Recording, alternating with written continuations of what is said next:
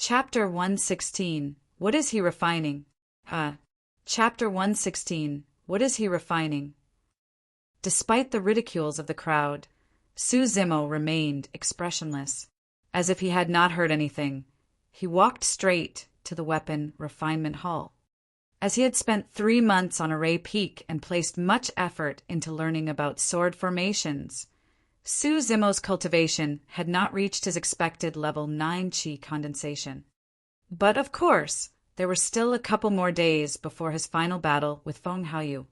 If Su Zimo were to seize the chance to cultivate during the few days, he would have a chance to reach level 9 Qi condensation. Bro, good luck! Little Fatty's voice rang out from the crowd as he thumped his fist toward Su Zimo. Smiling, Su Zimo nodded his head and entered the weapon refinement hall. Within the hall, Shui and the others nodded their heads to greet Su Zimo. Junior brother Su, don't let those nasty remarks distract you. Calm yourself and you'll definitely win. Shui whispered when Su Zimo walked by him. Yes, you too, senior brother Shui. Su Zimo replied with a smile. Don't worry, I've managed to cultivate a level 2 spirit fire by now. I might not lose to Feng Haoyu too. Shui Yi's eyes flashed with confidence. It was not easy for someone in their Qi condensation realm to cultivate a level 2 spirit fire as well. This time round, Su Zimo did not stand at the back of the hall. Instead, he walked right to the front and stood in the same row as Feng Haoyu. A tense aura gradually spread through the hall. Junior brother Su, I haven't seen you for half a year. Even though your cultivation hasn't increased much, you seem to have gotten much more daring. Feng Haoyu glanced at Su Zimo and remarked blandly.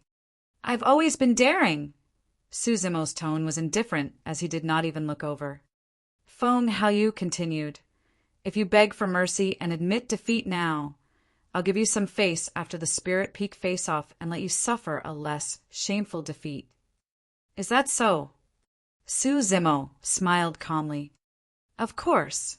Feng Haoyu did not simply want to bicker with Su Zimo. His main goal was to disrupt Su Zimo's mind. Be it weapon or elixir refinement, any bit of distraction could result in a failure.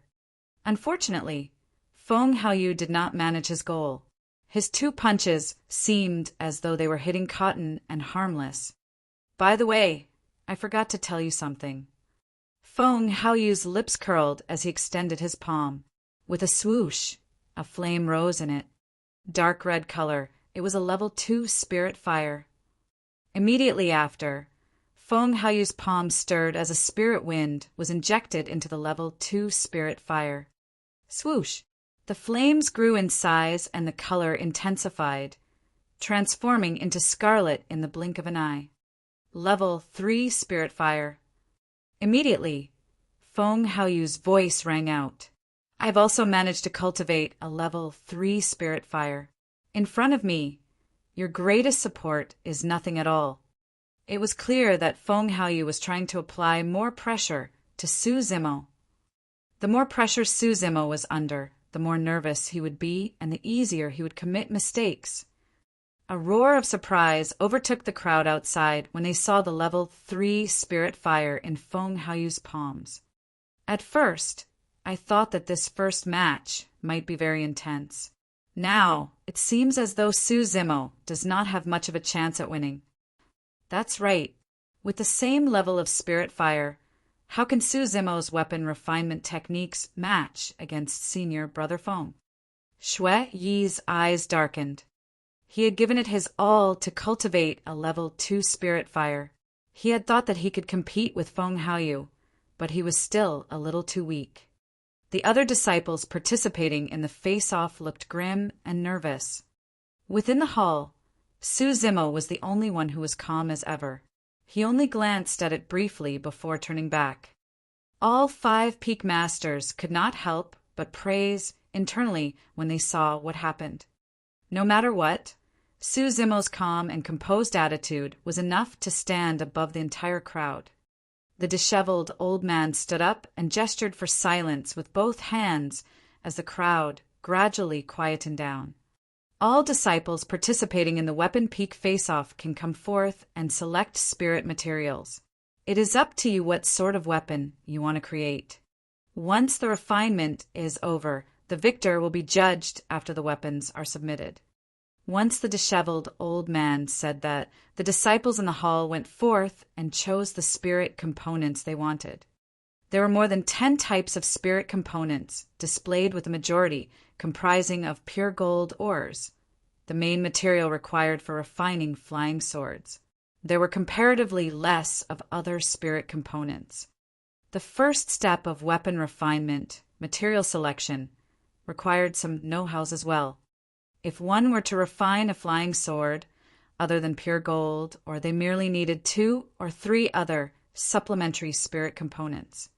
If they were to add in too many, there would be too much impurities, which would result in a difficult refinement with a longer time required. During each Weapon Peak face-off, there were no disciples who could refine an inferior grade spirit weapon. Everyone refined pseudo-spirit weapons. Because of that, they were judged based on quality and the time taken to complete. Before long, many disciples were done with material selection. Su Zimo was the only one still hovering around the spirit components, thinking about something. Now that he already had 6 flying swords, it would seem excessive to refine another one. After much thought, he took a little of the different spirit components and headed back. That action of his attracted the ridicule of many. The more types of spirit components there were, the heavier the weapon created. If he was refining a flying sword, it would lose its advantage of being agile, and it wouldn't be worth it. Is that Su Zimo stupid, or what? Don't tell me he's trying to refine a huge hammer, right? Haha. From the looks of it, it's possible. Don't laugh. Who knows, he might be trying to refine a gigantic flying sword that would scare the hell out of you. There was a commotion outside the hall. Even the disheveled old man frowned confusedly at what Su Zimo was doing. The disciples headed back to their respective positions and took out their weapon tripods. They were all prepared. With a wave of his hand, the disheveled old man said darkly, "Let the Weapon Peak face-off commence." The moment he said that, the hall was filled with flames. Balls of spirit fire danced in the palms of many disciples, illuminating the hall in red. The crowd outside had quietened down too. Among them, Feng Haoyu and Su Zimo's level 3 spirit fires were the most eye-catching. Right after them was Xue Yi's level 2 spirit fire. Second step of weapon refinement, tripod warming. Almost at the same time, Feng Haoyu and Su Zimo were the first to be done with the tripod warming and insert their spirit components. Both of their movements were extremely fluid. It was clear they had put in a lot of effort. The 5 peak masters nodded approvingly. The scarlet flames burned under their weapon tripods as the temperature within rose. Before long, the spirit components showed signs of melting. Because Su Zimo had a wider mix of spirit components, his speed of smelting was evidently slower. Even with a level 3 spirit fire, Su Zimo had already fallen behind most of the disciples for this step. After an hour, the liquid within Feng Haoyu's tripod no longer reduced, and he was done with the first smelting. Within Su Zimo's weapon tripod, the spirit components had only just started to melt. Burning scarlet red, they bubbled and impurities continued to be purged away. Right then, Feng Haoyu's advantage was obvious as he was far ahead of Su Zimo. However, Su Zimo was in no rush. Unhurriedly, he looked at the spirit components within his tripod and constantly increased the temperature of his flames to purge as much impurities as possible. By the time Feng Haoyu was done with forging and had started on tempering, Su Zimo was only just done with smelting. He was a full 2 steps behind. The amount of spirit component liquid left in Su Zimo's weapon tripod was significant. It was more than enough to refine a couple of flying swords, much less one. Just what sort of a spirit weapon was he refining? That question crossed everyone's mind. Chapter 117, Scared Away. Chapter 117, Scared Away. What Su Zimo wanted to refine was a gigantic axe. During this period of time, little Fatty had helped him a lot. The last time the both of them fought, Su Zimo unintentionally dug 5 holes into little Fatty's gigantic axe. This gigantic axe was made for little Fatty. Another hour passed. The other cultivators had begun forging, but Su Zimo was only just done with smelting. Assuming a lotus position, he recovered spirit chi while waiting for the weapon tripod to cool down. A few disciples were already eliminated by this step. Those disciples did not manage to control the temperature and failed to be able to forge, wasting all their previous efforts. Another 15 minutes passed. Suddenly, Su Zimo stood up and created a pair of hands using spirit chi. Reaching into the weapon tripod, he began to forge. On the other side, tinkling sounds could be heard. Feng Haoyu was already at tempering. Each time his wind hammer landed, it would remove some impurities from the flying sword, solidifying it further. Every single strike of the wind hammer on the scarlet flying sword would send sparks flying, landing on the bottom of the tripod. Those sparks were actually the impurities of the flying sword. At Su Zimo's side, he was done with forging. What's that? A gigantic axe? Furthermore, that axe is way too stupid. Controlling it would just waste spirit chi. Who would use it? That's right. That axe has already lost the nimbleness and agility that a spirit weapon should have. On the contrary, it's more like a weapon a boorish punk would use without any form of advantages. Outside the hall, many disciples were already making a conclusion towards Su Zimo's axe.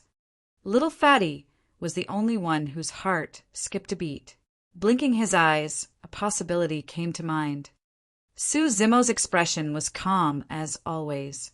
After forging, he ignited his level 3 spirit fire once more and started heating up the gigantic axe. It didn't take long before the gigantic axe was heated to a red crystalline state. Just as Su Zimo was about to begin tempering, Feng Haoyu was already done with that step. At that moment, Feng Haoyu hesitated. The next step was the all-important spirit gathering. Right now, Feng Haoyu's advantage was obvious, be it in terms of the spirit weapon's shape or refinement speed. He was superior against Su Zimo. However, if he failed the spirit gathering and his flying sword exploded, he would be eliminated on the spot. Immense boldness was required for one to attempt spirit gathering. In the past few months, Feng Haoyu had truly succeeded in spirit gathering once. However, he did not dare to gamble on such a crucial moment. After hesitating for a long time, Feng Haoyu decided to give up on spirit gathering and dipped his flying sword into cold water. With a clang, green smoke billowed as the flying sword was formed. Feng Haoyu was now the first to refine a spirit weapon in the weapon peak face-off. He placed the flying sword at the front desk and returned to his position, looking at Su Zimo calmly.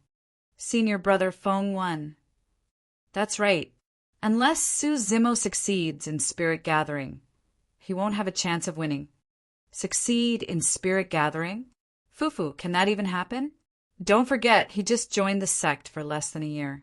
In such an intense situation, even an advanced weapon refinement master would have a much lower success rate of spirit gathering. Many of the spirit peak disciples spectating outside heaved a sigh of relief. The second person to complete his weapon tempering was Shui Yi of Weapon Peak. With a level 2 spirit fire in his possession, Shui Yi's weapon tempering speed was superior compared to others too. The next step was spirit gathering. Unlike Feng Haoyu, Shui Yi did not give up and chose to attempt spirit gathering. When the disheveled old man saw that, he nodded to himself. To be fair, Feng Haoyu was indeed quite talented in weapon refinement, even more so than Shui Yi. However, he lacked the boldness. If Feng Haoyu had chosen to attempt spirit gathering, the disheveled old man would have thought better of him. Even disciples who did not have knowledge of weapon refinement, they knew how difficult it was to attempt spirit gathering. Therefore, Shui Yi's choice attracted quite a bit of attention. With a solemn expression, Shui controlled the spirit qi within the weapon tripod warily and channeled it towards the flying sword. Crack! A crisp sound rang out from within the tripod, reverberating through the hall loud and clear. It was broken. Shui realized that something was wrong.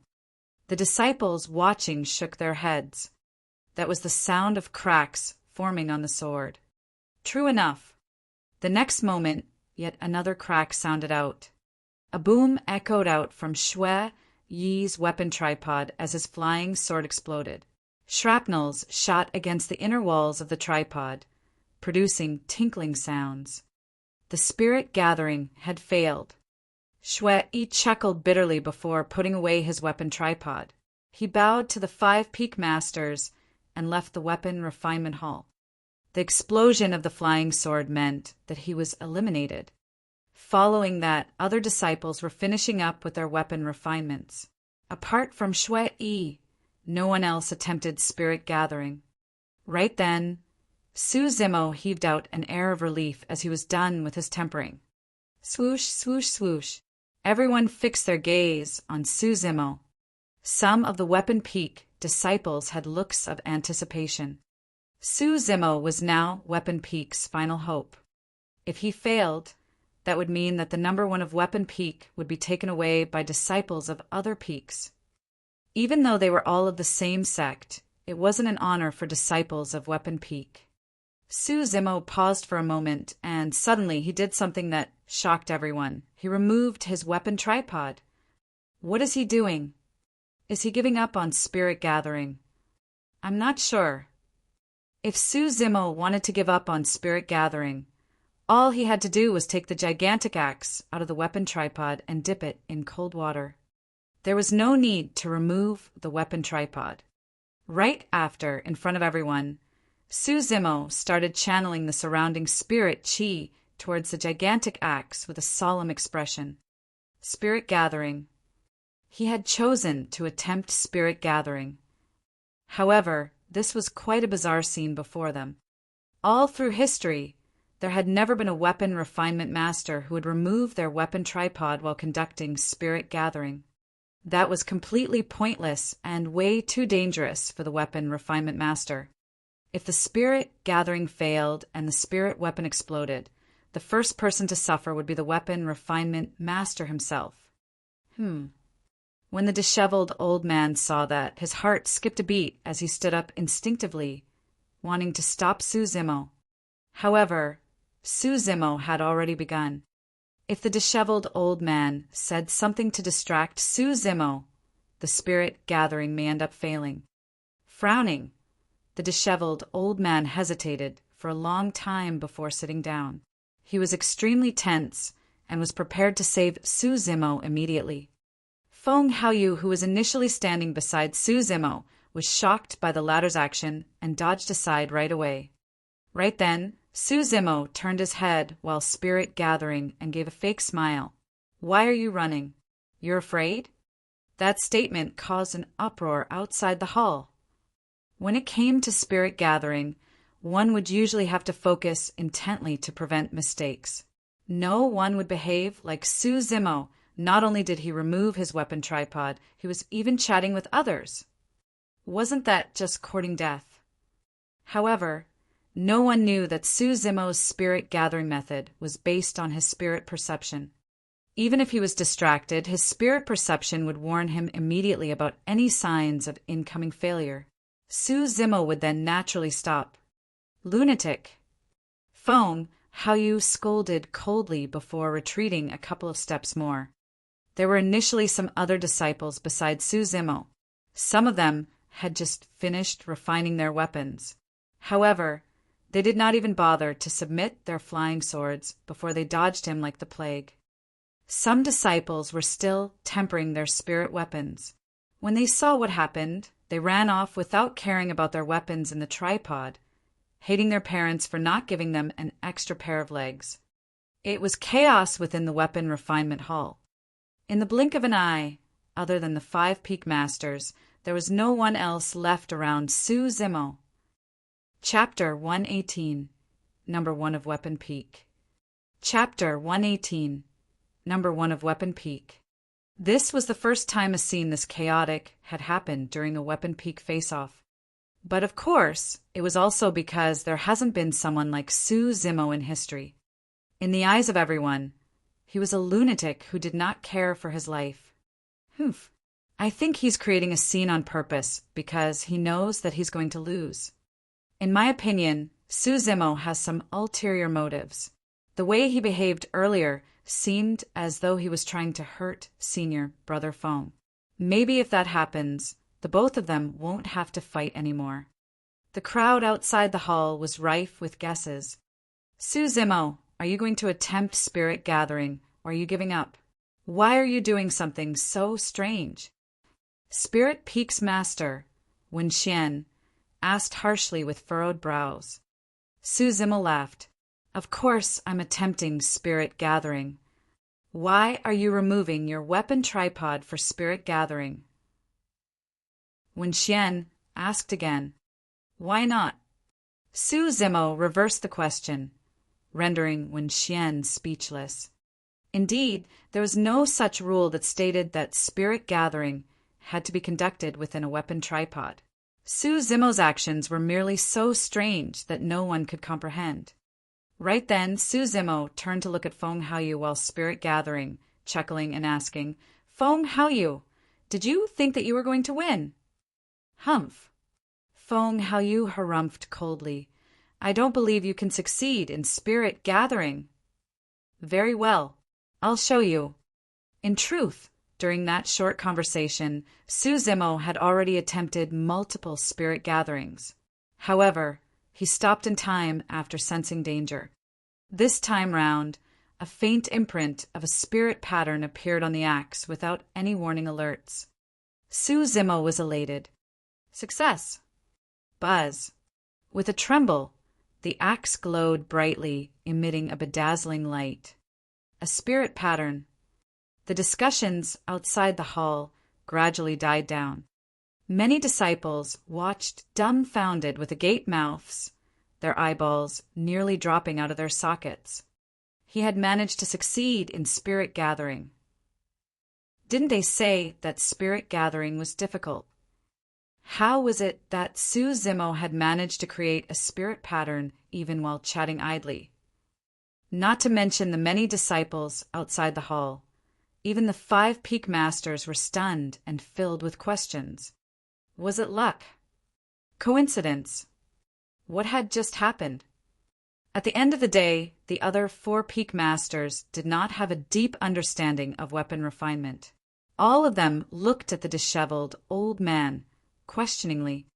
Pondering for a long time, the disheveled old man could not come up with an answer and shook his head as well. With Su Zimo's success in spirit gathering, there was no doubt about his status as the number 1 for this face-off. Feng Haoyu's face turned ugly instantly. Even if he was faster in refining his weapon, it was a pseudo-spirit weapon without any grades. He won. Haha, our peak won. Well done, junior brother Su. After a momentary silence, a series of cheers broke out from the crowd. Those Spirit Peak disciples who had initially thought highly of Feng Haoyu lowered their heads in defeat. Even at this moment, they were still confused as to how Su Zimo had managed to succeed in spirit gathering. Furthermore, he looked as though he was extremely relaxed. Others may learn about weapon refinement for many years without being able to refine an inferior-grade spirit weapon. Yet this lad was able to create one even while chatting. Feng Haoyu composed himself swiftly. Sneering coldly, he turned to leave. Very well, very well. You win this round. We'll compete again on Elixir Peak's face-off. Even though his voice could be heard, he had already disappeared into the crowd. With a loud clang, Su Zimo dipped the gigantic axe into cold water. Instantly, an inferior-grade gigantic axe was formed. Shining with a cold aura, it looked formidable as though it could cleave an entire mountain. Humph. So what if it's an inferior-grade spirit weapon? Which chi refinement warrior would use such a stupid axe? What a joke! A Spirit Peak disciple remarked sourly. That's not a nice thing to say. That's the type of weapon I like. Little Fatty was displeased on the spot.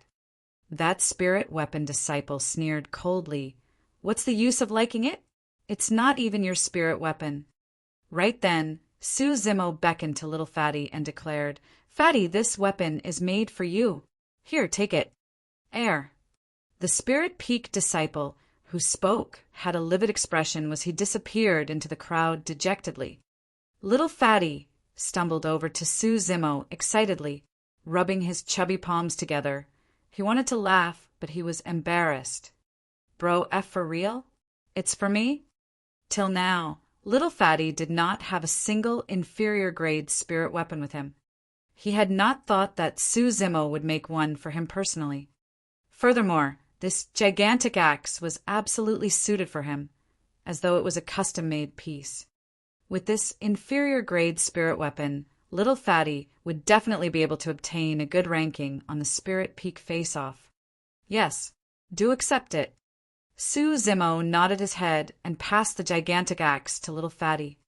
When Little Fatty took it over, he could not bear to let it go and remarked intoxicatedly, I'm going to hug it to sleep tonight. With that, Little Fatty pecked a wet kiss on the gigantic axe. The 5 Peak Masters smiled as they saw that. The brown-haired youth said in a low voice, That's quite a favor. It's just a pity. If Sue Zimmo could make use of the opportunity to create an inferior-grade flying sword for himself, he might improve his chances of winning against Feng Haoyu, Xian Yi remarked. Wen Xian shook his head. The difference in strength between him and Feng Haoyu is too great. It's not something a couple of inferior-grade spirit weapons can make up for. The disheveled old man waved it off. No matter. Sue Zimmo can select an inferior-grade spirit weapon of his desire from the spirit weapon chamber for getting number 1 of Weapon Peak. Rising, the disheveled old man declared, the outcome of this Weapon Peak face-off is obvious. The victor is Sue Zimmo, disciple of Weapon Peak. Many Weapon Peak disciples cheered loudly. The disheveled old man continued, Sue Zimmo, come up and explain to us the meaning of why you removed your weapon tripod earlier. Sue Zimmo looked apprehensive. Don't worry. There is no difference between those who are ahead or behind. Anyone who accomplishes the feat is a master. Share your insights so that all of us can learn from it, the disheveled old man encouraged him. Sue Zimmo walked to the disheveled old man and whispered, Master, my method isn't really suitable for everyone. To be fair, Sue Zimmo was the only one who could attempt that method of spirit gathering. No one else could imitate it. No matter, just mention a couple of things casually, the disheveled old man persuaded again. Left with no choice, Sue Zimmo headed up the front. Facing the many disciples of the 5 Peaks, he coughed gently. Outside the hall, multiple disciples listened intently. It's actually a personal habit to remove the weapon tripod.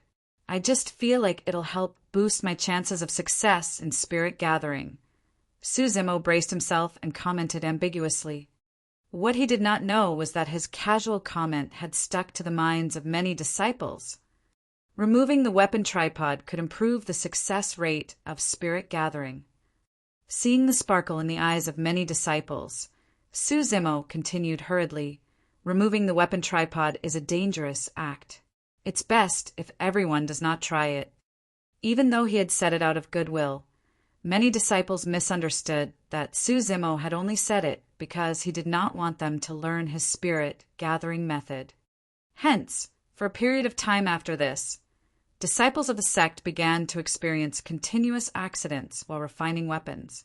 Failing in spirit gathering, they were left half dead by the fragments of the exploding spirit weapons. Chapter 119, Connate Spirit Weapon. Chapter 119, Connate Spirit Weapon. After the Weapon Peak face-off ended, many disciples dispersed gradually. The disheveled old man stopped Sue Zimmo.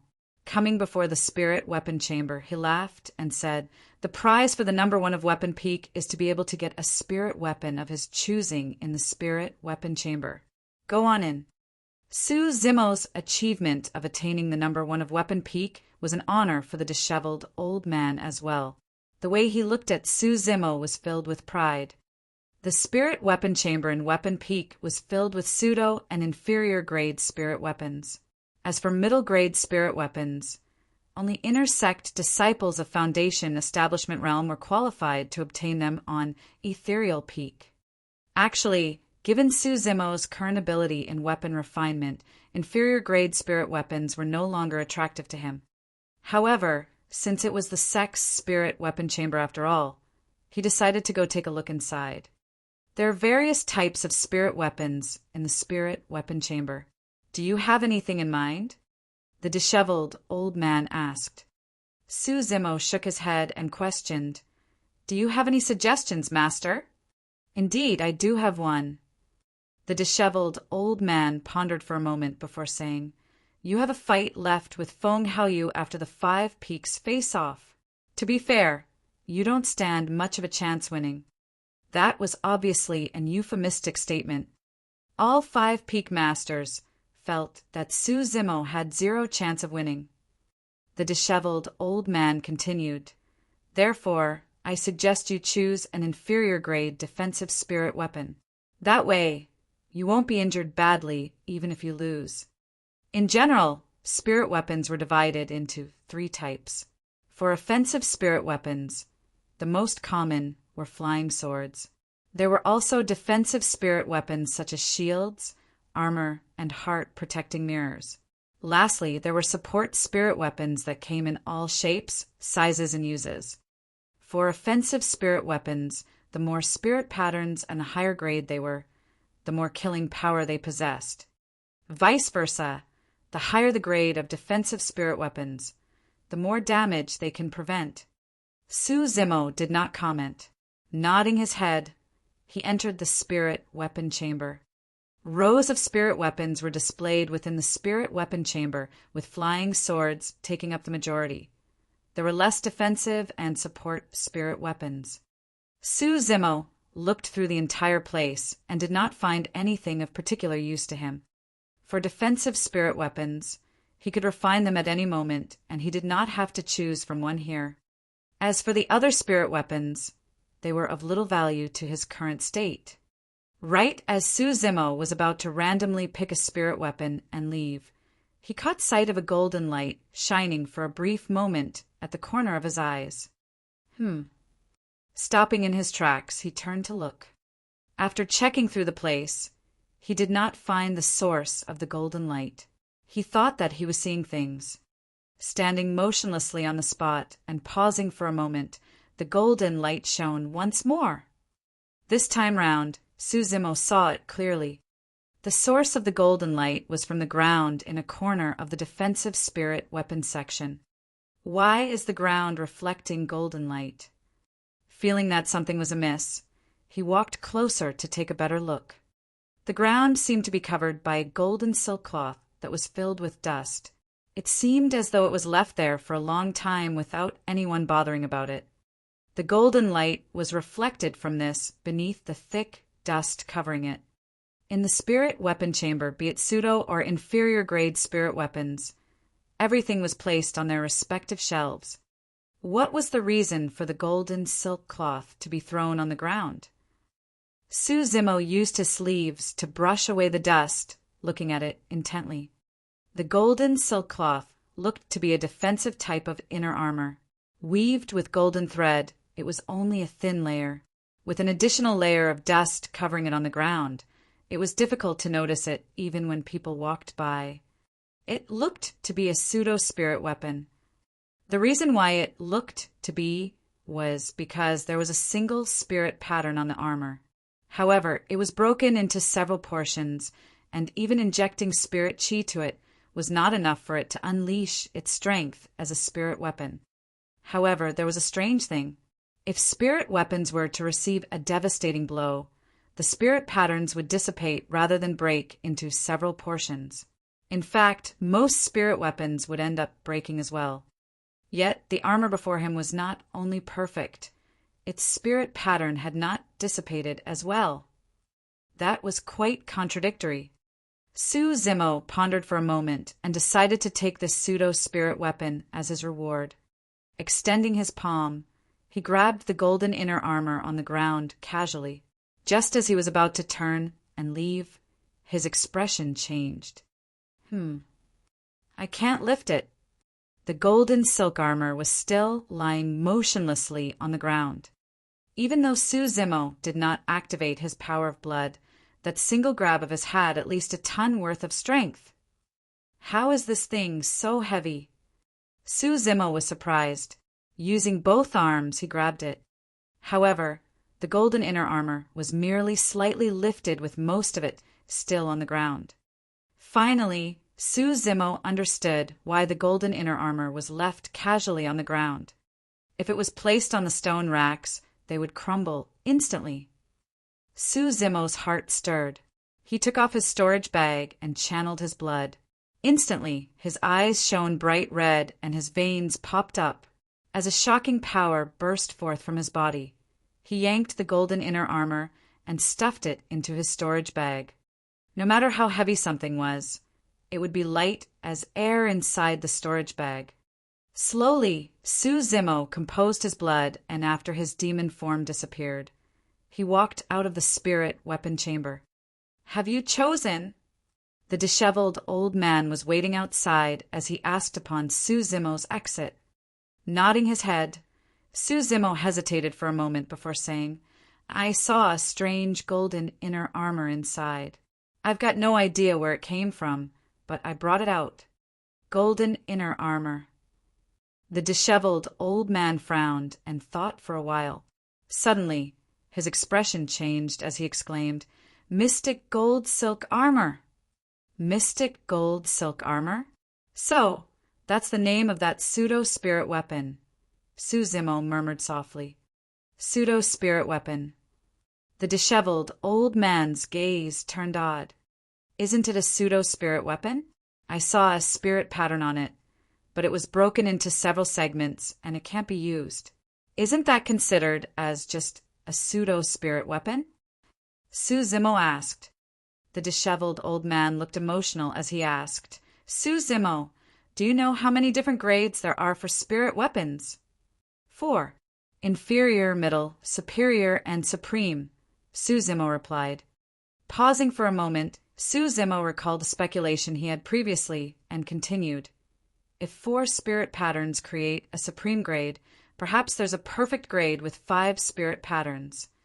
The disheveled old man gave a look of approval and nodded. Not bad. Indeed, there are perfect spirit weapons above supreme grades. Right after, the disheveled old man asked again, "But do you know what's above perfect grade?" "There's more after perfect grades." Su Zimo was surprised. With a deep voice, the disheveled old man said, "Connate comes after perfect. Connate spirit weapons." What are connate spirit weapons? They are created by the universe and formed after absorbing an endless amount of spirit chi.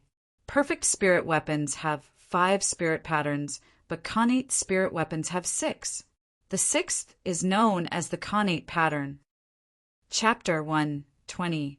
A terrifying, powerful being 1,000 years ago. Chapter 120. A terrifying, powerful being 1,000 years ago. Connate pattern. Su Zimo frowned in deep thoughts.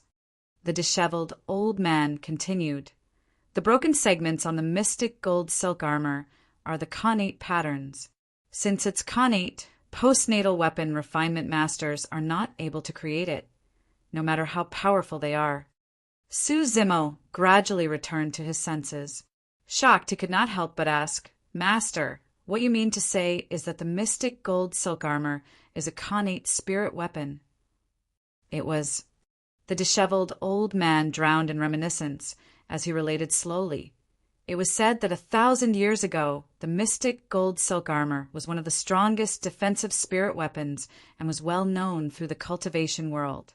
However, it was met with catastrophic damage, and its 5 postnatal spirit patterns were destroyed, leaving only the connate pattern that was broken into several segments. Since a connate spirit weapon is so strong, what destroyed it?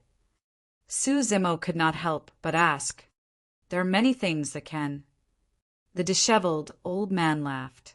A connate spirit weapon is just a spirit weapon at the end of the day. Above spirit weapons are dharma weapons. For golden cores, spirit weapons are the best type of equipment. However, once you reach nascent soul realm, you will naturally be able to create dharma weapons and will no longer use spirit weapons. A strong dharma weapon is able to obliterate a connate spirit weapon. Those are items on completely different levels. Su Zimo roughly understood. No matter how sharp weapons in the mortal world were, they were easily destroyed by spirit weapons of cultivators as well. So, why is this mystic gold silk armor in Weapon Peak's spirit weapon chamber? Su Zimo felt that since it was a connate spirit weapon, it should be stronger than other spirit weapons, even if it was destroyed. The disheveled old man shook his head. The mystic gold silk armor only has a broken connate pattern and is equivalent to a pseudo-spirit weapon. Even though it can block against sharp weapons, it's unable to defend against spirit techniques without a spirit pattern. In other words, even though a cultivator's sword would not be able to piece the mystic gold silk armor, the energy possessed by the flying sword would still penetrate through it and destroy the body beneath. If the other party was a foundation establishment cultivator and attacked with spirit techniques, the mystic gold silk armor would be of no use at all. The disheveled old man continued. Furthermore, even though the mystic gold silk armor is destroyed, it still retains its old weight of 5 tons, which cultivator would be able to endure that. That is the reason why no one has touched it for the past 1,000 years. It's almost a useless spirit weapon. 5 tons. Even back then, there were not many golden cores who had the ability and qualifications to wear it. As though the disheveled old man recalled something, his expression looked somewhat wistful. Su Zimo naturally knew of how heavy the mystic gold silk armor was. If he hadn't activated his power of blood, he would not have been able to lift that seemingly thin inner armor. Suddenly, a thought struck him as he asked, "Since this mystic gold silk armor is here, does that mean that someone from our sect once wore it?" The disheveled old man remained silent. Who is that person? Is he still in the sect? Su Zimo asked out of curiosity. The disheveled old man's eyes fluttered. After a long time he sighed and shook his head. He is no longer in our sect, and neither have I seen him before. I've merely heard rumors about it. It was said that he was a powerful being of our sect 1,000 years ago. In the northern region of Tianhuang mainland, he was invincible amongst the Foundation, Establishment, and Golden Cores. There was no one who could challenge him. Su Zimo was shocked. Someone who was invincible through an entire realm? How terrifying was that? What happened after? Su Zimo asked right away. I'm not sure. However, rumors about him disappeared thereafter. Did he die? Su Zimo frowned and thought to himself, no, someone that strong isn't going to die that easily. But why is that person no longer in the sect, and it seems as though the disheveled old man is unwilling to talk about him? Did he commit some sort of violation?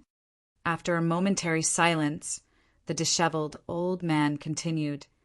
Ever since our sect set up the 8 Distresses formation, there have only been 2 people to go through it entirely. One is you and the other is him. Su Zimo's mouth opened slightly. The disheveled old man waved it off, seeming vexed. Return the mystic gold silk armor and choose another item. You can't use that anyways. Given Su Zimo's current situation, the mystic gold silk armor was not suitable for him. However, for some reason, Su Zimo felt that he might be able to make use of it in the future. After a moment of hesitation, Su Zimo said in a deep voice, "Thank you, Master, but I'm still decided on the mystic gold silk armor." Frowning, the disheveled old man did not say anything more and merely sighed. It's up to you. However, do be careful during the fight against Feng Haoyu. If you think that you can't win him, just admit defeat and don't be reckless. Su Zimo could tell the disheveled old man's concern and replied with a smile. By the way, Master, I've got a question regarding weapon refinement. Su Zimo changed the topic and asked, To be honest, Master, I've already successfully refined inferior-grade spirit weapons before the face-off. However, for some unknown reason, I just couldn't gather the second spirit pattern no matter what. Do you have any idea why? Huh. The disheveled old man could not help but laugh. Lad, you sure hid yourself well. So, you've already refined an inferior-grade spirit weapon. Not bad, not bad. Automatically, the disheveled old man thought that Su Zimo had merely refined a single inferior-grade spirit weapon. After laughing, he said, Actually, the most difficult step of weapon refinement is spirit gathering. However, the most crucial step is in fact tempering. That is a step that requires a lot of technique. In the cultivation world, sects that specialize in weapon refinement all have their unique tempering techniques. There are many impurities in spirit components, and making use of spirit fire alone is not enough to purge them all. Some of the remnant impurities can only be purged through advanced tempering techniques. If your tempering skill is weak and there are too many impurities, the forged spirit weapon would not be able to endure the immensity of a forcefully gathered second spirit pattern. That is why the spirit gathering will fail and the spirit weapon will explode. Suddenly, Su Zimo was enlightened. The reason why he couldn't gather his second spirit pattern wasn't because of his spirit gathering method or the quality of his spirit components. It was because his tempering skill was not good enough. The disheveled old man said, Right now, our sect doesn't have any really good tempering techniques. But don't worry about that. Leave it to me. Yes. Su Zimo could clearly sense the disheveled old man's care and love for him. That couldn't be faked. After a deep bow, Su Zimo left on his flying sword. The disheveled old man frowned as he looked at Su Zimo's back view. Actually, he had already been looking for advanced tempering techniques outside from the moment Su Zimo cultivated his level 3 spirit fire, because he wanted to help the latter raise his weapon refinement skills. However, most of the tempering techniques were secrets of the sects, and it was difficult for outsiders to obtain them. Sigh, the pearl is covered in dust. It's a pity, the disheveled old man sighed silently. He pondered about how he should go about looking for a suitable tempering technique for Su Zimo after the 5 Peaks face-off was over. All of a sudden, the disheveled old man's expression changed as he recalled an almost neglected detail. The mystic gold silk armor had a weight of 5 tons. As a level 8 Chi refinement warrior, how did Su Zimo manage to stuff it inside his storage bag? The more the disheveled old man thought about it, the more he felt that something was amiss. After pacing back and forth for a long time, he decided to abandon the thought of asking Su Zimo about it. Looks like this disciple of mine isn't that simple either. Chapter 121. Foundation Establishment Elixir. Chapter 121. Foundation Establishment Elixir. After the Weapon Peak face-off, many disciples of the 5 Peaks were still talking about it. A number of Weapon Peak disciples were even prepared to celebrate, and it was extremely lively. Su Zimo did not participate and returned to his cave abode straight. Obtaining number 1 of Weapon Peak was entirely within his expectations. The only unexpected gain was the powerful mystic gold silk armor in his storage bag. By the time he returned to the cave abode, it was already past noon. I want to be in seclusion, guard outside the entrance, and not let anyone in, Su Zimo said to the spirit tiger before assuming a lotus position on the stone bed and retrieving spirit stones from his storage bag. Tomorrow was Talisman Peak's face-off, and he had no intention of spectating. Instead, he wanted to focus on his cultivation and attain a breakthrough as quickly as possible. Level 9 Qi condensation was much tougher than Su Zimo had imagined. But of course, the biggest reason for that was because he had wasted too much time on Array Peak in the past 6 months. In the final 2 months, he had spent most of his time on practicing his sword-wielding skills and the sword formation. He did not have much time to actually raise his cultivation realm. There was a perfect grade spirit gathering elixir within his storage bag. He was almost done absorbing more than 2,000 inferior grade spirit stones. If he still could not achieve a breakthrough to level 9 Qi condensation, he would consume that spirit gathering elixir. The next morning, Shui and other Weapon Peak disciples arrived at Su Zimo's cave abode early in the morning to invite him along to spectate at Talisman Peak. Even though it was less than 5 days, the 5 Peaks face-off was the biggest event of the year in the sect. Almost none of the trial disciples would continue to cultivate immensely in these 5 days. Even if they did not know anything about talismans, it was interesting to join the crowd too. But of course, more importantly, the person known as the #1 beauty of the 5 Peaks, Lung Ro, would be taking part in this year's Talisman Peak face-off. In fact, there was a high chance she could get #1 of Talisman Peak. Many disciples wanted to go and catch a glimpse of the beauty's aura. However, Shui and the others were prevented from entering by the spirit tiger. They tried to explain things to the spirit tiger, but to no avail, and finally they could only leave. Before long, little Fatty arrived too.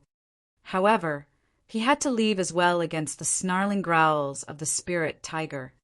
Su Zimo was completely oblivious to everything happening outside.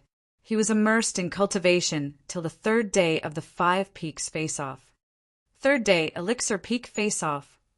This was Su Zimo's 2nd round of challenge against Feng Haoyu. Everyone knew that Feng Haoyu had lost the 1st round on Weapon Peak's face-off. Today's challenge would definitely be more intense than ever. Su Zimo pushed his door open and walked out of his cave abode. Even after a day and night with the spirit stones in his storage bag emptied out, he was still at the peak of level 8 Qi condensation. Su Zimo was in no hurry. He still had time. After the Elixir Peak face-off, he would continue to cultivate and attempt for a breakthrough by consuming the spirit-gathering elixir. Early in the morning, many disciples had gathered on Elixir Peak. An endless stream of disciples arrived continuously in midair, their clothes fluttering gracefully in the skies. The moment Su Zimo arrived on Elixir Peak, he was held back by little Fatty. "Bro, why didn't you come yesterday? Who won 1st place?"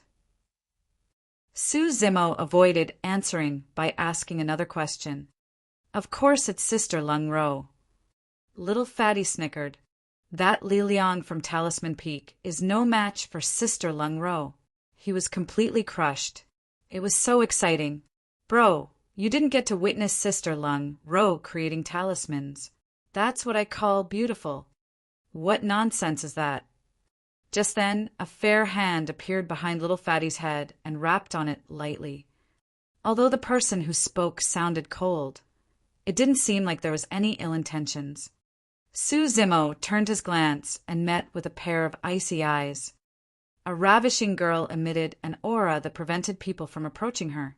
Standing behind little Fatty was Lung Ro, disciple of Spirit Peak. Unexpectedly, Lung Ro actually nodded when she met with Su Zimo's eyes. Slightly stunned, Su Zimo smiled and nodded in return. Even though the both of them joined the sect at the same time, this was the first time he was having such an interaction with her. Only, Su Zimo was slightly surprised. Given Lung Ro's personality, she would usually ignore even if people greeted her. Now, even though she did not say anything, her action was still rather surprising.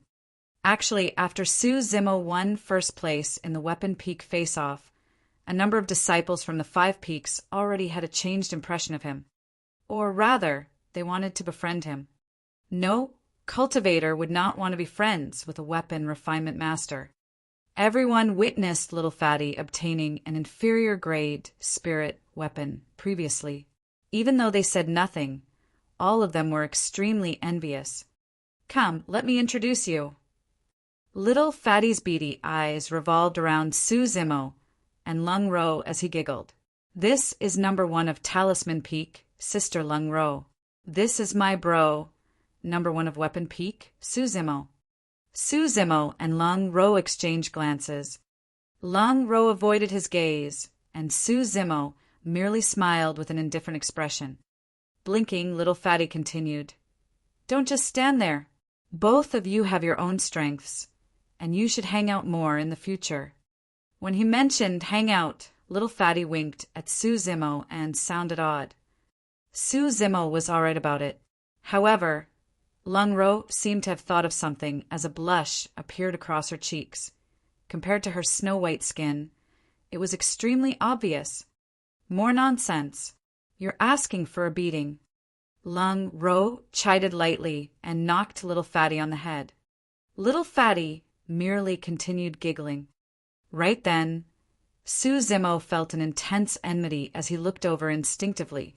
Not far away, Feng Haoyu arrived on his flying sword with a group of Spirit Peak disciples.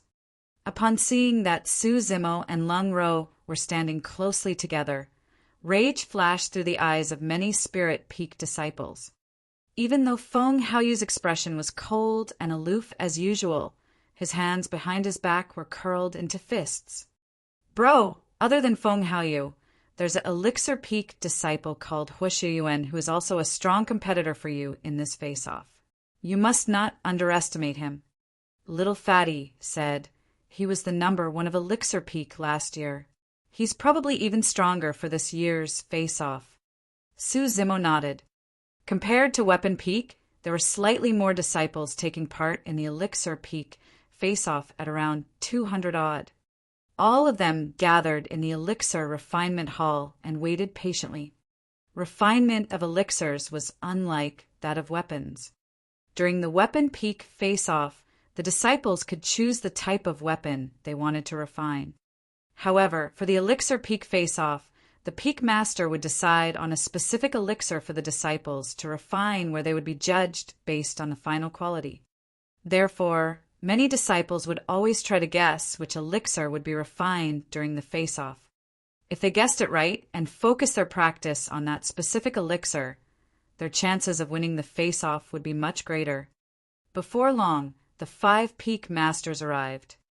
When the time approached, the brown-haired youth stood up and declared, "The elixir to be refined for this face-off is—" At that, the brown-haired youth paused for a moment as all disciples within the hall listened intently with bated breath. The brown-haired youth then continued slowly, "Is the Foundation Establishment Elixir." The moment he said that, the crowd fell into an uproar. The Foundation Establishment Elixir was one of the most difficult to refine among Grade 1 elixirs. In the past, there was an instance of the Foundation Establishment Elixir being tested during a face-off as well.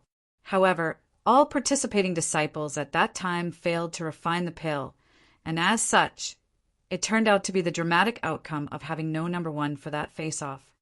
After that, in order to prevent such a situation from happening again, there had been no more requests for Foundation Establishment elixirs. To think that this year's Elixir Peak face-off would ask for the Foundation Establishment elixir once more.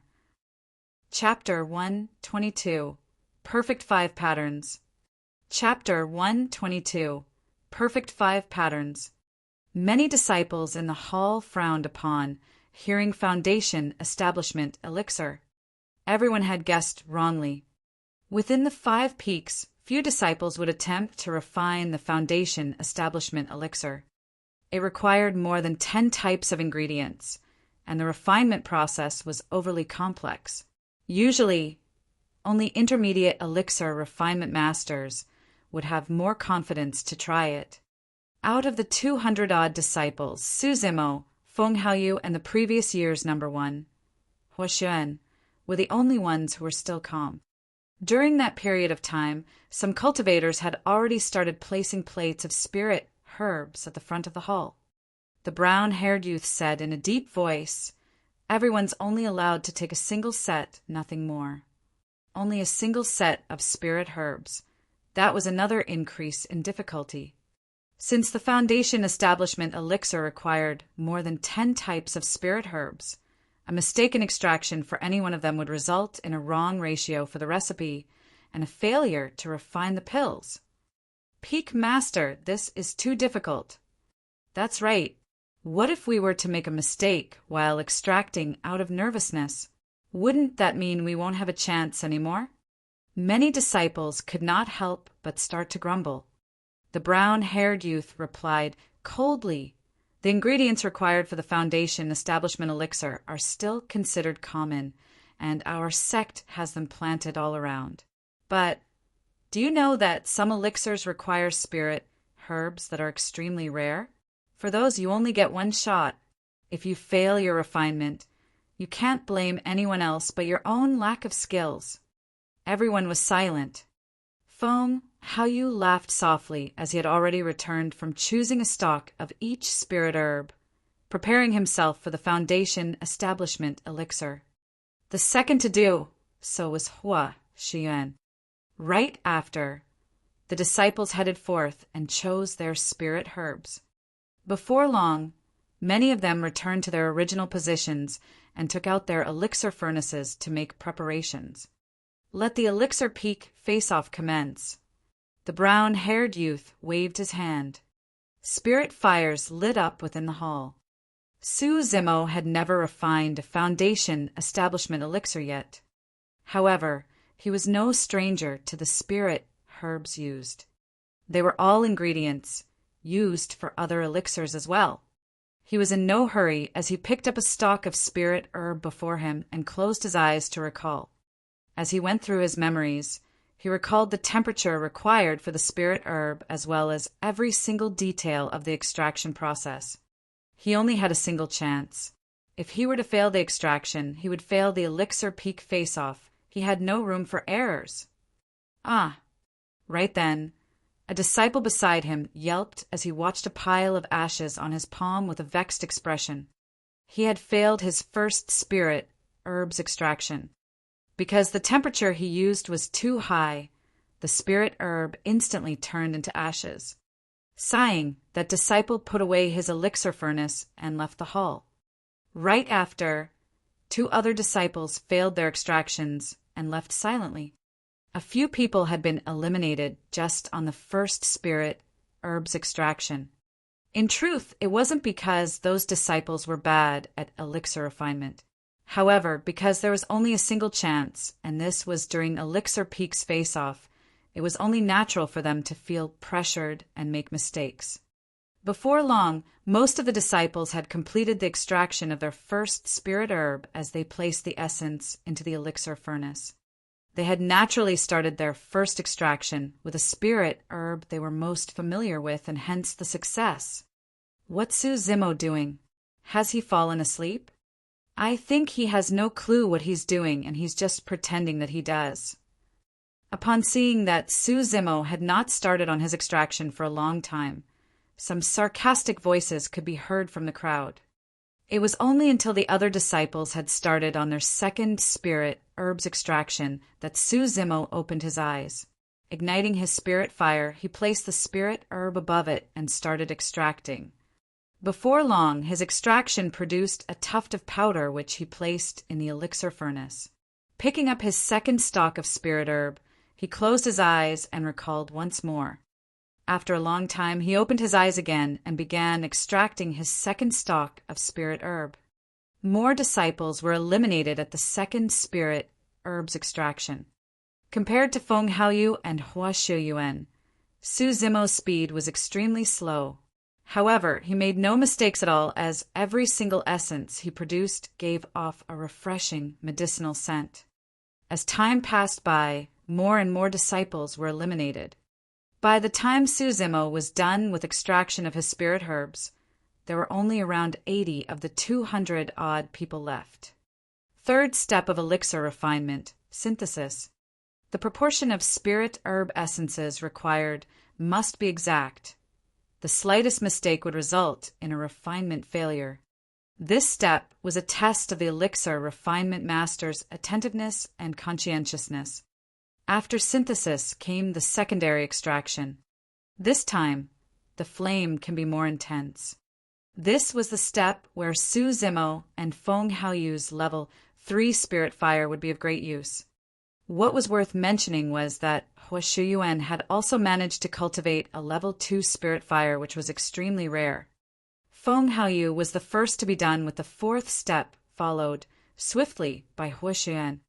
Because he had spent too much time on the first extraction, Su Zimo was one of the slowest among the many disciples. 5th step, formation. This step would reveal the quality of the elixir, and it would be obvious who was better. Initially, Feng Haoyu and Hua Shuyuan would take note of Su Zimo's progress and situation from time to time. However, neither of them dared to be distracted on the step of formation. It was absolutely silent outside of the hall as well. Everyone held their breaths and watched intently at the 2 people condensing their elixirs. Bang! There was a crisp sound. One of the disciples had failed his formation and the elixir exploded. Dejected, he left the elixir refinement hall in indignance. Right after, more crisp sounds echoed out of the hall. Bang! Bang! Bang! Another couple of disciples failed their elixir formation, and the number of people in the hall decreased. Form! One of the disciples cursed softly.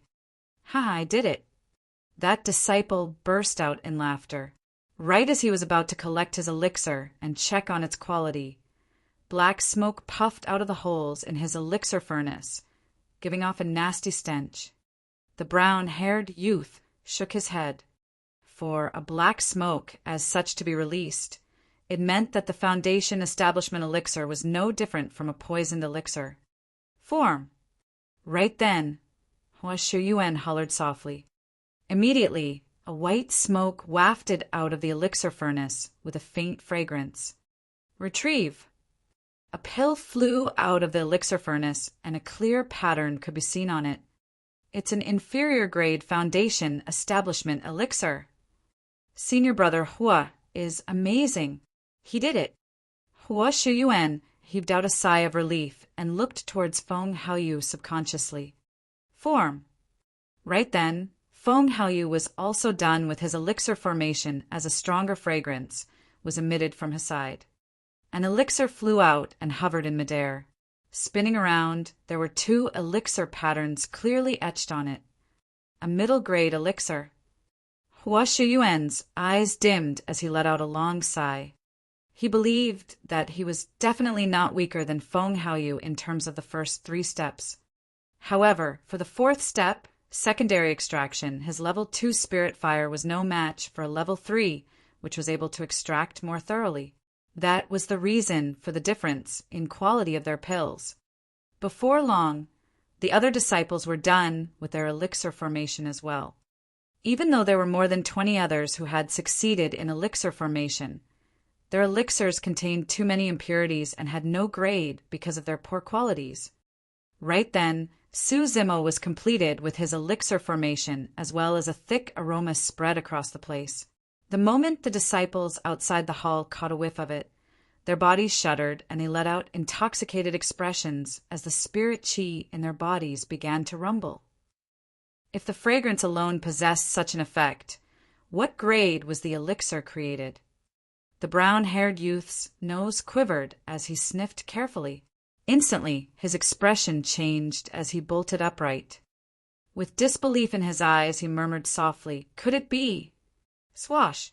An elixir flew out of the elixir furnace and hovered in midair. There were 5 patterns etched on it. It was a perfect Foundation Establishment elixir. Chapter 123, Mysterious Danger. Chapter 123, Mysterious Danger. Looking at the Foundation Establishment elixir that hovered in midair, it was pure silence both in and outside the hall. Everyone held their breaths subconsciously as their eyes and minds were drawn in by that single elixir. The 5 elixir patterns on the surface looked so profound and mystical. They were flawless, as though they were the most beautiful patterns in this world. 5 elixir patterns, a perfect foundation establishment elixir. Even advanced elixir refinement masters who could refine grade 3 elixirs would not dare to guarantee that they could definitely produce a perfect foundation establishment elixir. Perfection meant that there were no flaws at all. This proved that every step and every detail of an elixir refinement master during the entire pale refinement process had reached perfection. With such a foundation establishment elixir, even Qi refinement warriors with a pseudo-spirit root would have a chance to rise to foundation establishment realm. At that moment, most of the disciples forgot about victory or defeat. They forgot that this was Elixir Peak's face-off as they were all smitten by the elixir. That was the case until Su Zimo put away the foundation establishment elixir. Thousands of disciples let out a long sigh at the loss of that spectacular sight. That sigh contained many complicated emotions: disappointment, jealousy, envy, and respect. No doubt, he won without any doubt. I thought that Elixir Peak's face-off would be an even more intense challenge between Su Zimo and Feng Haoyu. To think that it would be this one-sided. The 5 peak masters nodded in approval as their eyes could not conceal their admiration for Su Zimo. Elixir Peaks number 1 of 2 peaks. More importantly, this year's number 1 of Elixir and Weapon Peak was much stronger than previous years. For so many years, there had never been a number 1 of the Weapon Peak face-off who could successfully produce an inferior grade spirit weapon. For so many years, there had never been a number 1 of the Elixir Peak face-off who could create a perfect elixir even for elixirs with easier recipes. Compared to the other sects, Ethereal Peak was much weaker in terms of elixir and weapon refinement. In the immortal meet of the Great Zhou Dynasty held once every 10 years, Ethereal Sect has never had anyone leave their names on the rankings of elixir and weapon refinement for the sect competition. But this time, the 5 peak masters saw hope through Su Zimo. Perhaps he might be able to leave his mark on the ranking list for elixir and weapon refinement during the sect competition. That would bring them immense prestige. Elixir Peak's Hua Shiyuan came before Su Zimo and laughed bitterly, cupping his fists. Junior brother Su, you're really amazing. I've truly lost against you. I was just lucky, Su Zimo smiled. At that moment, everyone's gazes landed on Su Zimo. A look of admiration flickered through Lung Ro's eyes as well. On the other side, Feng Haoyu was surprisingly calm despite his defeat as he lowered his head in deep thoughts. At the same time, Su Zimo felt a mysterious sense of danger. It was extremely faint, but when he sensed for it carefully, he could not discover anything. Su Zimo frowned. It was an ominous feeling. Ever since he entered the sect, he had been very comfortable. Even if Feng Haoyu was hostile to him, it did not bring him such a sense of danger. Discreetly, Su Zimo swept his gaze past the 5 peak masters and did not notice anything unusual. Therefore, he turned sideways and glanced at the crowd outside the hall, but to no avail. The sense of danger earlier on seemed to be a hallucination. Right then, the brown-haired youth declared, "The outcome of the Elixir Peak's face-off is clear. I believe everyone has seen it. The victor is Su Zimo, disciple of Weapon Peak." Outside the hall, Little Fatty, Shui, and other Weapon Peak disciples cheered loudly. Right then, every single Weapon Peak disciple beamed with pride. The disheveled old man sat where he was laughing nonstop as well.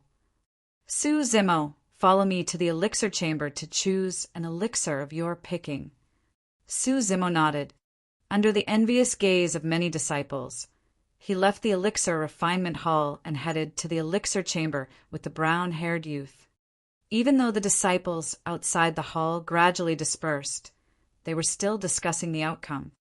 Losing 2 rounds in a row, Feng Haoyu left the elixir refinement hall expressionlessly. "Senior brother Feng, there's no need to take the outcome to heart. In any case, you can still teach that guy a lesson after the Spirit Peak face-off. A Spirit Peak disciple remarked consolingly. Feng Haoyu smiled calmly. Elixir and weapon refinement are merely supplementary skills at the end of the day. I hadn't spent much effort on them to begin with. If I lost, so be it. That doesn't matter to me. You're right, Senior Brother Feng. That's right. In the cultivation world, it doesn't matter how amazing you are at elixir and weapon refinement.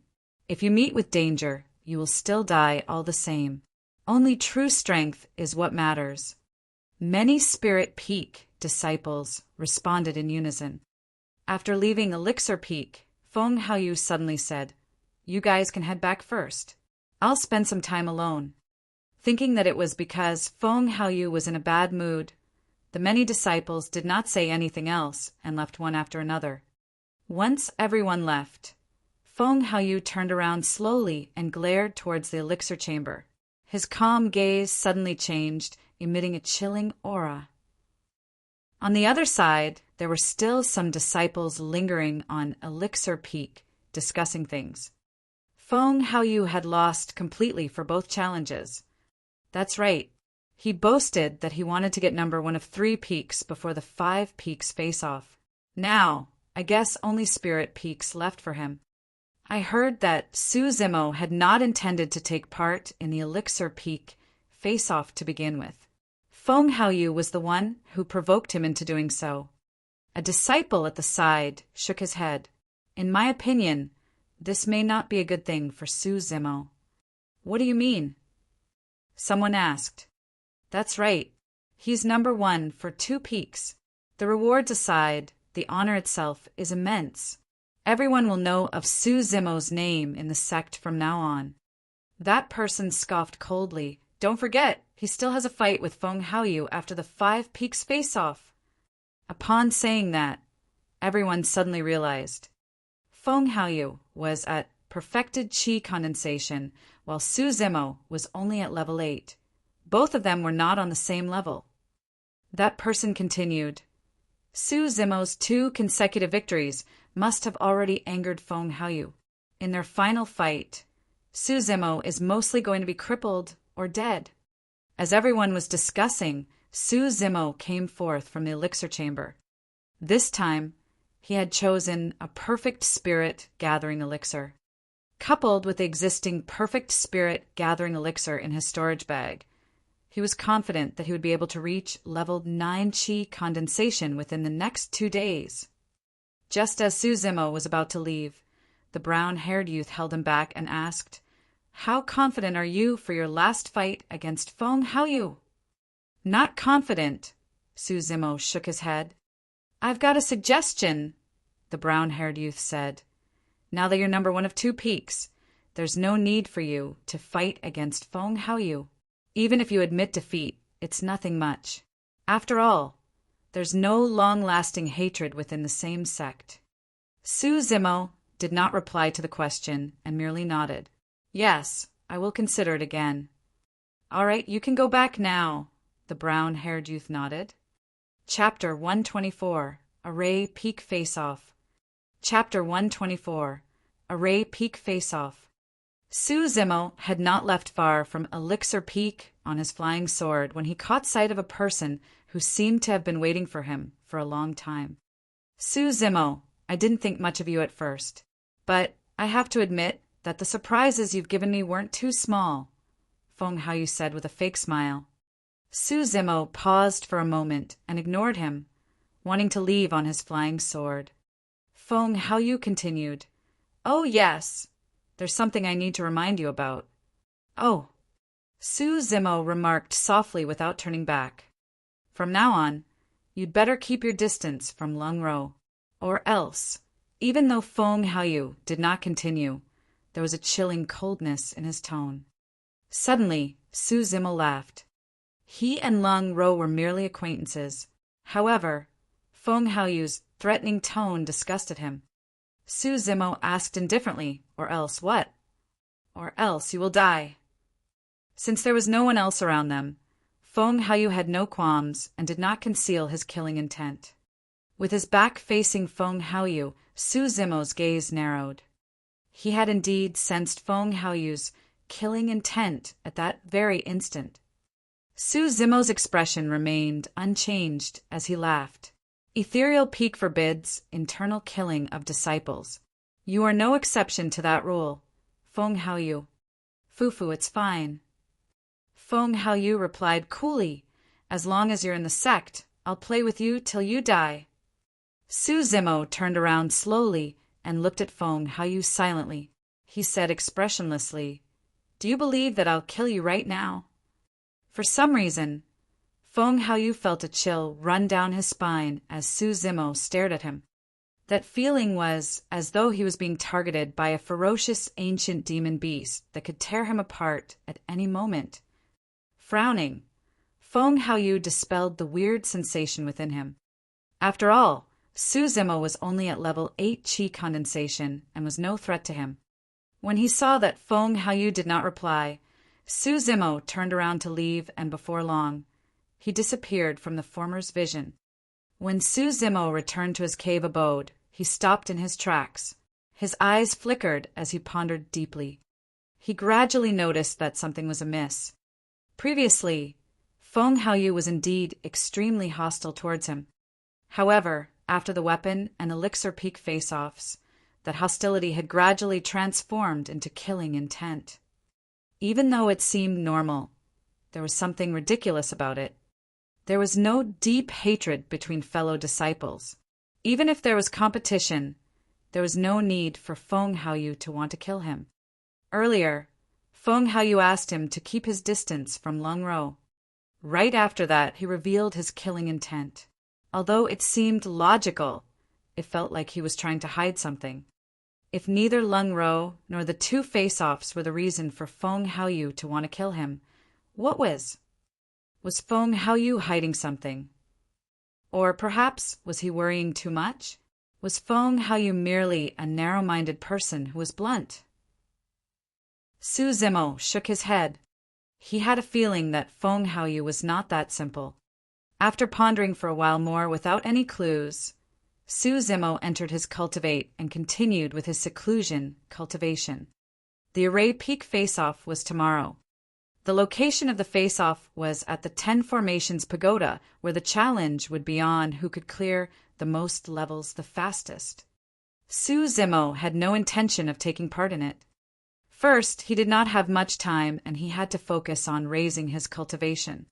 Second, even though clearing the 10 Formations Pagoda would not expend too much spirit chi, it would take a toll on his mental health and energy. It would take him more than 2 days to recover from it. He had to do his best to prepare for the battle against Feng Haoyu 2 days later. On the other side, Feng Haoyu had just returned to his cave abode when a hoarse voice suddenly sounded in his ears. It was hard to tell if it was a male or female. Feng Haoyu, you said too much to that lad. The voice sounded deep and sinister, making one's hair stand on end.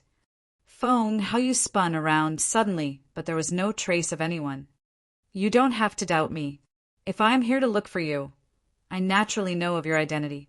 I'm just in time to remind you to be careful and not expose yourself. Also, don't forget about your mission. The voice sounded once more erratically. Feng Haoyu was finally relieved upon hearing that. Letting out a long breath of air, he laughed. You're worrying too much, Senior. I intentionally requested for him to keep his distance from Lung Ro. That Su Zimo must definitely think that she is the reason for my killing intent. Don't underestimate anyone. Understood. Feng Haoyu nodded his head obediently. That Su Zimo is a hidden danger. We cannot keep him alive. Feng Haoyu lowered his head and replied in a low voice, Don't worry, Senior. Leave it to me. Senior, may I know who you are in Ethereal Peak?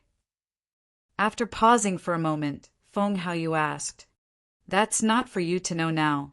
If need be, I will tell you. Yes. After a moment, that voice no longer sounded, and Feng Haoyu knew that the other party had left. Arranging his attire, he looked around before entering his cave abode.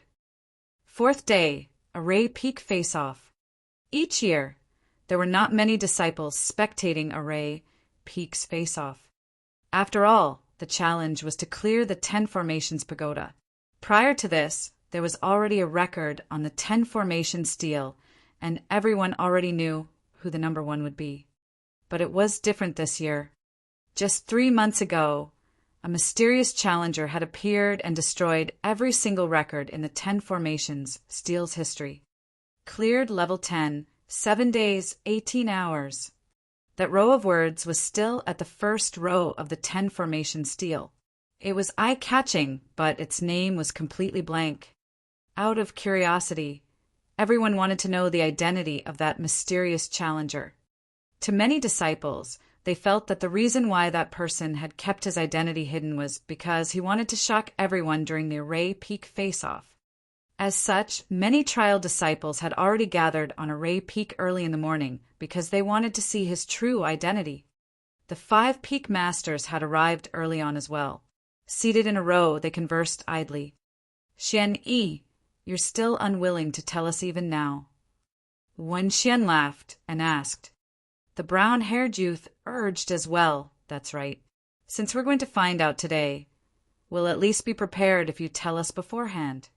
Xian Yi's gaze swept through the crowd, but he did not see Su Zimo. After pondering for a while, he shook his head. "Forget it. You guys can see for yourself." Since Su Zimo did not choose to announce it, Xian Yi had no intention to reveal it either. Zhong Wen of Array Peak came before the 10 Formation Stele and looked at the first row of words with a complicated expression. "Are you finally going to show yourself today?" He murmured softly, "Let me see who you are so that I can accept my defeat thoroughly." Before long, the Array Peak face-off began. Doves of disciples challenging the 10 Formations Pagoda entered it together. Everyone outside was waiting for that one person to walk to the 10 Formation Stele and tap his sect badge. As long as that person appeared, there would be no need to take part in the Array Peak face-off, and he would also be the true number one of Array Peak. At that moment, Su Zimo was in seclusion within his cave abode, attempting to reach level 9 Qi condensation. Chapter 125, Number 1 of Spirit Peak. Chapter 125, Number 1 of Spirit Peak. Time passed by gradually, and in the blink of an eye a day had passed. The lights of the 10 Formations Pagoda's formation patterns shone repeatedly through the day. The first row on the 10 Formations Stele still had a blank column where the name was supposed to be. By the time the last person was sent out of the 10 Formations Pagoda, there were still no changes on the 10 Formations Stele, not to mention the many trial disciples gathered before Array Peak. Even the 4 Peak Masters looked to be slightly disappointed. Just who is that person? Why is he not here? Could that person truly think nothing of fame at all? The disciples were at the peak of their curiosity towards the mysterious challenger, such that they were getting anxious about it. Xian Yi stood up and declared, "The face-off is over. The victor is Zhong Wen, disciple of Array Peak." Sparse cheers rang out through the crowd. Everyone knew that the reason why Zhong Wen could obtain the number 1 position was because the mysterious challenger had not appeared. At that moment, Zhong Wen looked at the 10 Formation Stele and smiled bitterly too. His title as number 1 of Array Peak this year was probably the least convincing. The 5 Peak Masters were the first to leave. In midair, when Xian was still disgruntled and asked, "Xian Yi, stop leaving us hanging. Just who is it?" Xian Yi smiled and did not reply. After pondering for a while, he asked, "After the 5 Peaks face-off, where are you guys intending to set the location for the fight between Su Zimo and Feng Haoyu?" "The location doesn't matter since the outcome will not change," Wen Xian replied indifferently. Xian Yi shook his head. "This match is the focus of everyone's attention. In fact, the hype might not even be less than the 5 Peaks face-off itself. We had better take it more seriously. Su Zimo is forbidden from entering Spirit Peak, so he can't use the Spirit Arena there. Since Su Zimo is a disciple of Weapon Peak, it wouldn't be appropriate to hold it there either. That leaves us with the Spirit Arenas of Talisman, Array, and Elixir Peak, the brown-haired youth said. Xian, he suddenly said, let's hold it at Array Peak then. All right, when Xian nodded.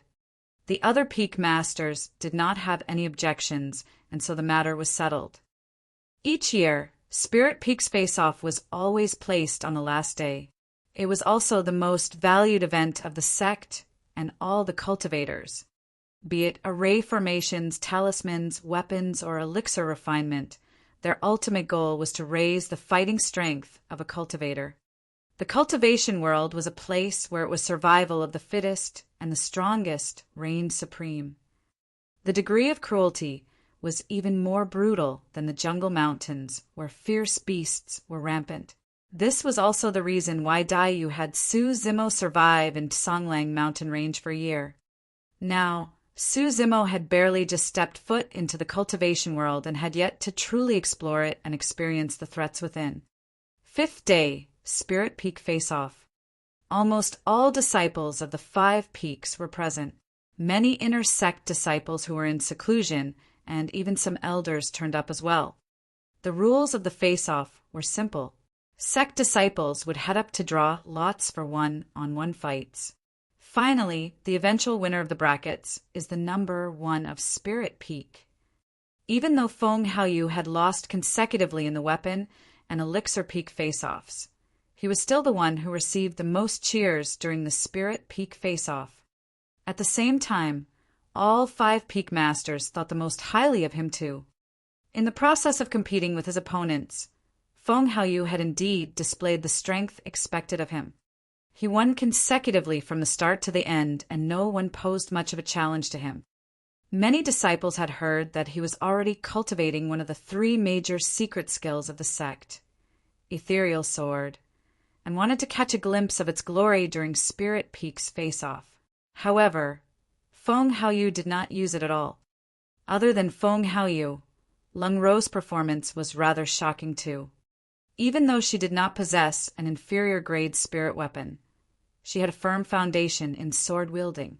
Coupled with her talisman usage, she defeated many strong opponents of Spirit Peak. Lung Ro's flying sword carried a chilling aura. If one was careless and made contact with the sword, they would be covered in a layer of frost, reducing their mobility. Of course, Little Fatty was still the one who surprised everyone the most. He was only at level 9 Qi condensation and did not have much of an advantage in sword kinesis. However, with the help of the inferior-grade gigantic axe given to him by Su Zimo and his powerful body-tempering technique, he had managed to close the gap and obtain victory against quite a number of perfected Qi refinement warriors. The final battle was still between Feng Haoyu and Lung Ro. Even though Lung Ro deployed a myriad of different talismans, Feng Haoyu was still stronger in terms of sword kinesis. With the aid of his wind spirit Qi, Feng Haoyu's flying sword was more agile and graceful than anyone else. It was quite an eye-opener. Before sunset, Spirit Peak's face-off was over. As expected, Feng Haoyu was number 1 of Spirit Peak. Lung Ro was number 2. Little Fatty actually obtained 3rd place. The prize for the number 1 of Spirit Peak was also the most generous. Not only was Feng Haoyu awarded with many spirit stones and contribution points, he could also choose an elixir from the elixir chamber, an inferior-grade spirit weapon from the spirit weapon chamber, and a grade 1 talisman from the talisman chamber. Seems like someone will be crushed by Senior Brother Feng tomorrow. That's right. Even people like Lung Ro and Senior Brotherly, who are at perfected Qi condensation, lost to Senior Brother Feng. There's no way Su Zimo is a match with his level 8 Qi condensation. After the Spirit Peak face-off, no one had confidence in Su Zimo. That Feng Haoyu had managed to obtain the number 1 of Spirit Peak with much ease. He did not even use his full strength, the brown-haired youth chuckled. Wen Xian could not contain his smugness as he nodded. I'm never wrong in my judgment. If that wasn't the case, I wouldn't have pleaded with the sect master personally to let him learn our sect's secret skill in advance. To be fair, Someone like Feng Haoyu with a wind spirit root is truly the best candidate to cultivate ethereal sword. The cold-faced lady nodded. Wen Xian laughed. Before this battle, I already told Haoyu that if he were to win his fellow seniors and juniors using the secret skill, he would have lost even if he got number 1, since no one would be convinced of his victory. Not bad. Haoyu had not let me down. The disheveled old man remained silent and looked slightly worried. The stronger Feng Haoyu was, the worse Su Zimo was going to be defeated tomorrow. As his beloved disciple, he could not bear to see Su Zimo suffer such a blow. Wen Xian, give me some face. Why don't you tell Feng Haoyu to forget about the battle tomorrow? The disheveled old man suddenly said after much hesitation. Given his status, the fact that he was saying something like that to plead for mercy for a disciple was extremely rare. Xian Yi, the brown-haired youth and cold-faced lady, remained silent.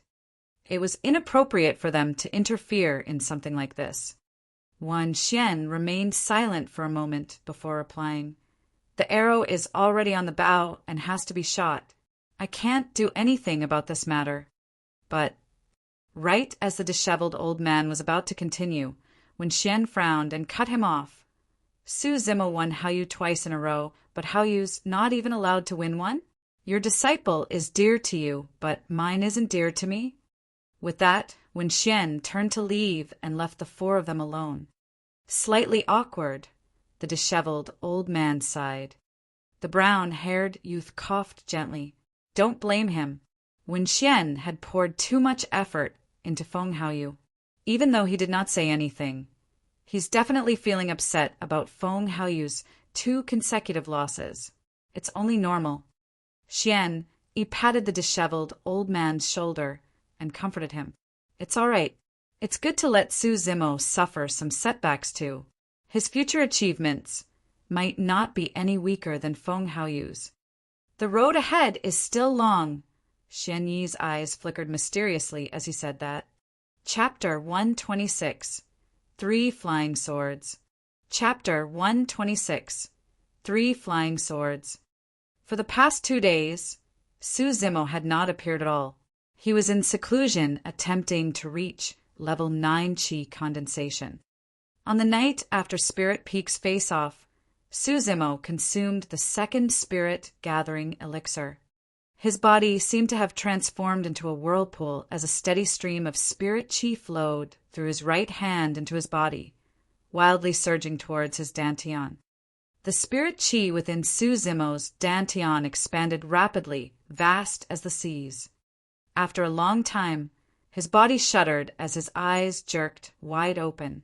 In the darkness, 2 rays of divine light shone and rapidly disappeared. Level 9 Qi condensation. In less than a year after he joined the sect, Su Zimo had finally reached level 9 Qi condensation. His cultivation speed was definitely not slow even in the entire cultivation world. At the moment, Su Zimo carefully sensed the changes in his dantian with confused eyes. Based on the Qi condensation manual, the spirit Qi within one's dantian would experience a change upon reaching perfected Qi condensation. In other words, the dantian would form a vast sea of Qi. That was also the reason why it would take more time, resources, and difficulty to attain a breakthrough from level 9 to perfected Qi condensation. But right now, Su Zimo's dantian had already formed a vast sea of Qi despite having just attained level 9 Qi condensation. This was completely different from what the Qi condensation manual had described. This also meant that in terms of spirit Qi, Su Zimo's level 9 Qi condensation might not be weaker than Feng Haoyu's perfected Qi condensation. Su Zimo smiled to himself. Suddenly, he was filled with anticipation and confidence towards tomorrow's battle. The next morning, when Su Zimo walked out of his cave abode, there were already many cultivators waiting for him to come out of seclusion. Little Fatty, Shui, and many other Weapon Peak disciples awaited him. Bro, you're finally out of seclusion. You're already at level 9 Qi condensation? Little Fatty's eyes lit up. Su Zimo smiled and nodded. Was Feng Haoyu the number one of Spirit Peak? Su Zimo asked. Everyone nodded. When they recalled Feng Haoyu's performance yesterday, everyone's expressions turned solemn. They looked at Su Zimo with a hint of worry in their eyes. To everyone, even at level 9 Qi condensation, the gap between Su Zimo and Feng Haoyu was way too great. Little Fatty said in a low voice, Feng Haoyu obtained number 1 yesterday without even using the sex secret skill. Clearly, he did not use his full strength. Bro, you've got to be careful today. Oh, so powerful. Su Zimo laughed. Shui smiled as well. Junior brother Su, don't be too stressed in this battle. Just give it all you've got. If you lose, let it be. You're already the number 1 of 2 peaks anyways. That's right. Even if Feng Haoyu wins you, so what? Weapon peak disciples are not good at fighting to begin with, so it's nothing embarrassing if he wins. Su Zimo smiled and asked, Where's the venue of today's battle? Array Peak's Spirit Arena. Little Fatty replied, Array Peak. Su Zimo muttered softly with a strange look flashing through his eyes. Ever since he left Array Peak 3 months ago, he had not returned. Sensing that Su Zimo's expression was odd, Little Fatty was worried and asked hurriedly, What's wrong, bro? Is there anything wrong with Array Peak? Nothing's wrong. Su Zimo shook his head and did not explain. He waved his hand and said, Let's go. Time to try out the skills of Spirit Peaks number 1. In just one day, Array Peak was once again filled with many disciples. Other than the trial disciples of the 5 peaks, some of the inner sect disciples also rushed over to watch the bustle. Chen Yu of the disciplinary hall, who had a grudge against Su Zimo, was among them. The 5 peak masters were all present. Array Peak's Spirit Arena was right beside the 10 Formations Pagoda and was close to the 10 Formations Steel too. Feng Haoyu arrived bright and early. He stood on the Spirit Arena with hands behind his back, looking proud and haughty. Before long, Su Zimo and the others arrived on their flying swords and descended in front of the Spirit Arena. Su Zimo's appearance instantly attracted countless stares. Fufu, I was wondering why he hasn't appeared for the past 2 days. So, he's been cultivating in seclusion and has actually reached level 9 Qi condensation. The tone of the disciple who spoke did not sound surprised. Instead, it was filled with obvious mockery. So what if he's at level 9 Qi condensation? He's still asking to be humiliated. I'm betting that Su Zimo's going to lose within 3 moves. Forget it. If senior brother Feng goes all out, Su Zimo won't be able to withstand even a single move. There was a flurry of discussion in the crowd. Even though Su Zimo attained number 1 of weapon and elixir peak, it did not mean that he was strong. No one thought highly of him for this battle. Many of the Spirit Peak disciples were just waiting to see Su Zimo make a fool of himself. Under countless scrutinizing gazes, Su Zimo entered the Spirit Arena. Right from the beginning, Su Zimo's expression was extremely calm.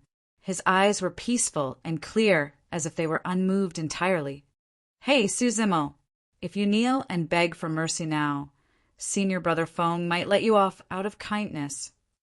Among the crowd, Sun Tao shouted and caused a burst of laughter.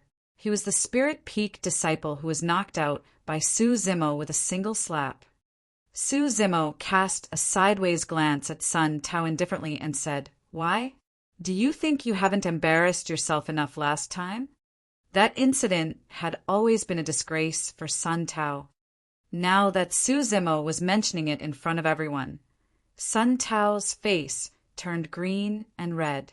He gritted his teeth and spoke coldly, Su Zimo, I haven't settled things with you for what happened back then. You ambushed me first, but yet you dare to shamelessly flaunt it here. Flaunt?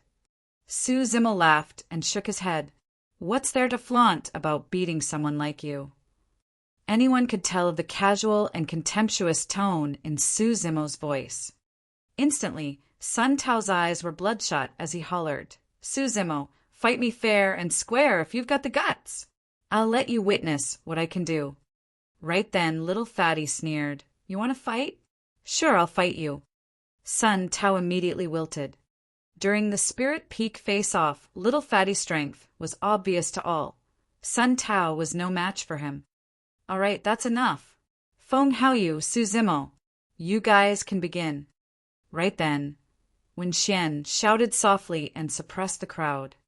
In the spirit arena, Feng Haoyu looked at Su Zimo disdainfully and scoffed. "Su Zimo, junior brother's son, is right.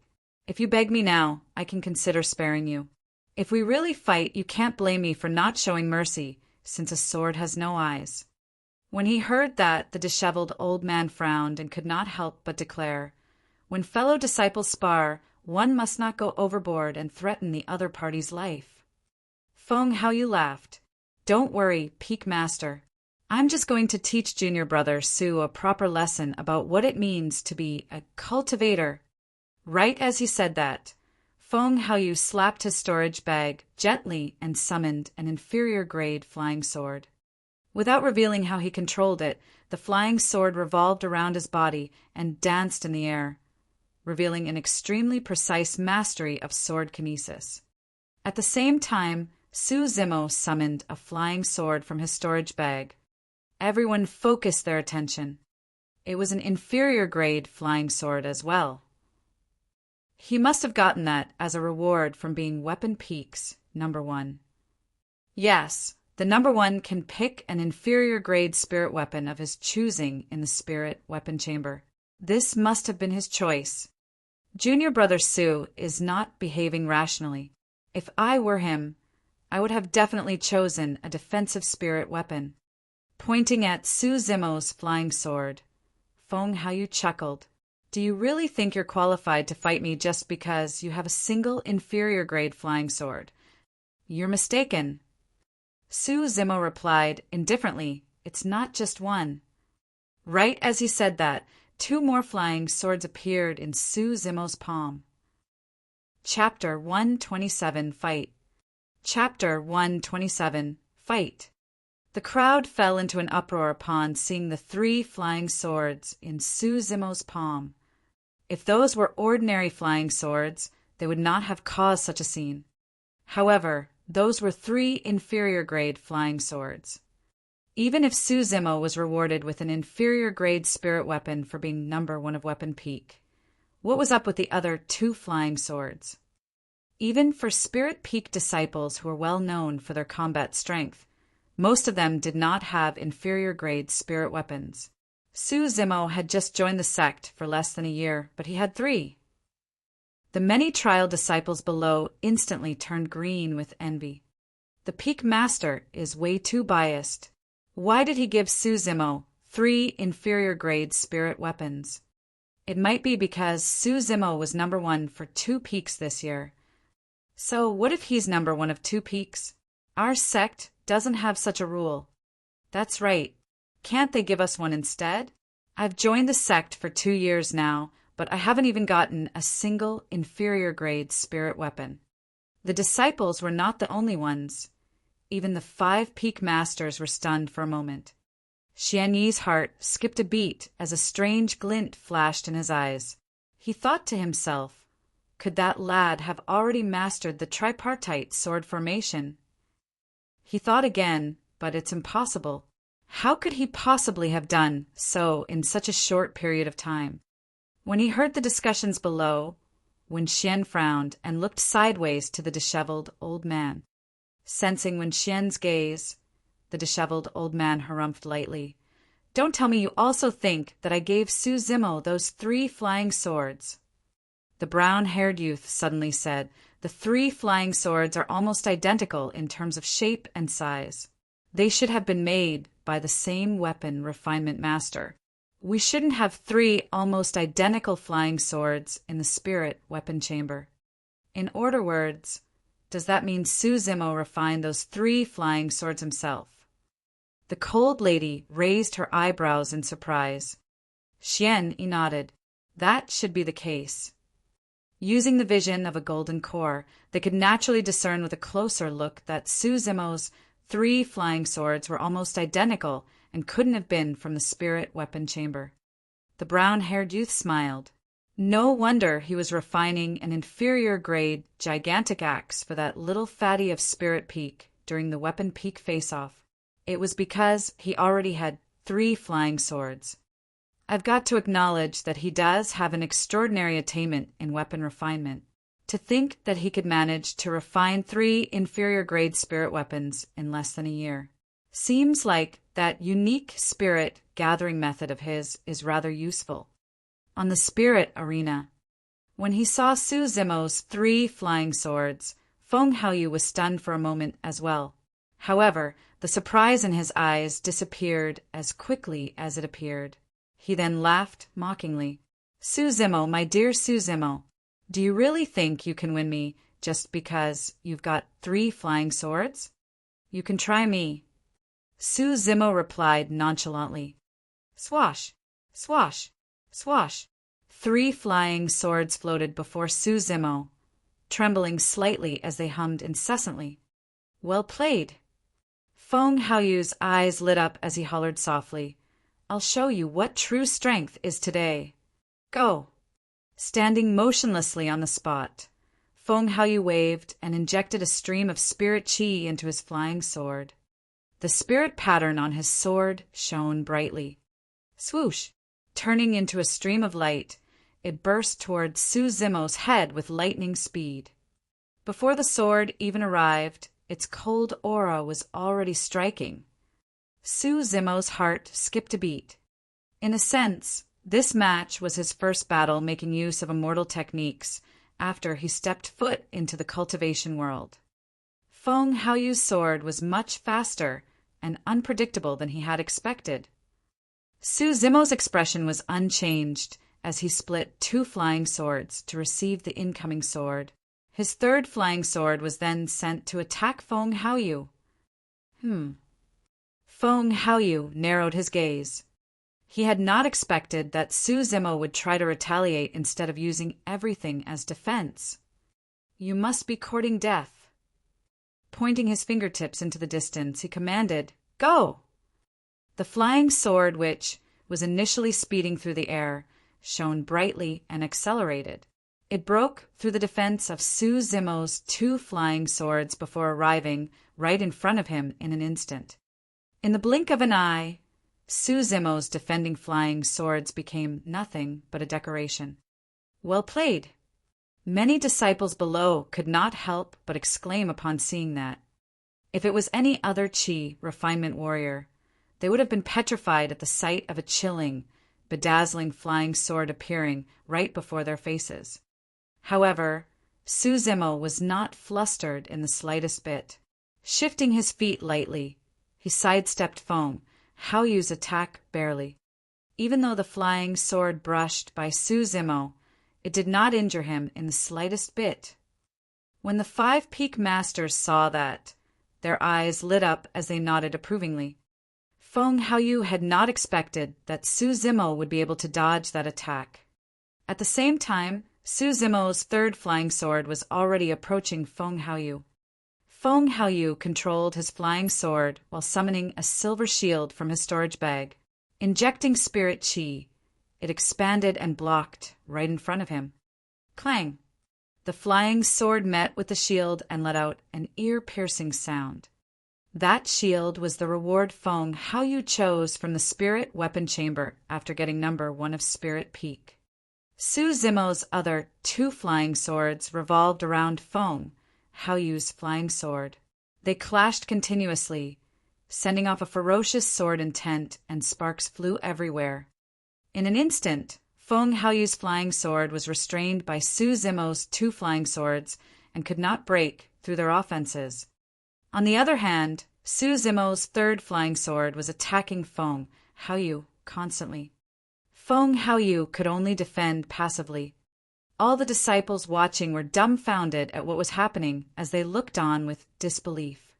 The battle was completely different from what they had imagined. In their opinion, the difference in strength between the both of them were so great that it would take 3 rounds at most to determine the victor. But now that they were actually fighting, Feng Haoyu was on the losing end and could only defend passively. Su Zimo, who had 3 inferior-grade flying swords and a proficient mastery of sword kinesis, had completely restricted Feng Haoyu's movements. This doesn't make sense. Su Zimo's only at level 9 Qi condensation. Even if he has 2 more flying swords, he shouldn't be able to take senior brother Feng head-on. Why does it feel as though they're both at a similar level of strength? The disciples below frowned in confusion. Little Fatty was the only one who had a rough idea of Su Zimo's background. Back when the both of them sparred in the cave abode, Su Zimo was able to match his level 8 Qi condensation, only being a level 7. With that logic, Su Zimo should be able to hold his ground against Feng Haoyu despite being a level down. Upon seeing this, the 5 peak masters had different expressions. The disheveled old man was invigorated and pleasantly surprised. Spirit Peak's master, Wen Xian, was frowning. With his eyesight as a golden core, he could naturally tell that Su Zimo's mastery of sword kinesis was not weaker than most of Spirit Peak's disciples. Coupled with the assistance of 3 inferior-grade flying swords, his strength was raised as well. But of course, none of the 5 peak masters could understand how Su Zimo could stand his ground against Feng Haoyu's perfected Qi condensation. The 3 flying swords clashed repeatedly around Su Zimo. Feng Haoyu's flying sword was clearly more agile and graceful. However, it could not reach Su Zimo after being restrained by the latter's 2 flying swords. On the contrary, Su Zimo's 3rd flying sword was attacking Feng Haoyu consistently. Feng Haoyu could only rely on inferior-grade shield to block and was unable to retaliate. Instead, he looked rather pathetic. The battle had fallen into a stalemate. Chapter 128, Thunderfall Talisman. Chapter 128, Thunderfall Talisman. It had to be said that Su Zimo had indeed shocked everyone. Based on the strength that he was displaying, he would have probably secured a top 3 position if he had taken part in Spirit Peak's face-off. If senior brother Feng were to use his full strength, Su Zimo would be defeated instantly. That's right. However, it's not embarrassing even if Su Zimo loses now, since he managed to corner senior brother Feng as such.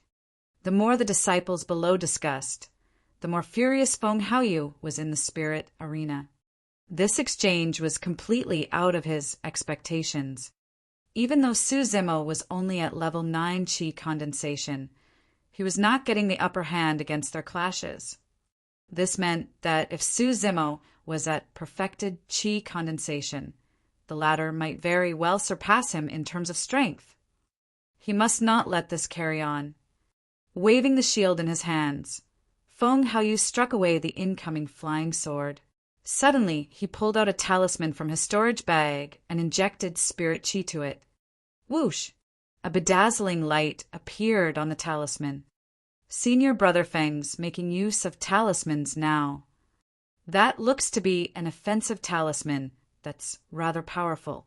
Let's see how Su Zimo blocks this. Feng Haoyu threw the talisman in Su Zimo's direction. Suddenly it exploded. The scattered talisman fragments stirred the spirit Qi in the air, instantly forming a blinding flash of lightning. Thunderfall Talisman! The crowd exclaimed. Thunder types of attacks were the strongest and most ferocious amongst spirit arts. That talisman was naturally the most lethal among Grade 1 talismans. That was also a reward that Feng Haoyu had obtained as the number 1 of Spirit Peak. Now that he had to use it, a pained look inevitably flashed by Feng Haoyu's expression. When he saw the Thunderfall Talisman summoned by Feng Haoyu, the disheveled old man's expression changed as he glared at Wen Xian. That disciple of yours has quite a lot of treasures. Talisman usage is also part of one's strength. It's normal, Wen Xian replied indifferently. He lost. Now that the Thunderfall Talisman's out, the outcome has been decided. Even if senior brother Feng was the one facing the Thunderfall talisman, he would most likely have to use all his strength. Let's see how Su Zimo can even block this, Fufu.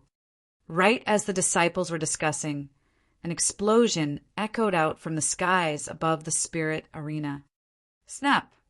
A bolt of thunder as thick as an arm struck down towards Su Zimo with a fast speed. The moment Feng Haoyu had summoned the talisman, Su Zimo had already felt that something was wrong and hurriedly withdrew his 3 flying swords. However, he was still extremely calm. At the same time as the talisman exploded, Su Zimo waved his hands, and the 3 flying swords suddenly shuttled through the air, leaving tears in the void. Finally, they joined head to tail in a triangle sword formation. Buzz! A bedazzling light shone through the air below the spot where lightning was flashing.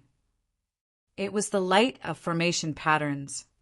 A light of formation patterns had actually appeared in the skies above the spirit arena. This is... What's going on? Why is there an array formation? Did someone set up a formation beforehand? Something isn't right. That light of formation patterns seems to have been emanated from Su Zimo's 3 flying swords.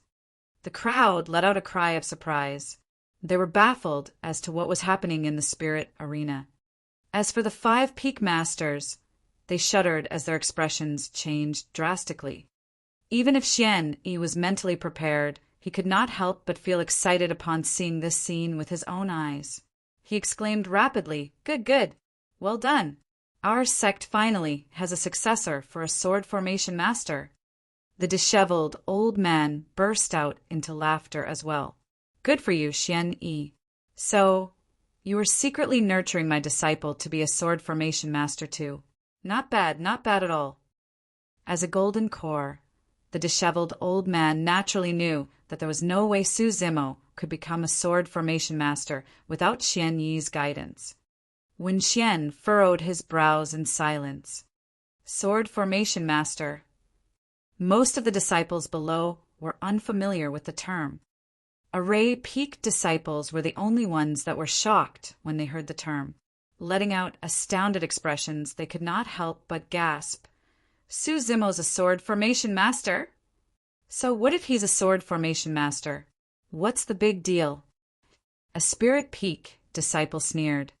Before he could finish his sentence, the thunderbolt from the skies collided with the triangle sword array, and a loud explosion was heard as electricity shot out in all directions. Under the electric current in the atmosphere, Su Zimo's legs separated slightly. His expression was cold as he controlled the sword formation with both hands, while his hair spread behind him like a furious mane. He was akin to an immovable god. "Huh, he's actually fine?" Many disciples were dumbfounded as their eyes nearly popped out. Su Zimo had managed to block the power of the Thunderfall talisman completely with his triangle sword array and was completely undamaged. A disciple secretly exclaimed, "Is a sword formation master that powerful?" "What's a sword formation?" Someone could not help but ask. "If I'm not wrong, that's our sect's tripartite sword formation." Array Peaks Zhong, when said in a low voice. "Why tripartite?" Someone asked him. Zhong when explained. The tripartite refers to heaven, earth, and man, with the 3 swords joined head to tail as a foundation. They form the tripartite sword formation. The head is the tail, and the tail is also the head. Every single corner of the sword formation has the sharpness of a sword and can both attack and defend. If one were to say that controlling 3 flying swords meant that Su Zimo's strength was increased, a sword formation made up of the 3 flying swords and made use of their combined strength was an exponential increase in strength. The tides had turned entirely. Everyone thought that Feng Haoyu would definitely win after summoning that Thunderfall talisman. However, no one expected that Su Zimo would summon the tripartite sword formation to guard against the Thunderstrike entirely. As Lang Ro watched below, she could not help but lament internally, "If I were to go against junior brother Su, I wouldn't be able to break that defense of his sword formation either. In the spirit arena, Feng Haoyu's eyes flashed with surprise when he saw that Su Zimo was able to withstand the Thunderfall talisman. Right then, Su Zimo controlled the tripartite sword formation with both hands. Pointing forward, he commanded softly, "Go!" A triangular sword formation that carried a chilling aura tore through the voids and sped towards Feng Haoyu with a blinding light. Instantly, Feng Haoyu retracted his flying sword and blocked himself from the tripartite sword formation. Clang! When the flying sword met with the sword formation, there was a clashing sound of metals. Feng Haoyu's flying sword was sent flying immediately. However, the tripartite sword formation merely paused momentarily in midair before clashing heavily against Feng Haoyu's silver shield. Bam! With a loud bang, Feng Haoyu's entire body was shaken as he stumbled a couple of steps back. He felt a sweetness in his throat as blood oozed from the corner of his mouth. He was injured.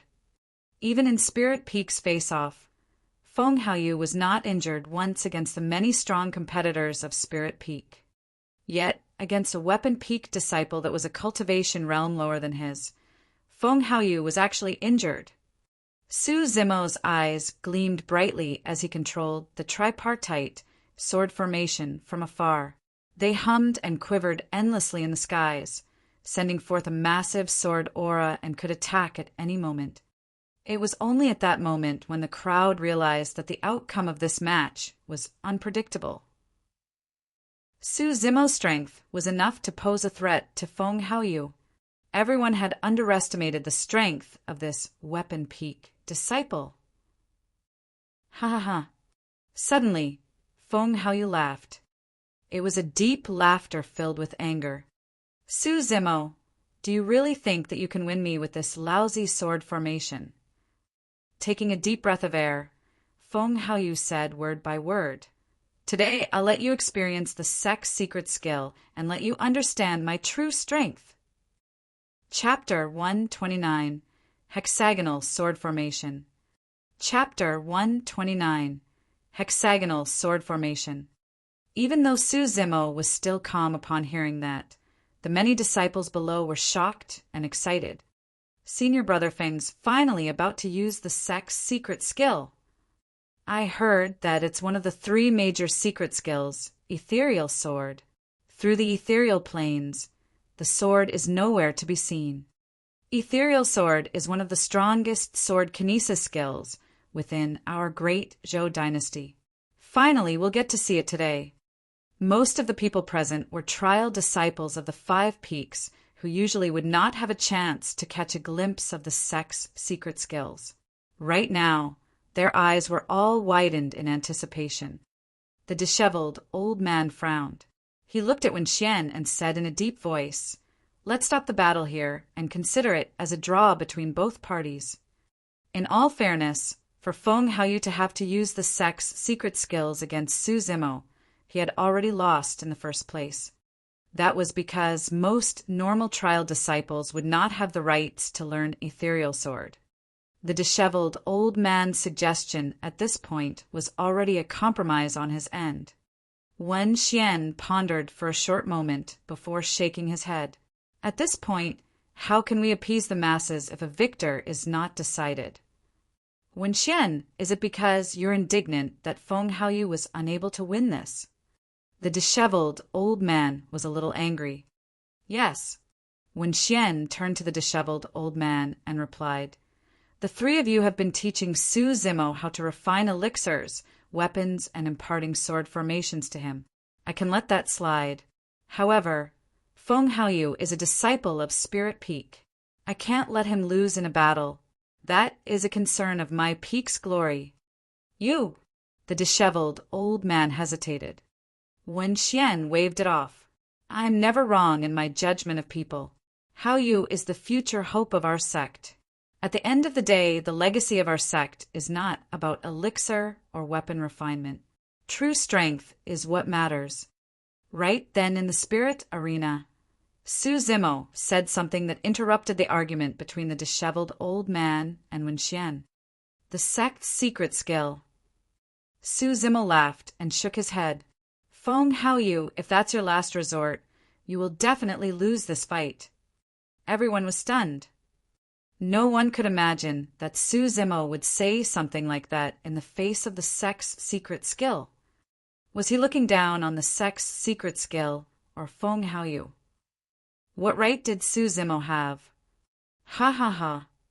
Feng Haoyu burst out in laughter. Su Zimo, I think you don't know just how strong our sect's secret skill is to speak of that nonsense. Today, I'll teach you how to be a human. Go. Feng Haoyu conjured a sword art as his fingertip emitted a trace of spiritual energy and injected it into the flying sword. Quivering endlessly, the sword tore through the voids and a series of shadows appeared behind it in a bewitching manner. It was hard to tell between reality and illusion. When he saw that, Wen Xian nodded as his eyes flashed with admiration. The brown-haired youth commented with a grave look. There are 3 levels to ethereal sword. To think that Feng Haoyu would have mastered level 1, shadows, this quickly.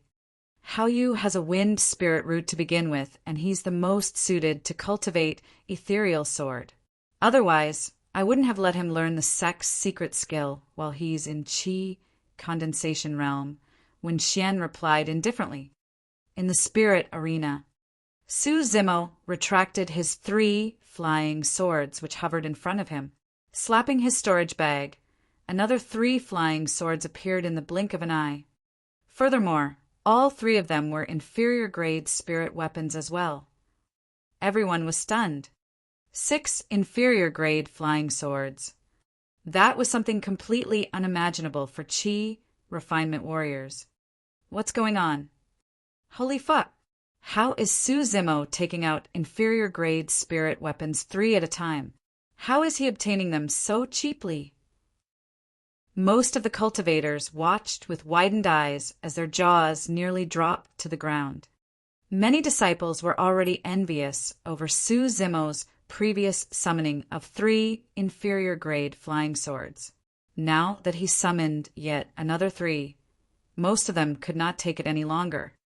Some of the trial disciples who had joined the sect for many years instantly felt that they had been wasting their time since they hadn't acquired even a single inferior-grade spirit weapon. Yet, Su Zimo had 6 after joining for less than a year. At that moment, most of the disciples finally realized as well. Those 6 identical flying swords could not have been from the sect's spirit weapon chamber. The only possibility was that Su Zimo had refined them himself. This is crazy. Had I known this would be the case, I would have gotten closer to junior brother Su. Perhaps I might even get an inferior-grade spirit weapon from him. Why would I need to learn sword kinesis if I had 6 inferior-grade spirit weapons? I'll just toss them at any opponent I meet and smash them to death. Don't spout nonsense. Senior Brother Feng is in possession of our sect's secret skill. That isn't something that can be defended against by spirit weapons. The crowd was buzzing, but the 5 peak masters remained silent. The disheveled old man furrowed his brows even tighter. Even though having 6 inferior-grade spirit weapons was amazing, they were not match against the sect's secret skill. Sensing the disheveled old man's worries, the brown-haired youth comforted. No matter what, that lad is truly talented in weapon refinement still. As long as we nurture him well, he can still make waves through the sect competition. What the brown-haired youth meant was that even if Su Zimo lost this match, it would not affect his status in the sect. After all, everyone had their own specialties. Su Zimo was talented in weapon and elixir refinement, while Feng Haoyu was good in fighting. The both of them had different advantages. However, no one realized that Xian Yi, who was standing beside the brown-haired youth, was incomparably nervous. He watched Su Zimo fixedly with a deep excitement in his eyes. Indeed, 6 flying swords alone won't be enough to defend against the sect's secret skill. But it was in the spirit arena. Feng Haoyu's expression changed momentarily when he saw the 6 flying swords summoned by Su Zimo. However, that change disappeared almost instantly as he scoffed coldly. Su Zimo, you're way too naive. You really think that you can defend against my sword just because you have 6 inferior-grade flying swords? Go. A cold glint flashed in Feng Haoyu's eyes as he hollered. The sword tore through the voids with a chilling aura, letting out a soul-rattling explosion. A series of shadows formed behind the sword, confusing any onlookers. Su Zimo was calm as he waved his hands continuously, controlling the 6 flying swords in the air. Swoosh, swoosh, swoosh. The 6 flying swords intertwined, leaving streams of sword chi. The tripartite sword formation was a triangular sword formation. The hexagonal sword formation was an evolution of that. By combining 2 tripartite sword formations, it formed the hexagonal sword formation. It was a great enhancement, be it in terms of offense or defense. What is this? That hexagonal star formed by the sword formation looks familiar? I think that's the emblem on Peak Master Xian Yi's sleeves. Everyone instinctively looked towards Xian Yi. By now, Xian Yi had already stood up and was visibly emotional as he nodded. Good. Well done. You have actually managed to master the hexagonal sword formation. All other 4 peak masters let out looks of disbelief. There was only a single sword formation master within the sect, Xian Yi. As golden cores, they naturally knew how difficult it would be to become sword formation masters. The hexagonal emblem etched on Xian Yi's sleeves was a display of his pride. And now, the hexagonal sword formation has appeared once more. However, it came from the hands of a Qi refinement warrior. That shocked everyone. Ethereal peak within ethereal palace. Sect Master Ling Yun's heart skipped a beat as he suddenly opened his eyes. A strange glint flashed in his eyes as he murmured, "The hexagonal sword formation!"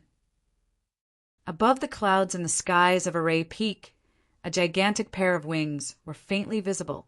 A pair of eyes were also silently watching everything unfold in the spirit arena. Fufu, that lad. Not bad at all. Chapter 130 Defeat? Forced Foundation Establishment. Chapter 130 Defeat? Forced Foundation Establishment. The 6 flying swords formed the hexagonal star sword formation, and a bedazzling light of formation patterns blocked in front of Su Zimo. Feng Haoyu's attack was extremely swift as shadows were produced endlessly from his sword. It was difficult to distinguish where the sword was through vision anymore. However, the advantage of a sword formation was reflected at this moment as well. The sword formation formed by 6 flying swords was enough to block Su Zimo's body entirely. Feng Haoyu's attack that came right for him would definitely hit the sword formation. Clang! True enough. A crisp sound was produced when Feng Haoyu's flying sword struck the sword formation. Both sides exerted their strength. Break it! Feng Haoyu controlled the flying sword and injected spirit qi continuously. His eyes were wide with anger as his body trembled. He was using his full strength to break the hexagonal sword formation's defense. Behind the sword formation, Su Zimo was calm as usual.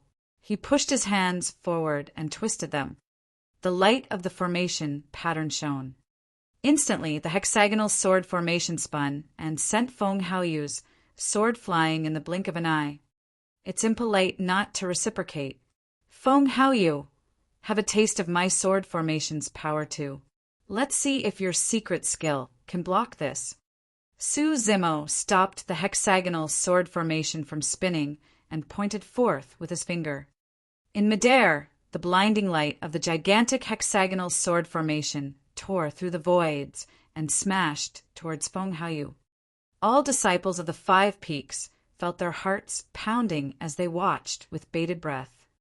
Everyone realized that this may very well be the move that reveals the outcome of the fight. At that moment, the 5 peak masters were solemn as well. The hexagonal sword formation was considered as a grade 2 formation. Even with the sect's secret skill, Feng Haoyu was unable to face the might of the hexagonal sword formation head-on. From the point of view of the Golden Cores, Feng Haoyu had no chance of winning at all. If Feng Haoyu were to give up on defense at that moment and continue to control his flying sword to unleash the sect's secret skill to strike at Su Zimo, he might stand a shot at victory. However, that would require a kind of fearlessness to cast life and death aside. In a flash, Feng Haoyu's expression changed. Feng Haoyu subconsciously chose to defend himself against the terrifying might of the approaching hexagonal sword formation. Go! Conjuring the ethereal sword art, Feng Haoyu injected all the spirit qi he had into his flying sword to defend against the incoming hexagonal sword formation. When he saw that, Wen Xian sighed gently with a look of disappointment. He was defeated. If Feng Haoyu chose to fight head-on, this was a fight he was bound to lose. Bam! The flying sword smashed against the hexagonal sword formation, and it exploded with a loud boom. Sparks flew as a surge of heat spread out. The sword formation trembled and almost dispersed. However, it soon stopped quivering and stabilized. As for Feng Haoyu's sword, it was repelled entirely. The hexagonal sword formation paused for a slight moment before continuing to crush forward. Ah! Gasps could be heard from the crowd as they saw this. Everyone realized that this elite who had won first place in yesterday's Spirit Peak face-off might very well be defeated. Right then, Feng Haoyu reached inside his storage bag and swallowed a qi rejuvenation elixir. Summoning his silver shield, he roared and pushed forward. Clang! Clang! Clang! The hexagonal sword formation spun and struck at the silver shield repeatedly. With every single strike, Feng Haoyu would be knocked a step back and his face would turn frilier while his body trembled violently. Bang! The hexagonal sword formation was finally dispersed. At the same time, Feng Haoyu was also sent flying. He fell from the spirit arena and rolled a couple of times on the ground. Clothes filled with mud, he looked extremely wretched. Wen Xian closed his eyes.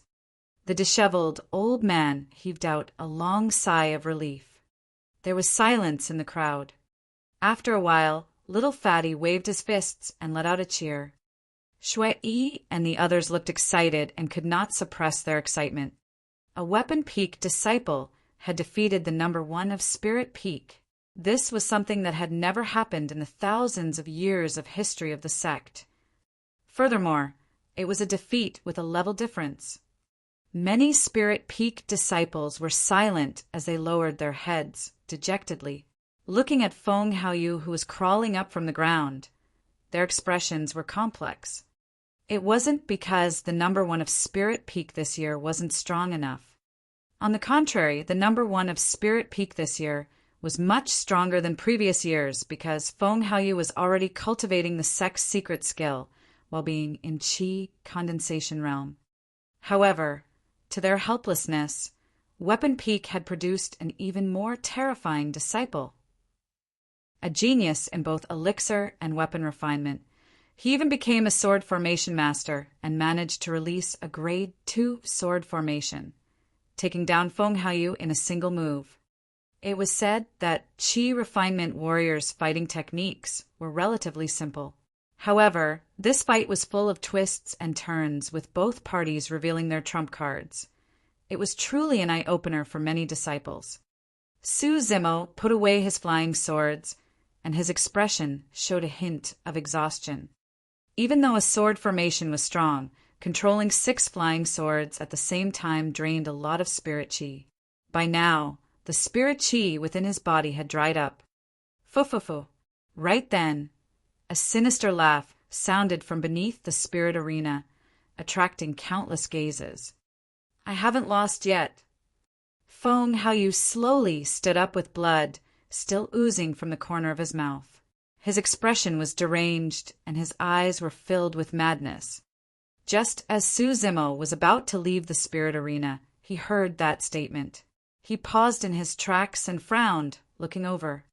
Feng Haoyu retrieved a jade bottle from his storage bag and poured out a pill. Rearing his head, he swallowed it before declaring coldly, "Su Zimo, you will definitely lose today." "What is that?" "I think it's a Foundation establishment elixir." Senior Brother Feng is trying to forcefully reach Foundation establishment. When he saw that, the disheveled old man stood up and said grimly, "Wen Xian, aren't you going to stop him? The Five Peaks face-off is a spar between cultivators of the same realm.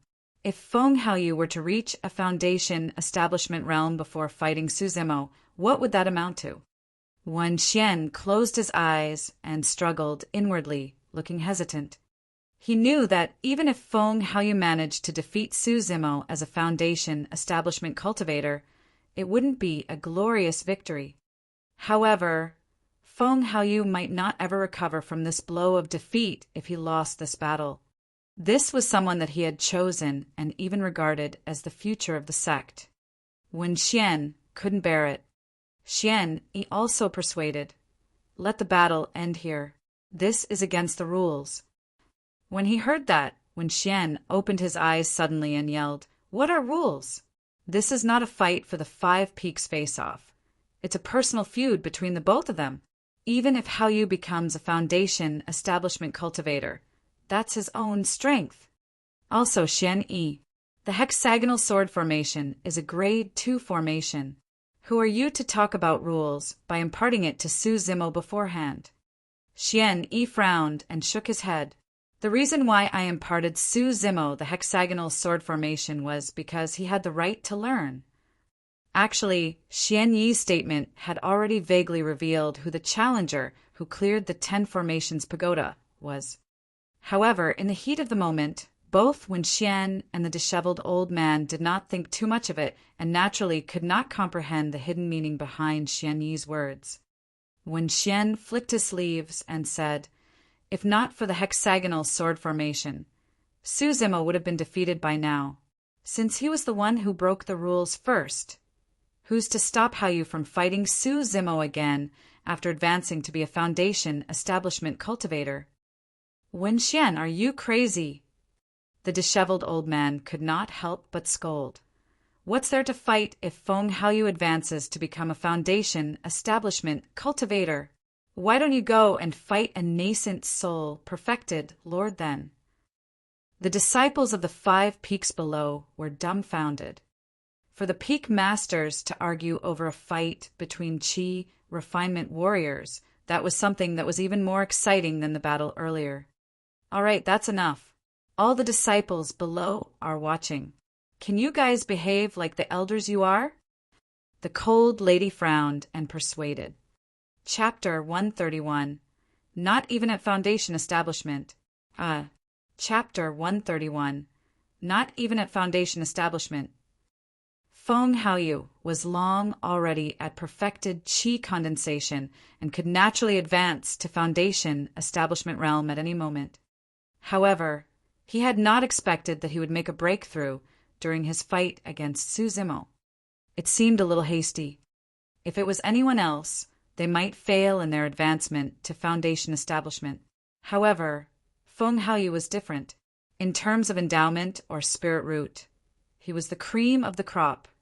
Even though he was already injured, he had the confidence of reaching Foundation establishment realm in one fell swoop after consuming the Qi, Rejuvenation, and Foundation establishment elixirs. As the 5 Peak Masters argued, the medicinal essence of the Foundation establishment elixir coursed through Feng Haoyu's body and surged into his dantian. Inside, his sea of Qi rumbled and spewed continuously. Through the power of the medicinal essence, coupled with Feng Haoyu's control, the vast sea of Qi began to coagulate to the middle. The sea of Qi was shrinking within his body. However, the aura it emitted was even more terrifying. The difference between Qi condensation and Foundation establishment was a huge leap. In the path of cultivation, Every crossing of a realm would bring about a significant change to one's strength. This was the reason why things like defeating an opponent of different levels was mostly only possible within the same realm. When the difference is a realm apart, it was difficult to take down an opponent. That was also the reason why cultivators would have a change in title after a breakthrough in realm. Cultivators at Qi Condensation Realm were called Qi Refinement Warriors. As for Foundation Establishment Cultivators, they were called Cultivator Warriors. At the Golden Core Realm, one could gain the title of a perfected being. From Qi Condensation to Foundation Establishment, the spirit Qi in the Dantian would undergo a change in quality. Instead of Qi, it would be transformed to a liquid state. With that, the strength one possessed would be purer, more solidified and powerful. Using that was a basis, one could then learn and unleash the various types of power spirit arts in the cultivation world. Right now, that transformation was happening within Feng Haoyu's body. No matter how much the 5 peak masters argued, they were still rational towards this matter, as none of them interrupted Feng Haoyu's breakthrough process. After all, Feng Haoyu's cultivation path may very well be crippled if he were to fail his foundation establishment breakthrough. That would imply the loss of a great genius. Standing in the spirit arena, Su Zimo did not make a move as well while he watched everything unfold. Everyone present was not fools. To be fair, if it was a life and death battle, Feng Haoyu would have already lost here. Which opponent would give their enemies a chance to break through? They would seize the opportunity and kill them on the spot. However, to everyone's bewilderment, Su Zimo was still extremely calm, as though he was looking at something completely unrelated to him. An unknown period of time passed. The vast sea of qi within Feng Haoyu's Dantian disappeared, transforming into a drop of liquid. An even more terrifying aura spread out slowly, rippling through the crowd. From its size, that drop of spirit liquid was small. However, in terms of power, it was many times larger than the sea of qi. Feng Haoyu let out a long sigh. By the time he walked back into the spirit arena, he had gone through a complete transformation. His aura was incomparably sharp with a torrential fighting spirit. Smiling, Feng Haoyu asked, "Su Zimo, you don't have much spirit qi left in you after controlling those 6 flying swords, right?" Su Zimo did not reply and merely looked at Feng Haoyu silently. On the other side, Wen Xian and the disheveled old man were still arguing non-stop. The fight between Su Zimo and Feng Haoyu had become a battle between the 2 peaks. To Wen Xian, it no longer mattered if the fight was unfair to Su Zimo. Feng Haoyu was a disciple of Spirit Peak and this year's #1 to boot. He must not lose. What Wen Xian did not realize was that his attitude provoked the injustice in Su Zimo's heart. "Since you want to let Feng Haoyu win, very well. I'll have him lose. Not just a loss. I'll have him suffer a complete defeat." Feng Haoyu waved his sleeves, and his flying sword that had fallen nearby turned into a stream of light, returning to his side. The mere act of summoning his flying sword left many disciples' hearts palpitating. It was too fast. Now that he was a foundation establishment cultivator, Feng Haoyu's sword kinesis speed was more than twice as fast. Coupled with the support of his wind attribute alongside the sect's secret skill, Ethereal Sword, which Qi Refinement Warrior could defend against Feng Haoyu's next attack. Defending aside, they may not even be able to dodge it. The disheveled old man laughed coldly. No longer arguing with Wen Xian, he declared loudly, "Su Zimo, let's not fight anymore. Since he wants the victory to be in Spirit Peak's name, so be it. It doesn't matter. Everyone knows who won or lost." With that, the disheveled old man left his seat and walked towards the spirit arena while remarking, "What an eye-opener! A foundation establishment cultivator actually has the cheek to fight against a Qi refinement warrior. Some people truly know no shame." Wen Xian's expression turned ugly. If Su Zimo had admitted defeat, he wouldn't have forced the fight to continue. When Feng Haoyu heard the disheveled old man's words, his cheeks burned with shame as well. Suddenly, Su Zimo laughed and asked, "Master, it's already embarrassing enough for Foundation establishment cultivators to pick a fight against Qi refinement warriors. But wouldn't it be even more embarrassing if they lose?" The disheveled old man froze for a moment and paused in his tracks. He did not understand what Su Zimo meant. Su Zimo clenched his fists. His eyes shone brightly as he declared loud and clear, "Feng Haoyu, let me tell you, even at Foundation establishment, you can't beat me." Such arrogant words. Prepare to die. A trace of ruthlessness flashed through Feng Haoyu's eyes. Conjuring a sword art in both hands, he hollered as his flying sword suddenly burst forth, leaving shadows in its wake. The sword Qi was like ice that sent shivers down one's spine. A wave of shock and astonishment could be heard from the crowd. That strike was way too fast. Everyone had merely felt a flash before their eyes, and the flying sword had already pierced right in front of Su Zimo. But the next moment, everyone's exclamation stopped. The disciples of the 5 Peaks discovered in shock that out of nowhere, Su Zimo had disappeared from where he was too. Bang! Suddenly, a loud bang echoed from the spirit arena. A footprint appeared where Su Zimo was originally standing, shattering the surrounding stone slabs and leaving a spider web-like crack. Everyone focused their attention.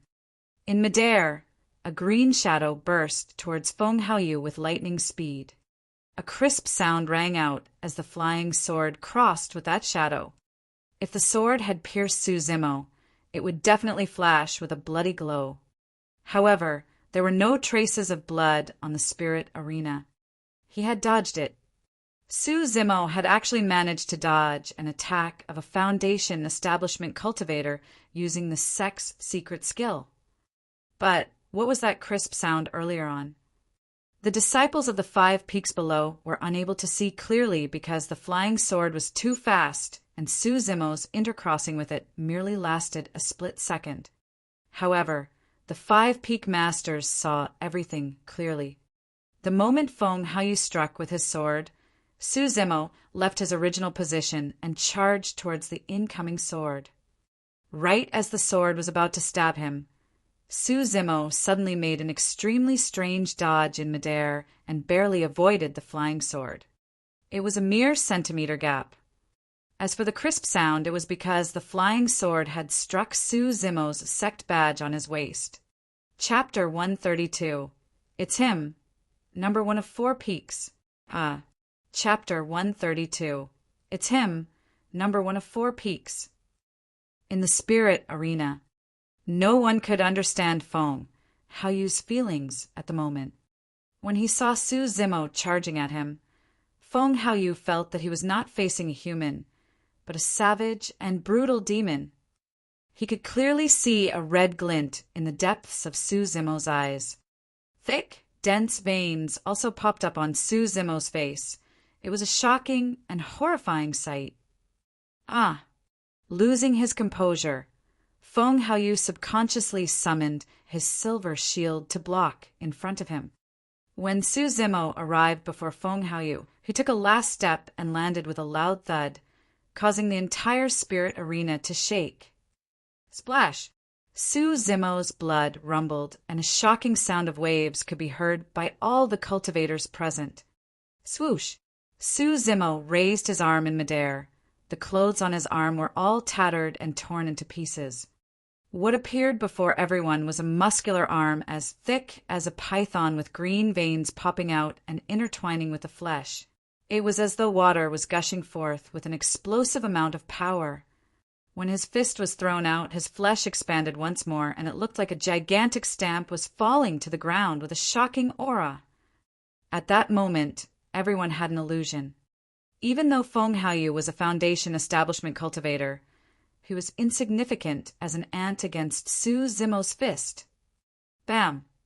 The fist met with the silver shield and let out a deafening, earth-shattering explosion. The disciples felt their hearts pounding alongside the explosion as they could not help but gulp. Crack, crack, crack. A strange sound rang out. First, a gigantic crack appeared on the silver shield in Feng Haoyu's hands. It then slowly spread out and covered the entire shield. Shattered. An inferior-grade spirit weapon was shattered by Su Zimo with his bare hands. The crowd was dead silent. Everyone watched this horrifying scene with widened eyes and even forgot to breathe. Falling far away from the spirit arena, Feng Haoyu rolled a couple of times on the ground and coughed out blood. Closing his eyes, his face was pale, and it was unknown if he was alive or dead. Things had ended just like that. Everything had changed so quickly that it caught everyone off guard. This was initially Feng Haoyu's victory after he had advanced to Foundation Establishment Realm.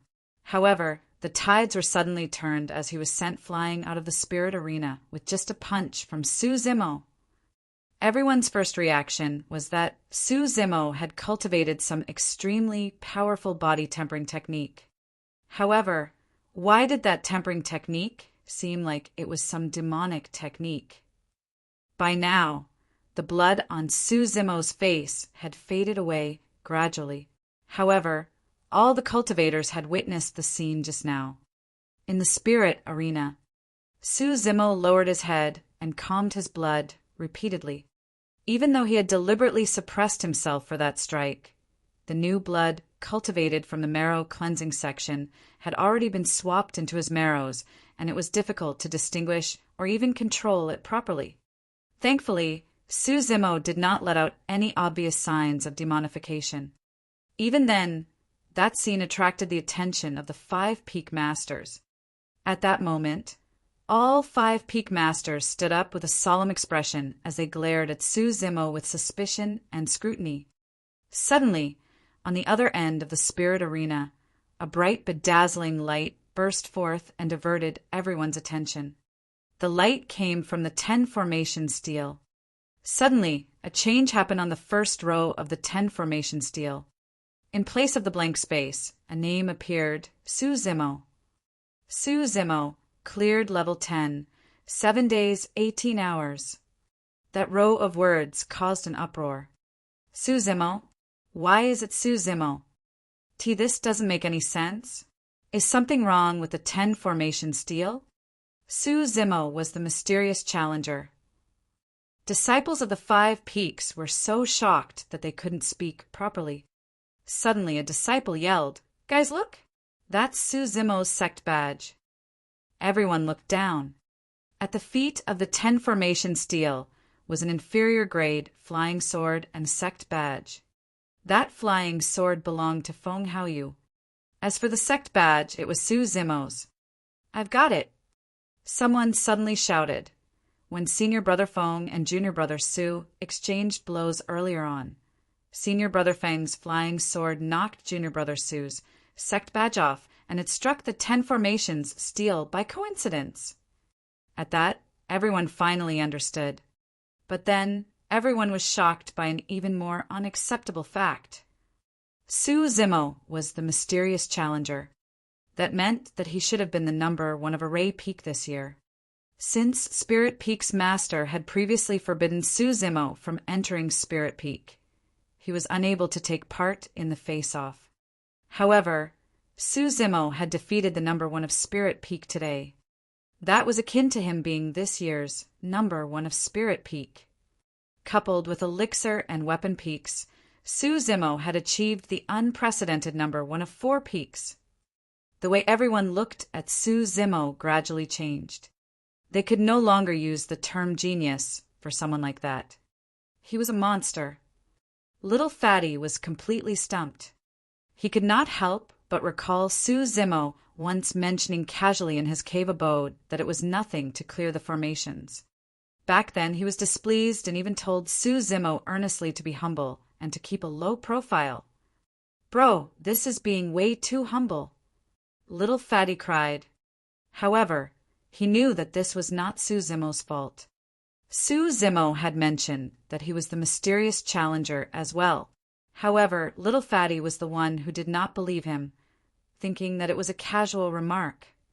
Zhong Winavaray Peak chuckled bitterly and murmured to himself, "I've made countless guesses as to who you are. Yet, I would have never imagined that you were a disciple of another Peak, someone who had joined the sect for less than a year to boot." Sigh. A strange glint appeared in Lung Ro's eyes as she could not help but wonder internally, given more time, would you take away my position as number 1 of Talisman Peak 2? The many disciples aside, even the 4 Peak Masters were stunned. Because Xian Yi already knew about it, he was not taken aback. However, the other 4 Peak Masters were filled with disbelief. When Xian looked towards Xian Yi apologetically, at first he misunderstood that Xian Yi had broken the sect rules by imparting the hexagonal sword formation to Su Zimo without permission. Now, when Xian finally understood that Xian Yi had done it because Su Zimo had earned the right to learn it, suddenly, when Xian recalled something even more important, with a swift motion, he appeared beside Feng Haoyu and checked the ladder before heaving a sigh of relief.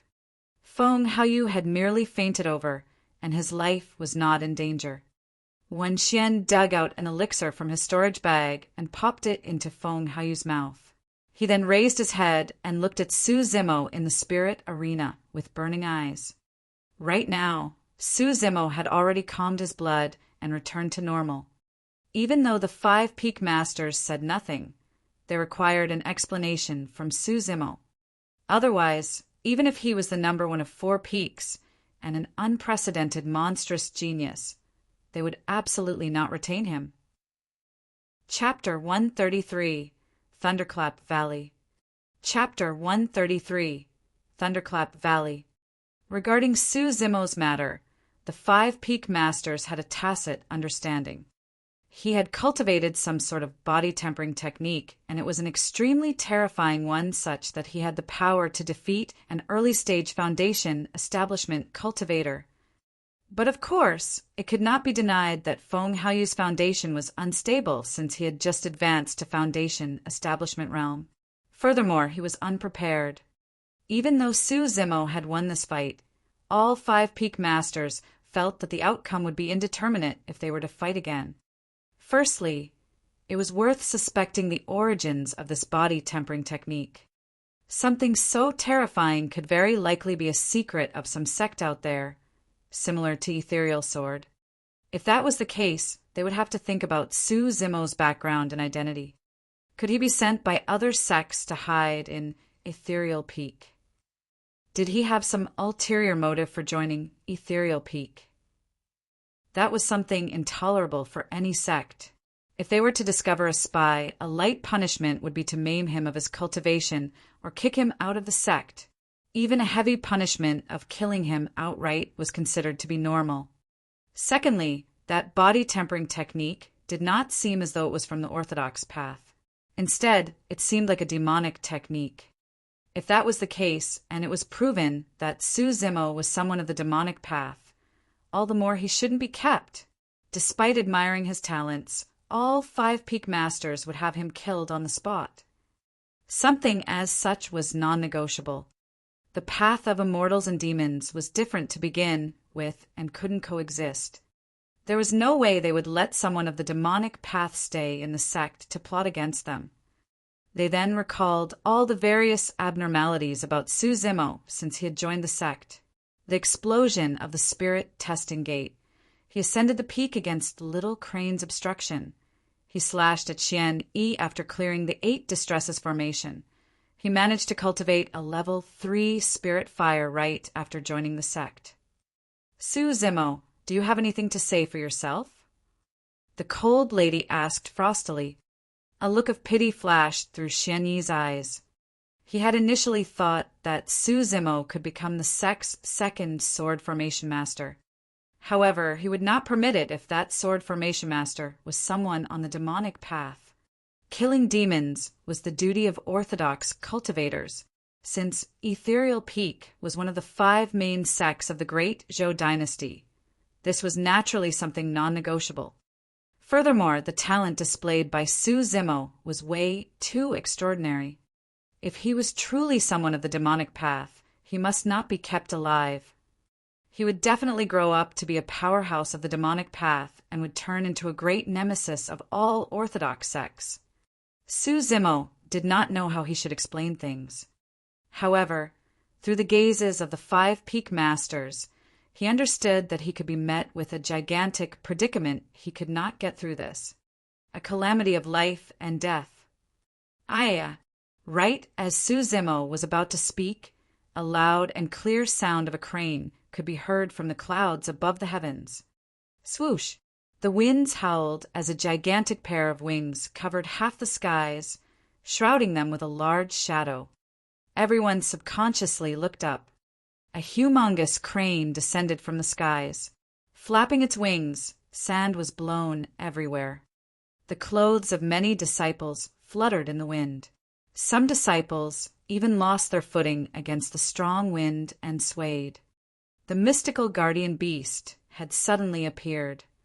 No one had expected that a match between 2 Qi refinement warriors would trigger such an immense existence in the sect. In the eyes of many disciples, the crane was the most mysterious existence in the sect. Rarely seen, it was said that the crane was even older than the sect itself. However, one thing was certain. The strength and status of the crane surpassed even the 5 peak masters. "Greetings, Senior." Instantly, the 5 peak masters bowed respectfully at their rival of the crane.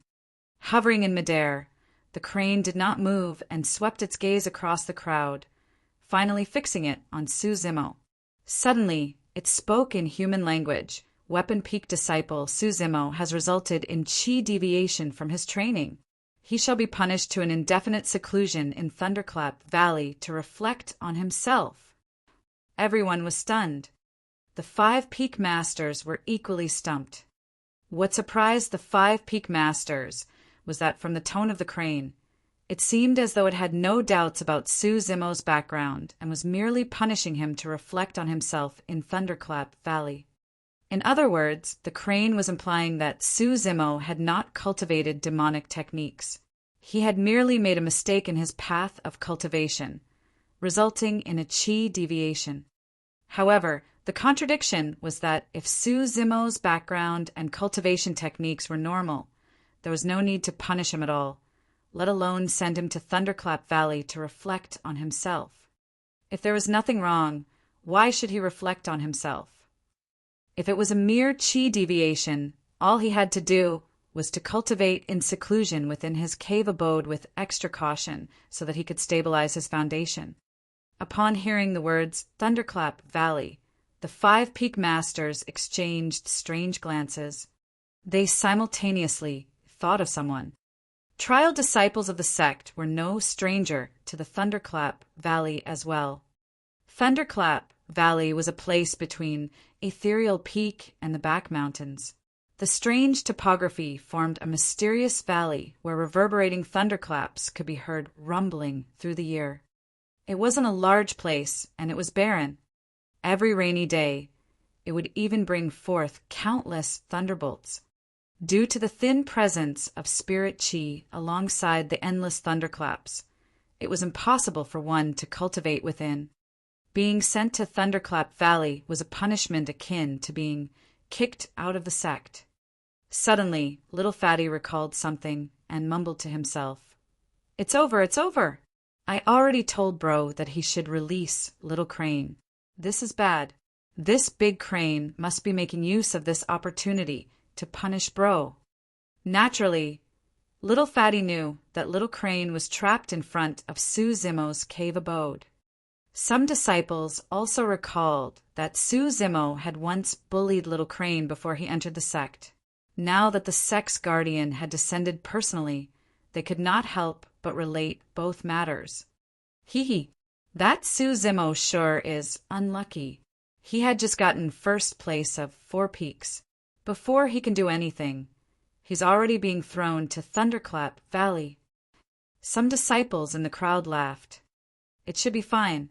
He'll still be equally powerful when he returns. Didn't you pay attention to the main point of Senior Crane?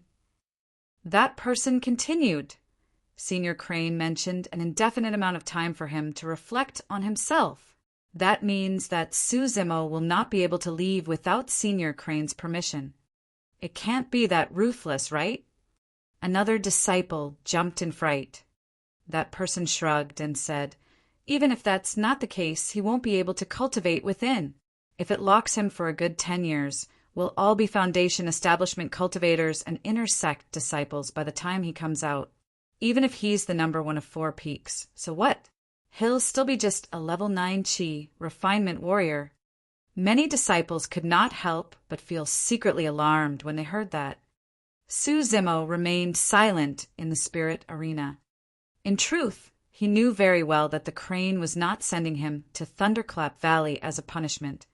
If it wanted to punish him, it could have done so long ago and without any reason in fact. Why wait till now? Besides, Suzimo had a vague feeling. The crane was doing this to save him. If it had not appeared, he would either be maimed of his cultivation, kicked out of the sect, or killed on the spot. However, there was something that puzzled Suzimo as well. If the crane merely wanted to save him, why send him to Thunderclap Valley? Why was it doing this? Chapter 134, Exposed. Chapter 134, Exposed.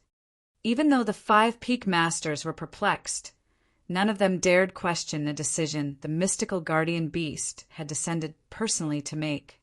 The crane soared into the skies, causing strong winds to howl as it flapped its wings. No one saw what it did, but Suzimo's body was lifted off the ground uncontrollably, and in the blink of an eye, they disappeared from everyone's sight. After the crane left, the 5 peak masters exchanged glances and rushed to Ethereal Peak. They had to inform the sect master about it, given the strange circumstances of the incident. Even after the 5 peak masters left, all the disciples remained where they were and started discussing. Senior Crane is incredible. To think that it comprehends human language and can even speak it. I heard that once demons reach a certain realm, they're able to speak like humans. That's not all. It's said that some powerful demons can even take on human form, looking entirely identical on the surface. For many disciples who had joined the sect for a couple of years now, this was their first time seeing the true appearance of the mystical guardian beast, and they were filled with curiosity. Sai, senior brother Feng, really suffered a huge blow this time. He had boasted that he wanted to obtain number 1 of 3 peaks. In the end, he only managed to get number 1 of Spirit Peak. Number 1 of Spirit Peak? But he still lost to junior brother Su. It's not just senior brother Feng. I think this is a huge blow for the entire Spirit Peak. That's right. Back then, the Peak Master even forbade junior brother Su from stepping foot into Spirit Peak. Little did he expect that junior brother Su would take down his number 1. Number 1 of 4 peaks. Who would have guessed that the mysterious challenger was junior brother Su? Sai. Ethereal Main Peak, Ethereal Palace. The 5 peak masters arrived at the same time. Seated at the top of the palace, Sect Master Lingyan looked as though he was resting with his eyes closed. Wen Xian cupped his fists. Sect Master, Suzimo, and Feng Haoyu fought on Array Peak's Spirit Arena today. In the end. I know. Before Wen Xian could even finish, Sect Master Lingyan interrupted him. Lingyan opened his eyes. They were like stars, deep and mysterious. He spoke in a low voice. The crane has its plan regarding this matter. Sect Master, Suzimo's body tempering technique is not simple. Among the 5 major sects of the Great Zhou Dynasty, Southern Mountain Sect is the strongest in body tempering. Since Suzimo is not cultivating in the demonic path, could he be cultivating a secret skill of Southern Mountain Sect? The brown-haired youth asked out of worry. I don't know either. Sect Masterling Yin shook his head. The 5 peak masters were speechless. When Xian frowned, Sect Master, Senior Crane, is a demon at the end of the day. It, Ling Yun's expression changed, and his gaze suddenly turned extremely sharp. Narrowing his eyes, he asked, Wen Xian, what are you trying to imply? A suppressive aura surged forth from him as Wen Xian's face turned pale, and he no longer dared to continue. The tension within Ethereal Palace turned extremely oppressive and cold all of a sudden. After a moment, Xian Yi spoke. Sect Master, Wen Xian meant no harm.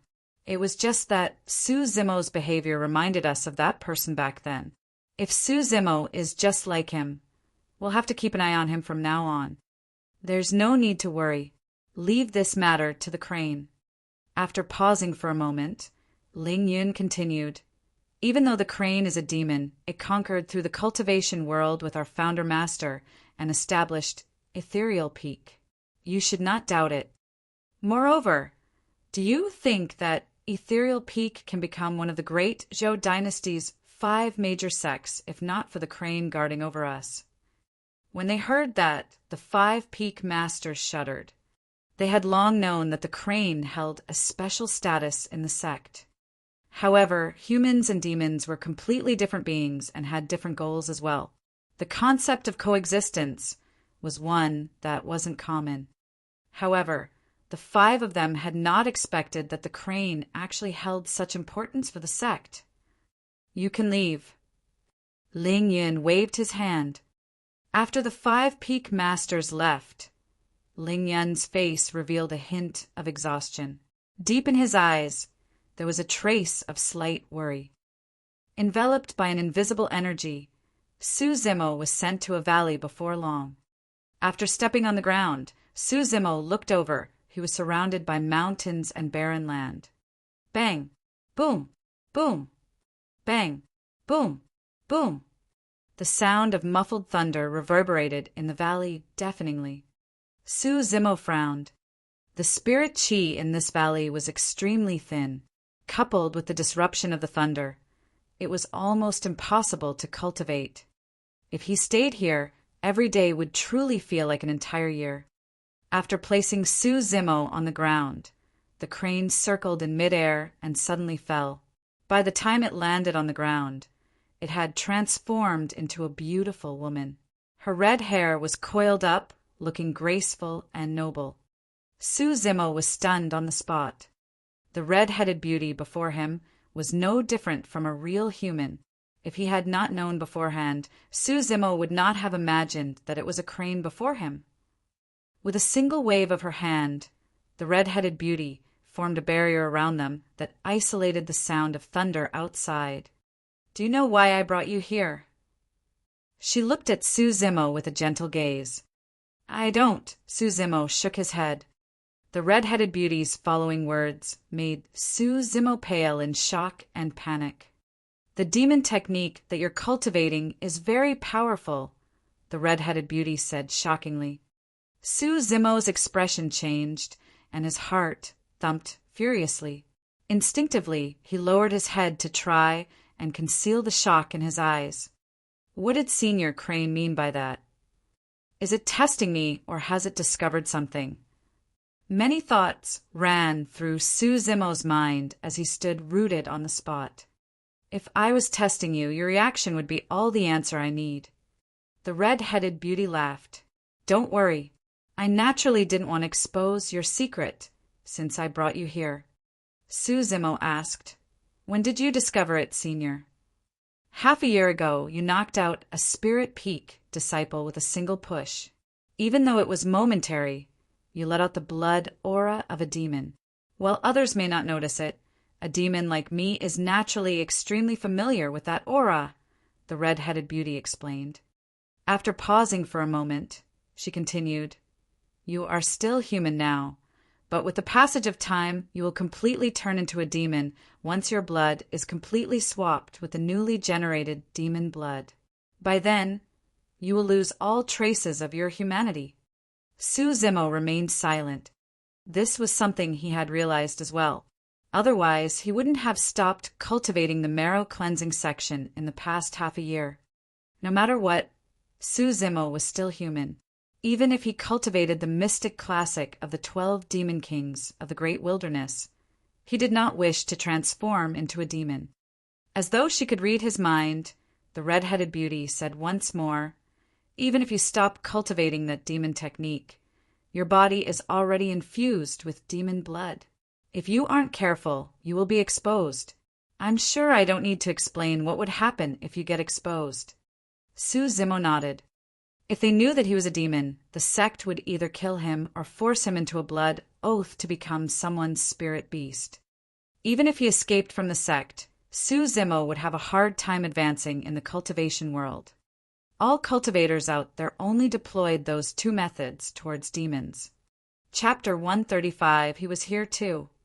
Chapter 135, he was here too. I can help you hide it this time round. But what about the next time? The red-headed beauty's question suddenly gave rise to a doubt within Su Zimo. He asked, "Senior, why do all cultivators possess such a deep hatred towards demons as though there's no room for negotiation?" When she heard that, the red-headed beauty froze for a moment. Her eyes revealed a reminiscent look as she sighed. The grudges between the two races have been going on for a long time. It can be traced back to the primordial era. Primordial era. That was the first time Su Zimo had heard that word, and he could not help but look confused. Primordial era. Those words exuded a desolate and tragic aura, filled with the vicissitudes of time. The red-headed beauty seemed to be filled with emotions as she murmured, "That was a magnificent era. Ancient in the past, many lives were born during that period, and all races flourished with the humans among them. However, that era was a tragic period to the humans." For some reason, Su Zimo felt his chest getting stuffy, as though he was being suffocated by an invisible aura. He could merely feel the pressure just by hearing the crane talk about that period of time. It was hard to imagine how things would be like if he was born in that era faced with those circumstances. Sensing Su Zimo's abnormality, the red-headed beauty came back to her senses and shook her head. "Let's not talk about it anymore. All you have to know is that after the primordial era, Tianhuang mainland went through the ancient era before coming to this point of time. The feud between the two races had spanned through two eras, and it is a hatred deeply ingrained in the blood of their descendants. It's impossible to resolve it." Su Zimo nodded. With a thought, he asked, "Senior, did you bring me here because you have a method of removing the hidden ailment within my body?" "I do have one, but I don't know if it will work." The red-headed beauty continued. "A genius once appeared in the sect. His talent was similar to yours, and he was regarded as the future hope of the sect. However, he eventually betrayed the sect and fell into the demonic path, never returning since." "Was he also a fiend cultivator?" Su Zimo asked in surprise. "No." The red-headed beauty shook her head. "He had an eccentric personality and was extreme in his methods. After he showed signs of entering the demonic path, the sect realized it and locked him here in seclusion to reflect on himself. True enough, with the thunderclaps here, he managed to cleanse the demonic chi from his body." Su Zimo asked, "What you mean to say is that I'm able to remove the demonic chi in blood through the help of thunder?" The red-headed beauty nodded. Pausing for a moment, she continued, "However, the demonic technique you're cultivating is extremely powerful. I don't know if this idea will work. But how do I make use of the thunder?" "I don't understand at all." Su Zimo looked confused. "I don't know about that either." Su Zimo was speechless. Could he cleanse the demonic chi in his body just by sitting here and listening to the rumbling thunder? The red-headed beauty said once more, "Thunder is one of the most ferocious types of energy and is extremely useful in suppressing demons. Beasts are innately afraid of fire, while demons are innately afraid of thunder. Of all the powers, thunder reigns supreme." Su Zimo roughly understood. The crane meant that he might be able to get rid of the hidden ailment in his body with the help of the power of thunder. It was only a direction she was providing for him to work on. As to how to resolve it, she did not know entirely either. Right then, Su Zimo's heart stirred. He remembered something. After the weapon peak face-off, he had obtained the mystic gold silk armor. From the disheveled old man, he found out that the owner of the mystic gold silk armor was once a horrifyingly powerful being in the sect back then, and was invincible across the Foundation, Establishment, and Golden Core realms. However, the disheveled old man was unwilling to reveal more about that man, as though he had some reservations. Suddenly, Su Zimo asked, "Senior, the genius that you mentioned, was he wearing a mystic gold silk armor back then, which was a connate spirit weapon?" A look of surprise flickered through the red-headed beauty's eyes as she asked, "You actually know about this?" Bingo! The powerful being mentioned by the disheveled old man was the same genius the crane was referring to. "Senior, can you share with me about this person's past?" Su Zimo suddenly felt a strong sense of curiosity towards this person. "It's actually nothing much." The red-headed beauty chuckled. "Ever since the sect set up the 8 Distresses formation, you were the second person to endure through it. He was the first." Su Zimo nodded. He had heard the disheveled old man mention this previously. "Do you know how he managed to endure through it?" The red-headed beauty asked. "I don't know." The 8 Distresses formation is an illusion formation. In it, you will encounter countless people, many of whom will be your dearest kin. You will also experience life, death, illness, the 8 distresses of life. And that person... At that point, the red-headed beauty paused for a moment before continuing. He killed everyone he encountered within the illusion formation. Ah! Su Zimo was shocked and could not help but exclaim. Those who are trapped in the 8 distresses formation will not realize that they were in an illusion formation because everything they encounter would be too real. However, that person killed everyone in the illusion formation. How terrifying was that? Could it be that he has already discovered that he was in an illusion formation? Su Zimo asked. "I'm not sure." The red-headed beauty shook her head. However, he had not started on chi condensation at that time, so he should not have realized it. "Forget it. These are all history of the sect. Just listen with a pinch of salt." The red-headed beauty said, "I vaguely guessed that you intend to cultivate both the immortality and demonic path in the future. However, that is a path no one had taken before, and the future is unknown. The hidden ailment in your blood right now is only one of many. As you raise your cultivation realm, you will encounter even more trouble in the future." Sigh. Su Zimo was also aware of this. Right now, it was the wisest choice to stop cultivating the mystic classic of the 12 demon kings of the great wilderness. However, that cultivation technique held a special meaning to him. It was this technique that had changed Su Zimo's life. In fact, it even changed the fates of many people around him as well. Most importantly, Dai Yu had imparted it to him. At the thought of Dai Yu, Su Zimo could not help but compare her with the red-headed beauty before him. Dai Yu should be a demon as well. Even though both of them could take on human form, Su Zimo did not know whose cultivation was higher. "Senior, if a person is born without a spirit root, are you able to help them plant one?" Su Zimo took a different approach, instead of asking directly. After all, he did not know what cultivation realm Dai Yu and Senior Crane before him was at. Plant spirit root. The red-headed beauty smiled. "It's not just me. I don't think anyone in the entire Tianhuang mainland can do such a thing. Spirit root is something you are born with. If you don't have it, you don't have it. Being able to plant a spirit root into someone artificially is equivalent to changing that person's fate against the heavens. Who in the world can change anyone's fate?" The red-headed beauty chuckled again.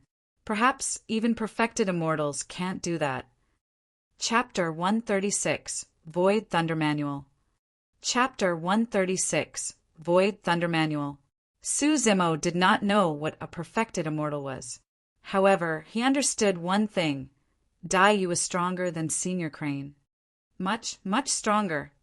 He pondered for a while before asking again, "Senior, if I'm unable to cleanse the demonic chi within me using the thunder of this place, does that mean I'll have to stay here forever?" After all, she had only provided him with a direction. Su Zimo had to figure out how to get rid of that hidden ailment himself. 1 year. I'll give you 1 year. The red-headed beauty said, "If you can't do it within a year, we can only think of another way." Su Zimo nodded. "Don't be discouraged. That person back then did it, and your endowment is not inferior to him. Perhaps you can do it too," consoled the red-headed beauty before she left.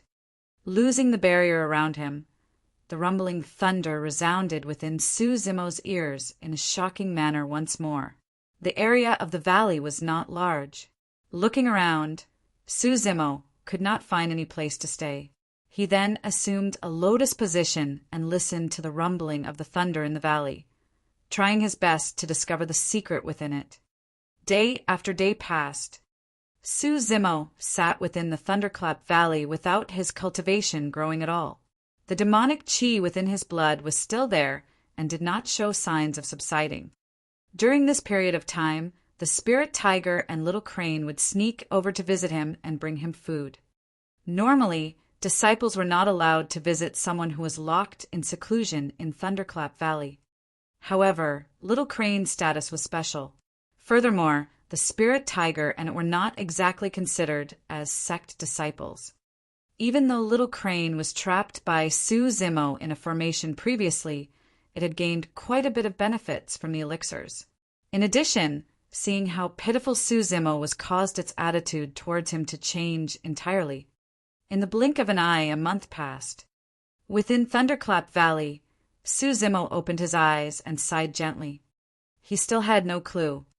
If he were to carry on like this, he wouldn't be able to come up with anything even in 10 years, let alone a single year. Seems like that powerful being in the past is much stronger than I am. Su Zimo laughed in a self-deprecating manner. At the thought of that person, Su Zimo took out the mystic gold silk armor from his storage bag. Because there was no one else in Thunderclap Valley, he was not afraid of being seen. Standing up, he channeled the power of blood, and instantly, his veins popped up as his flesh and body expanded. Su Zimo could clearly sense the powerful energy cruising through his blood that seemed as though it could destroy the entire world. It was also that same energy that allowed him to defeat Feng Haoyu, who was in Foundation Establishment Realm.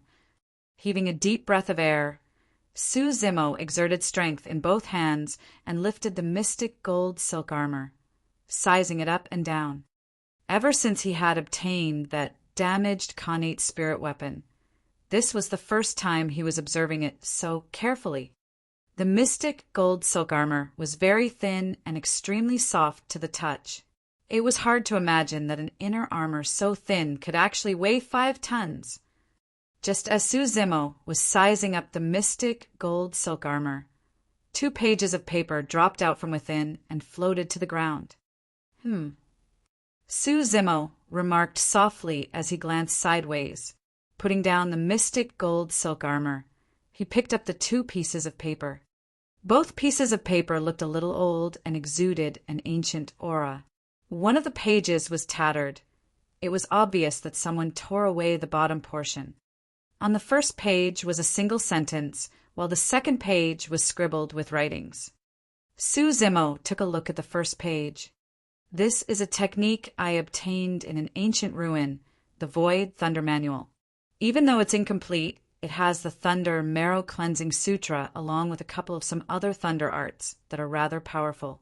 I will leave it here for any fated individuals." When Su Zimo saw that sentence, he understood. If he was not wrong, the torn second page should be a record of this Void Thunder Manual. These 2 pages of paper were left behind by that powerful being of the sect. With a complicated expression on his face, Su Zimo felt a mix of emotions. For all these years, the mystic gold silk armor had been kept in the spirit weapon chamber and almost entirely covered in dust. If not for someone like him who joined the sect after starting on the path of demonic cultivation, no one else would have laid their hands on this armor let alone discover its secret within. Every single chi refinement warrior who visited the spirit weapon chamber would select a spirit weapon useful for themselves, who would choose the mystic gold silk armor. No chi refinement warriors would be able to make use of it. Even for golden cores who had cultivated body tempering techniques, they wouldn't be interested in a broken connate spirit weapon as such given their strong bodies. However, Su Zimo was able to refine his own inferior-grade spirit weapons, and as such, he was not interested in anything else in the spirit weapon chamber. That was the reason why he took such an odd equipment. It was a complete coincidence, left to chance. The last two words of the sentence, fated individual, did seem rather appropriate at this moment. Su Zimo smiled. This powerful being indeed had a rather weird temperament.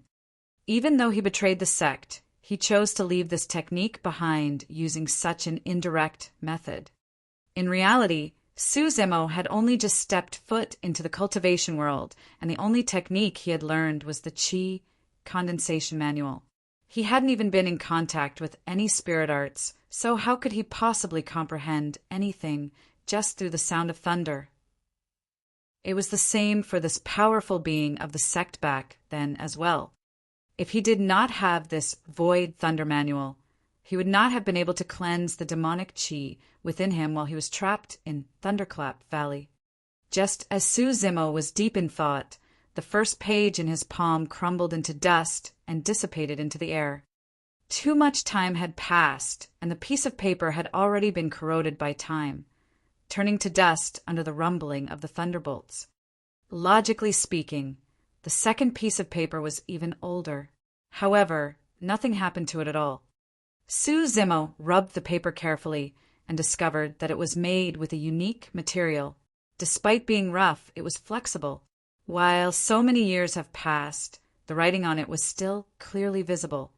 Looking at the bottom part of the paper, which was torn, a thought suddenly struck Su Zimo as he exerted strength in both hands and pulled the paper.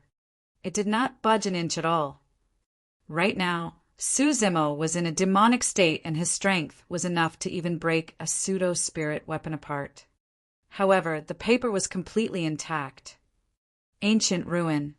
Suddenly, he recalled this point that the powerful being made in his message and fell into deep thought. Through Senior Crane, Su Zimo knew that Tianhuang mainland had been through two eras, primordial and ancient. Since it was an ancient ruin, this void thunder manual was very likely a technique left behind from the ancient era. Su Zimo's eyes lit up. In the ancient era, the paper alone that contained this void thunder manual was already extraordinary. If so, this technique must be incredible as well. He started looking at the page of paper. The first line of words, Thunder Marrow Cleansing Sutra. When he saw those 4 words, Su Zimo nodded. What he was cultivating right now was the marrow cleansing section of the mystic classic of the 12 demon kings of the great wilderness. This page detailed another marrow cleansing sutra as well. The combination of these 2 sutras could very likely resolve the hidden ailment within his body. Suppressing the excitement in his heart, Su Zimo began cultivating the Thunder Marrow Cleansing Sutra in the midst of the rumbling thunder. Chapter 137, Transformation. Chapter 137, Transformation.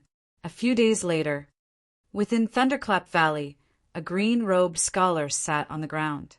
Every single breath he took gave off an odd series of sounds. Huff, boom. If someone were to stand beside the green-robed scholar, they would be able to clearly hear the shocking sound of tigers and leopards through every single breath he took. Amidst the sound of tigers and leopards, there was a rumbling thunder sound as well.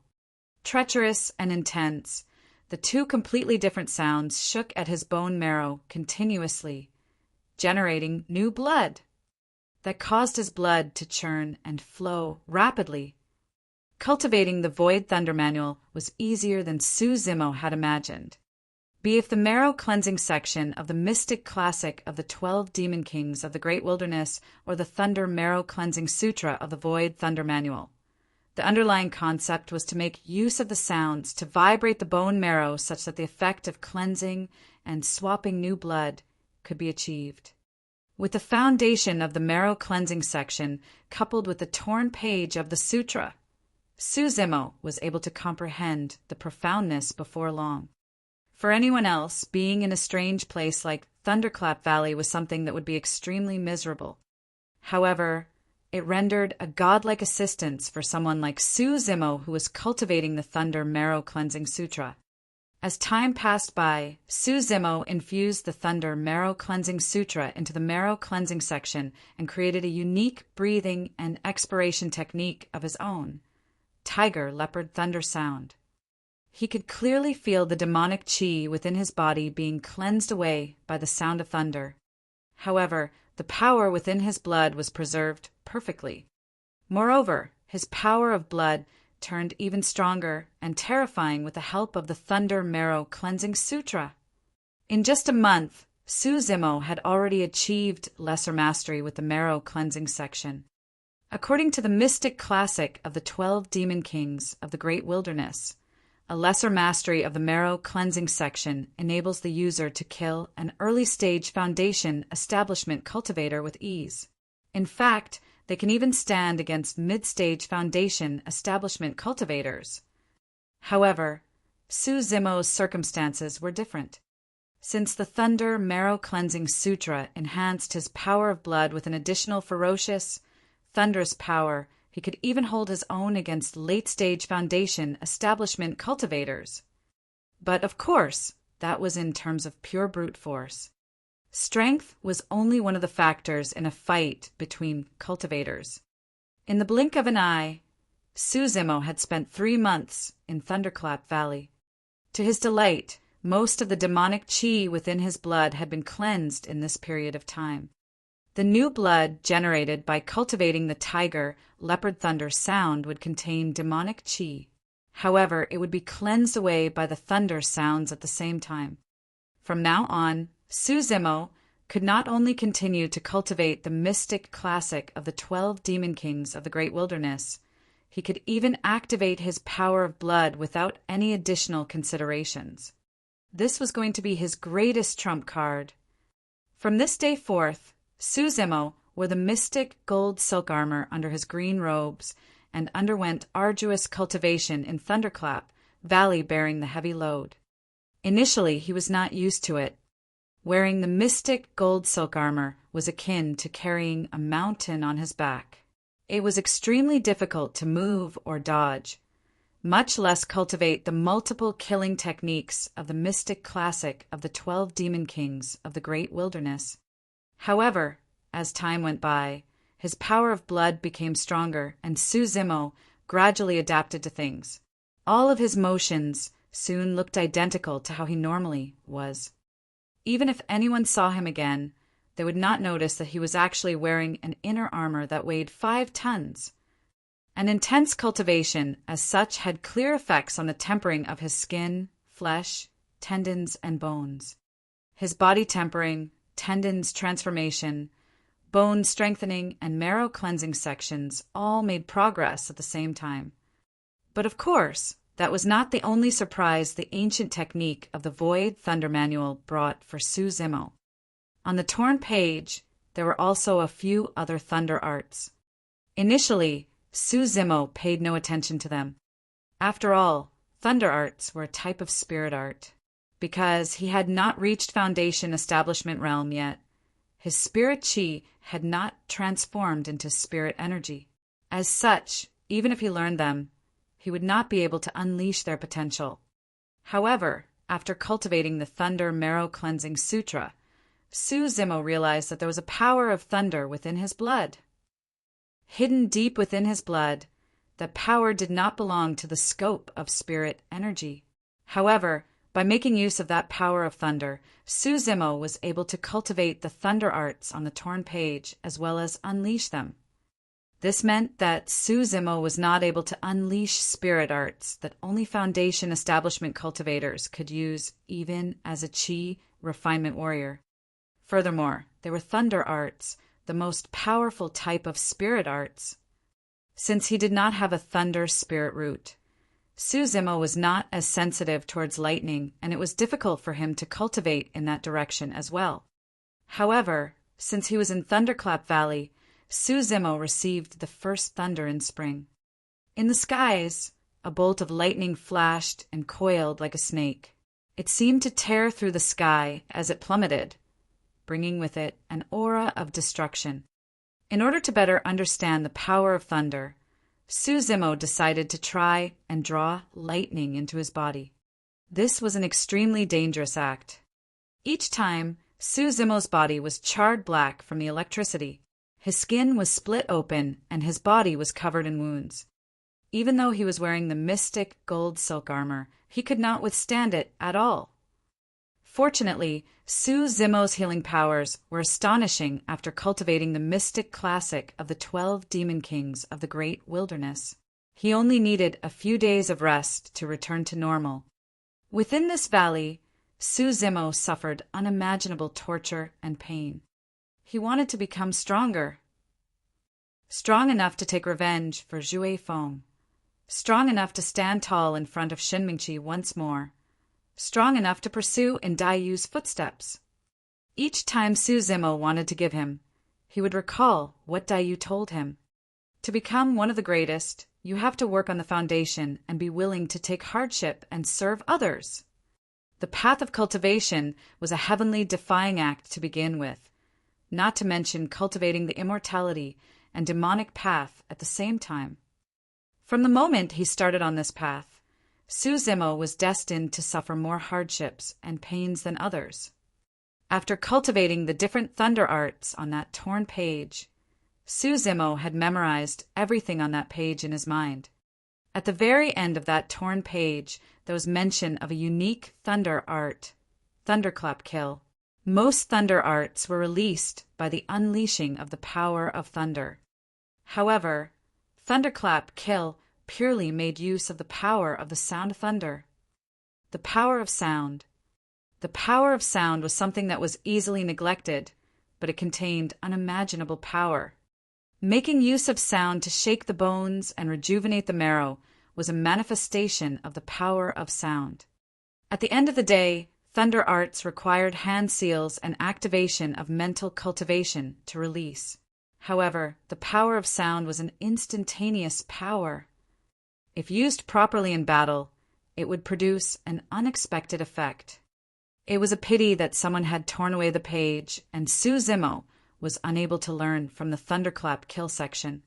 However, back in Songlang mountain range, Suzimo had witnessed a powerful spirit demon kill a spirit beast on the spot by erupting forth an indomitable roar.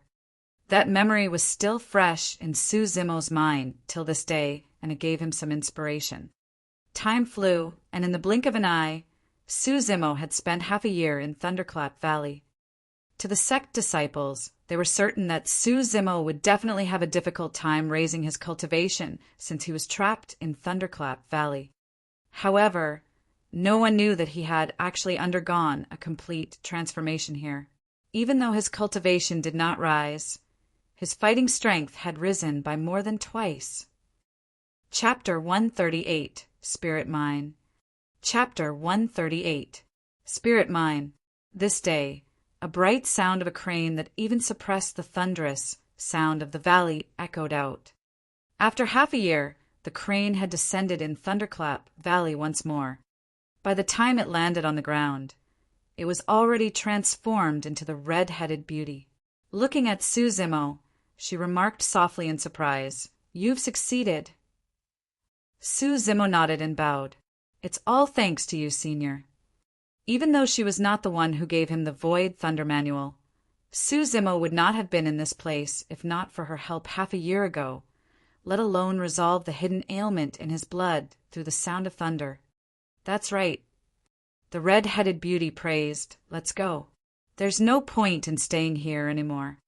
With that, she swept her robes and left Thunderclap Valley, bringing Suzimo with her. The wind howled in their ears, and in the blink of an eye, both of them arrived in the skies above Weapon Peak. "Go on down. Try to raise your cultivation to foundation establishment as quickly as possible to become an inner sect disciple. The red-headed beauty said, even though ethereal sword is no match for your sword formation, the real strength of ethereal sword does not lie in its power, but its unpredictability. First, Feng Haoyu did not manage to unleash the full power of ethereal sword and chose to fight you head-on. Second, he had only managed to cultivate level 1 of ethereal sword, shadows. Su Zimo nodded. For it to be one of the sect's 3 major secret skills, and even the foundation of one of the 5 major sects, there is no way it would be an ordinary skill. Pondering silently for a while, the red-headed beauty continued. After becoming an inner sect disciple, you must not slack off. You have to raise your cultivation as quickly as possible and fight for a position as a legacy disciple so that you have the rights to learn our sect's secret skills. Other than ethereal sword, the other 2 secret skills are extremely important for you as well. In fact, one of them can even raise your melee combat strength by a fair bit. When he heard that, Su Zimo's eyes lit up. Melee combat was his trump card. The stronger his trump card was, the more powerful he would be, and his journey through the cultivation world would be safer as well. After a few more reminders, the crane turned to leave as Su Zimo descended slowly upon Weapon Peak. Weapon Peak did not change much after half a year. Around the weapon refinement hall, Su Zimo caught sight of a few familiar faces. Junior brother Su is back. Shui looked at Su Zimo with a bright smile and greeted him while rushing over. Some of the nearby Weapon Peak disciples looked towards Su Zimo as well. After half a year, many of the Weapon Peak disciples had an improvement in their cultivation. Shui was now at the peak of perfected qi condensation and could advance to foundation establishment at any time. Everyone knew that Su Zimo must have suffered quite a bit in the Thunderclap Valley. As such, they did ask him about it, and merely chatted with him casually about the changes in the sect. Feng Haoyu did not wallow in despair after his defeat half a year ago.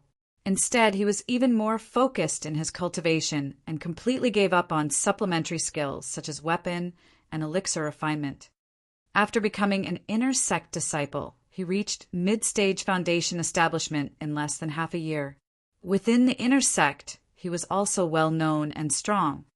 A month ago, right as he entered mid-stage foundation establishment, Feng Haoyu defeated a late-stage foundation establishment senior brother and rose to fame after that fight.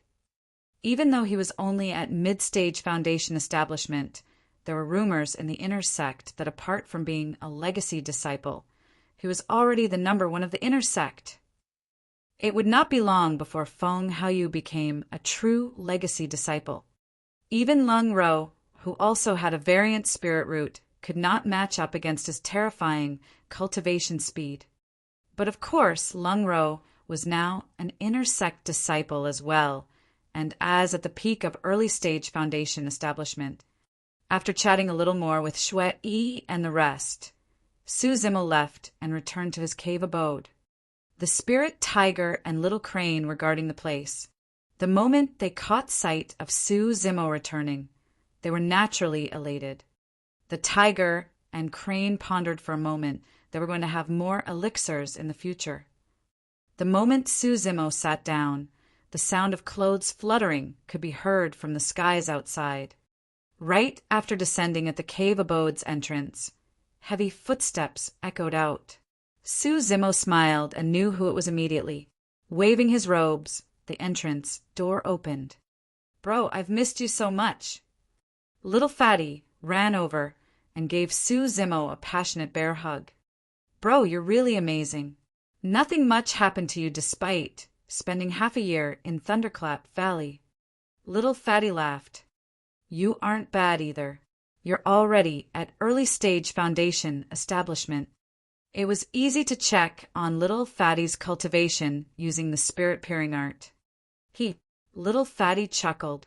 He saw that Su Zimo was still at level 9 qi condensation and had not made any progress for the past half year.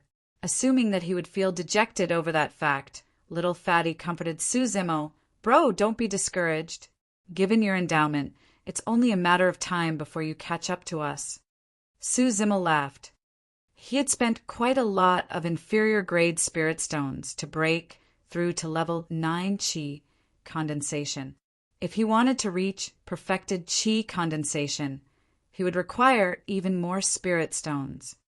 However, his storage bag was empty now.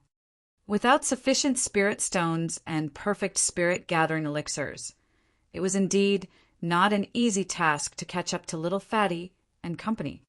Sensing that Su Zimo seemed to be troubled, little Fatty thought for a moment and said suddenly, Right, bro, tomorrow, a few of us inner sect disciples are heading out for a sect mission. How about joining us to let off some steam? Inner sect mission. Su Zimo shook his head. I'm only a trial disciple. How am I qualified to take part in inner sect missions? Little Fatty waved it off. Don't worry. It's nothing much for you to tag along, bro. Furthermore, pausing for a moment, little Fatty continued mysteriously, this mission is actually rather simple, bro. You can even get some spirit stones just by tagging along. Oh. Su Zimo was a little moved. Right now, he was exactly in need of spirit stones. What sort of a mission is it?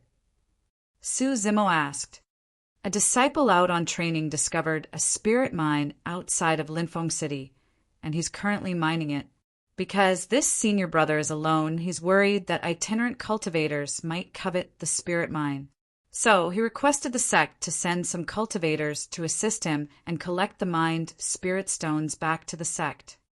Little Fatty winked. I've asked around in the sect. For a mission as such, even if we were to secretly keep some of the mined spirit stones ourselves, the sect would not mind about it. Su Zimo was deep in thought. Thinking that Su Zimo was worried about his safety, little Fatty laughed. Bro, don't worry. It's just an inferior grade spirit mine, and the majority of it is inferior grade spirit stones. Even if there are middle grade spirit stones, they will be extremely limited. With a foundation establishment cultivator leading the way, there won't be any danger at all. Furthermore, Ethereal Sect is one of the 5 major sects of the Great Zhou Dynasty. No itinerant cultivator would have the guts to try and steal a spirit mine from us. Once we arrive at Linfeng City of Qi Country, even the city lord will have to welcome us with good food and drinks. We'll stay there for a couple of days, and once the mining is complete, we just have to take the spirit stones back to the sect. All right, Su Zimo agreed to it. Raising his brow, little Fatty gave a strange smile and said, Bro, we'll meet at the front peak tomorrow morning. There's even a surprise, hee. Chapter 139. A man's name grows like a tree's shadow. Chapter 139. A man's name grows like a tree's shadow. The next morning. From the main peak of Ethereal Sect, for Foundation establishment cultivators rode on their flying swords, speeding towards the front peak. There were 3 men and 1 woman. Among the 4, the woman was the most eye-catching. Her shirt was white as snow, untainted by any form of dust, and her beauty was unparalleled with glistening complexion. The only thing was that she had an extremely cold gaze that seemed impenetrable to all life. That woman was Lung Ro. Of the 3 men, one of them was rotund. He wasn't tall, but he had a chirpy face, smiling at anyone he saw in a kind manner. That was little Fatty. One of the other 2 men was Lu Yongrong, a mid-stage Foundation establishment cultivator. Finally, there was Guanjin. Even though he was at early-stage Foundation establishment, he was well-versed in talismans and was already a grade 2 talisman master. Both of them were suitors of Lung Ro. Naturally, they were thick-skinned enough to head to Linfeng City on this trip with her, each hoping to win her heart against the other competitor. Sister Lung Ro, fellow senior brothers, I've also invited a friend along with us. I hope you guys don't mind, little Fatty chuckled and said while they were on the way. Little Fatty's social relations within the sect was pretty good, and he was quite familiar with everyone. Upon hearing it, Lu Yongrong and Guan Jin merely frowned. Even though they were displeased, they did not say anything. Since Lung Ro had a closer relationship with little Fatty, she naturally did not object either. Before long, the four of them arrived at the front peak of the sect. At the front peak, a green-robed man stood. Accompanied by a spirit tiger, he was handsome with delicate features and an indifferent expression. Even though it was only sprawled there, the spirit tiger was almost as tall as the green-robed scholar with its massive body. A ferocious glint would flicker from time to time from its half-opened eyes. "Bro, here." When little Fatty saw the green-robed man, he rushed down and beckoned to the latter. A look of disdain flickered through the eyes of Lu Yongrong and Guan Jin when they saw that the green-robed man was only at level 9 Qi condensation. Naturally, there was no way they would lower their status by stooping to greet him. Lang Ro's gaze swept across the place. When she caught sight of the green-robed man, she was stunned for a moment, and a strange glint flickered deeply within her eyes. After not seeing him for half a year, the green-robed man did not seem to have changed much. Even his cultivation was still at level 9 Qi condensation. But, for some reason, Lung Ro felt that the man had turned even more mysterious. If it was said that he shone with a bedazzling light half a year ago, right now he was as deep and unfathomable as the ocean. Lung Ro descended slowly and retracted her flying sword. She came before the green-robed man and nodded. Little Fatty hid behind Lung Ro and winked at the green-robed man lewdly. Even though he did not say anything, he mouthed silently, "Look, that's a surprise, right? Hee hee." The green-robed man smiled and nodded to Lung Ro. "Greetings, senior sister Lung." In the 5 peaks, statuses were ranked according to the order of time one joined the sect. However, all trial disciples would greet inner sect disciples as seniors. When Lu Yongrong and Guan Jin saw this in midair, they were shocked and dumbfounded. Lung Ro was known for being cold and aloof in the sect. Neither of them had ever seen her greet a fellow disciple in the sect. Furthermore, this person was only a trial disciple.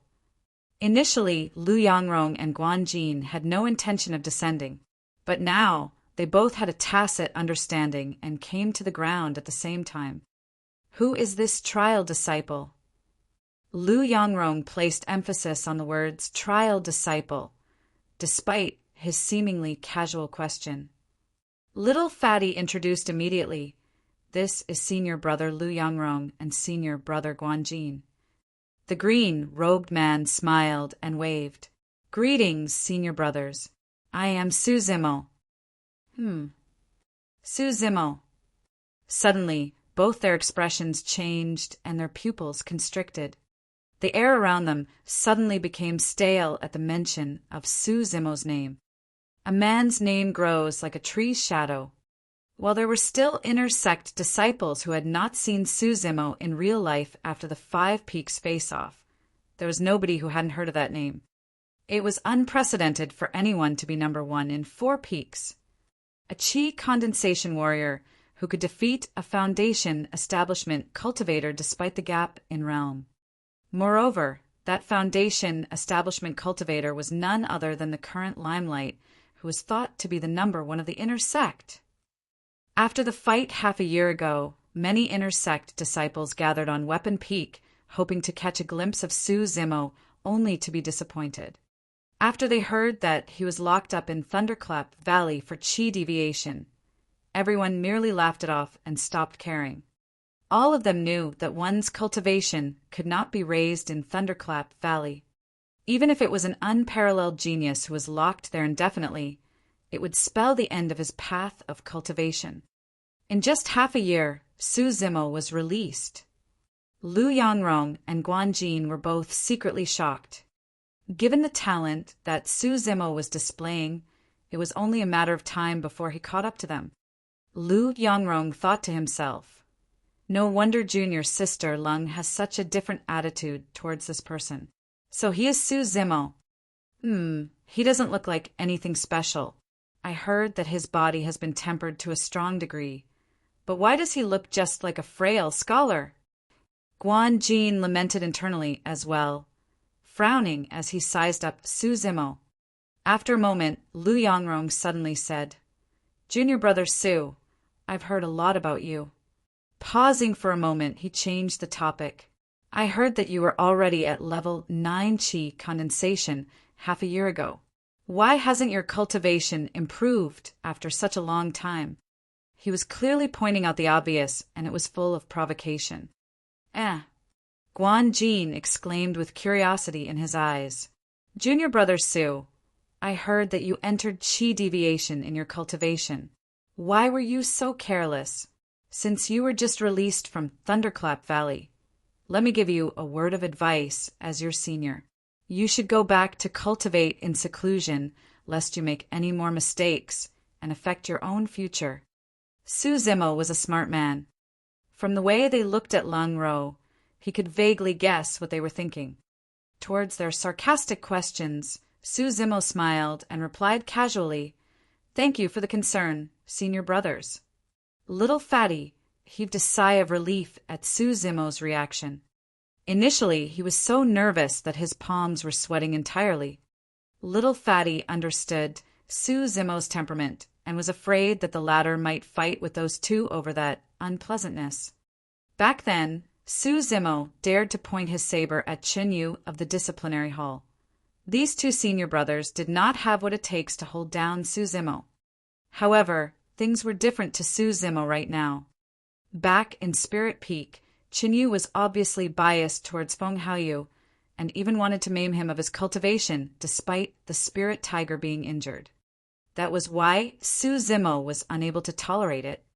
Even though these two senior brothers were also hostile towards him, it was just due to petty thoughts. Since it was nothing much, Su Zimo could naturally let it slide with just a smile. He no longer looked at Lu Yongrong and Guan Jin, merely reaching out to fondle the spirit tiger on the head. Instantly, Lu Yongrong and Guan Jin were furious. They were being ignored. However, what the both of them did not know was that Su Zimo was actually comforting the spirit tiger. Otherwise, it would have lunged and attacked both of them given its wild nature. Chapter 140. Mistaken Identity. Chapter 140. Mistaken Identity. Caw, caw.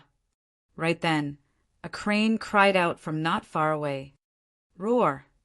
Growling softly, the spirit tiger looked at Little Crane that was flying over, as if greeting it. Little Crane had always been an ethereal peak and had never left the sect. This was a rare opportunity, and it naturally wanted to tag along for some fun secretly.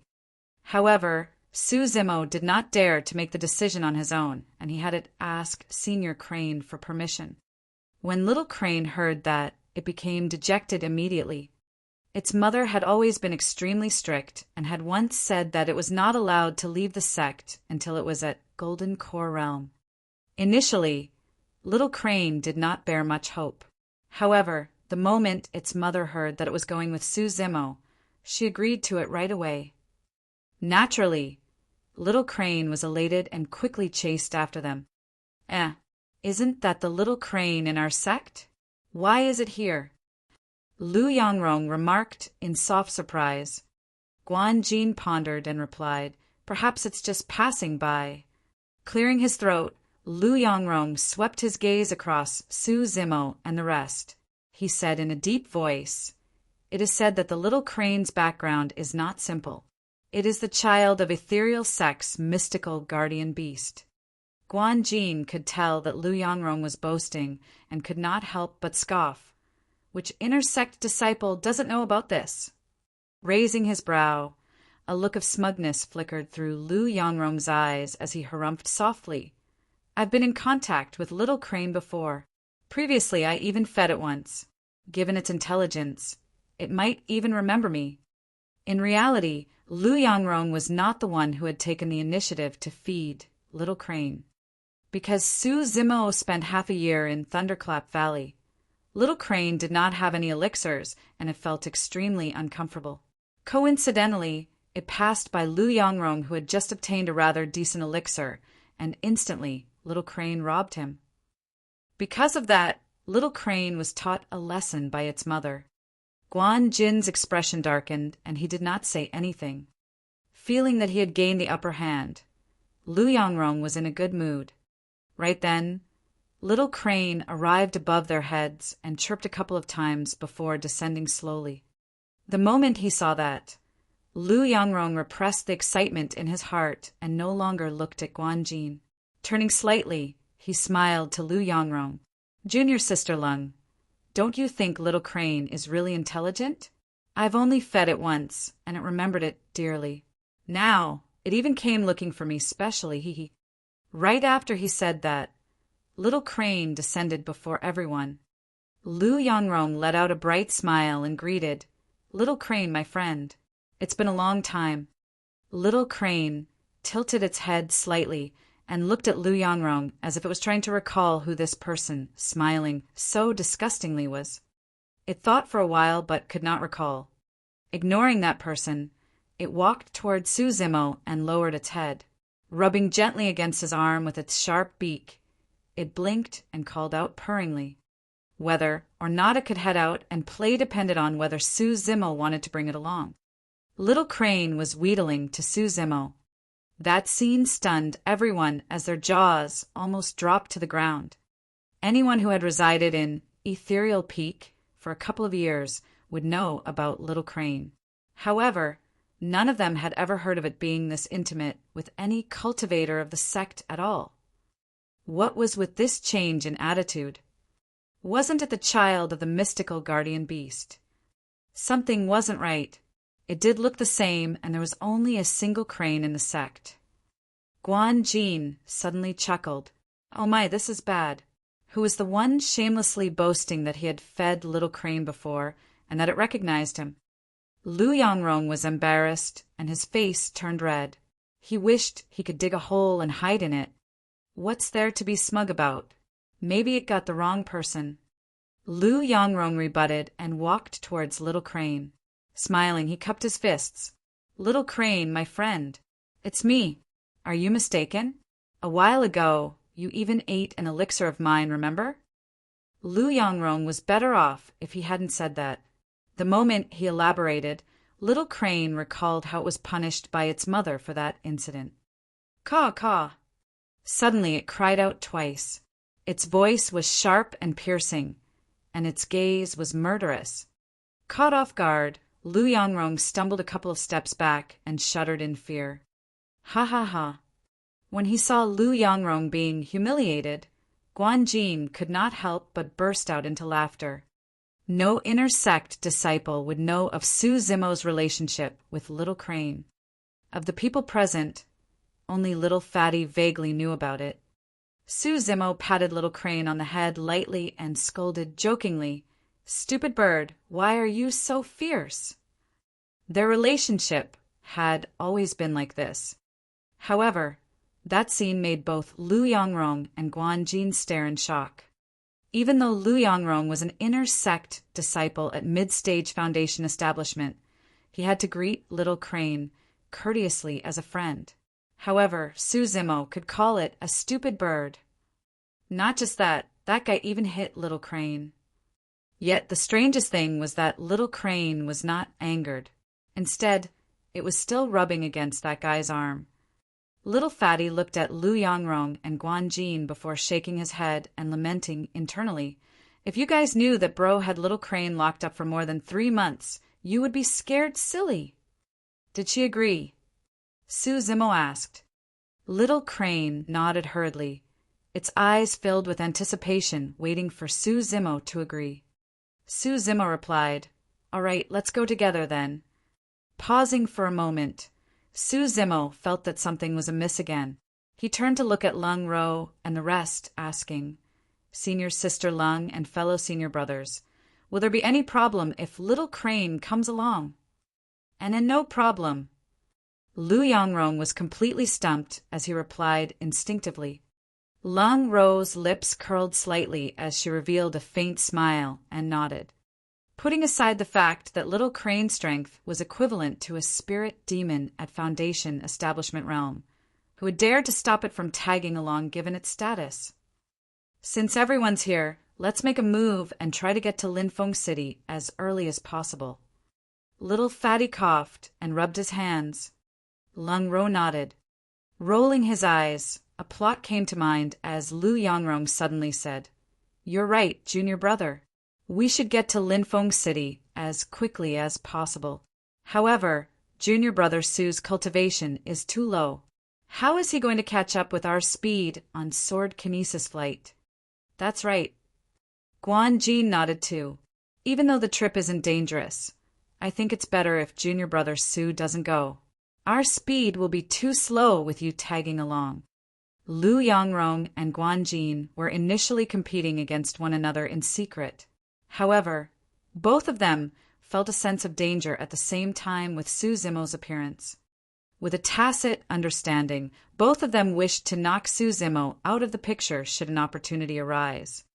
By that statement, they were implying that Su Zimo would be a burden to them. However, that was something Su Zimo truly could not refute. After all, he was only at level 9 Qi condensation. In terms of sword kinesis flight speed, he was far inferior to Foundation establishment cultivators.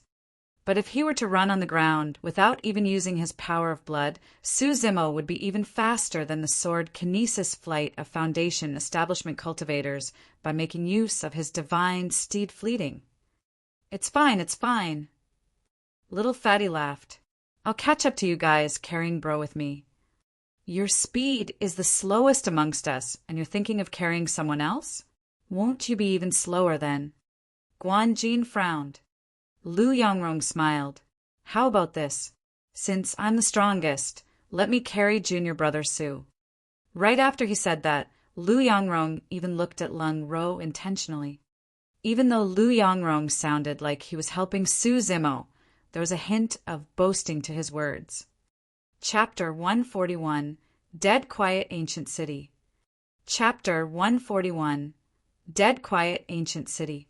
The moment Little Crane heard those people looking down on Su Zimo's speed, it was displeased on the spot. It wasn't feeling unfair for Su Zimo. Instead, it was because if Su Zimo backed off and did not go, it would not be able to join him to have fun. Little Crane cried and bent down. The spirit tiger was the first to understand what was happening as it hopped onto Little Crane in a delighted manner. Little Crane's body trembled slightly, and it felt disgusted for a moment. However, it did not chase the spirit tiger away, and instead looked at Su Zimo, signaling for him to hop on as well. This time round, it wasn't just Su Zimo. Everyone understood what was happening. Little Crane wanted to carry Su Zimo on it. The speed of a Foundation establishment realm spirit demon was much faster than Lu Yongrong and the others. Furthermore, who would have imagined that the child of the mystical guardian beast would actually be willing to lower its dignity and carry a Qi refinement warrior? What kind of treatment was that? Lu Yongrong and Guan Jin were both red with envy. If it was the both of them, they would have hopped on eagerly. However, Su Zimo frowned. Hesitating for a moment, he said deeply, "I'm quite heavy. Are you able to carry me?" Su Zimo was wearing the mystic gold silk armor, which weighed a full 5 tons. If he wanted to take off the mystic gold silk armor, he would have to remove his green robes. However, that wasn't convenient with Lung Ro around. Little Crane believed none of that. Pouting its lips, it raised its head and lamented internally. How much can a mere Qi refinement warrior weigh? "Caw, caw." Little Crane chirped and urged Su Zimo to hurry up. Coughing gently, Su Zimo reminded, "Be careful." With that said, Su Zimo leaped onto Little Crane's back. Thump! Instantly, Little Crane fell to the ground head first, eating a mouthful of dust. Instantly, it was enraged and nearly cursed out in human tongue. How was that a little heavy? That was damn bloody heavy. In truth, due to Little Crane's unique bloodline and its cultivation, it could carry objects of that weight without any issues. However, it was caught totally off guard and naturally fell when something that heavy leaped onto it all of a sudden. Embarrassed, Su Zimo said, "Why don't I come down?" Caw, caw. Little Crane was upset. That was obviously questioning its ability. Channeling its blood, Little Crane flapped and slowly flew up. Under Lu Yongrong and Guan Jin's envious stares, it flew out of the sect. Little Fatty summoned his flying sword and declared while waving, "Let's go!" Before long, Little Crane adapted to the weight on its body.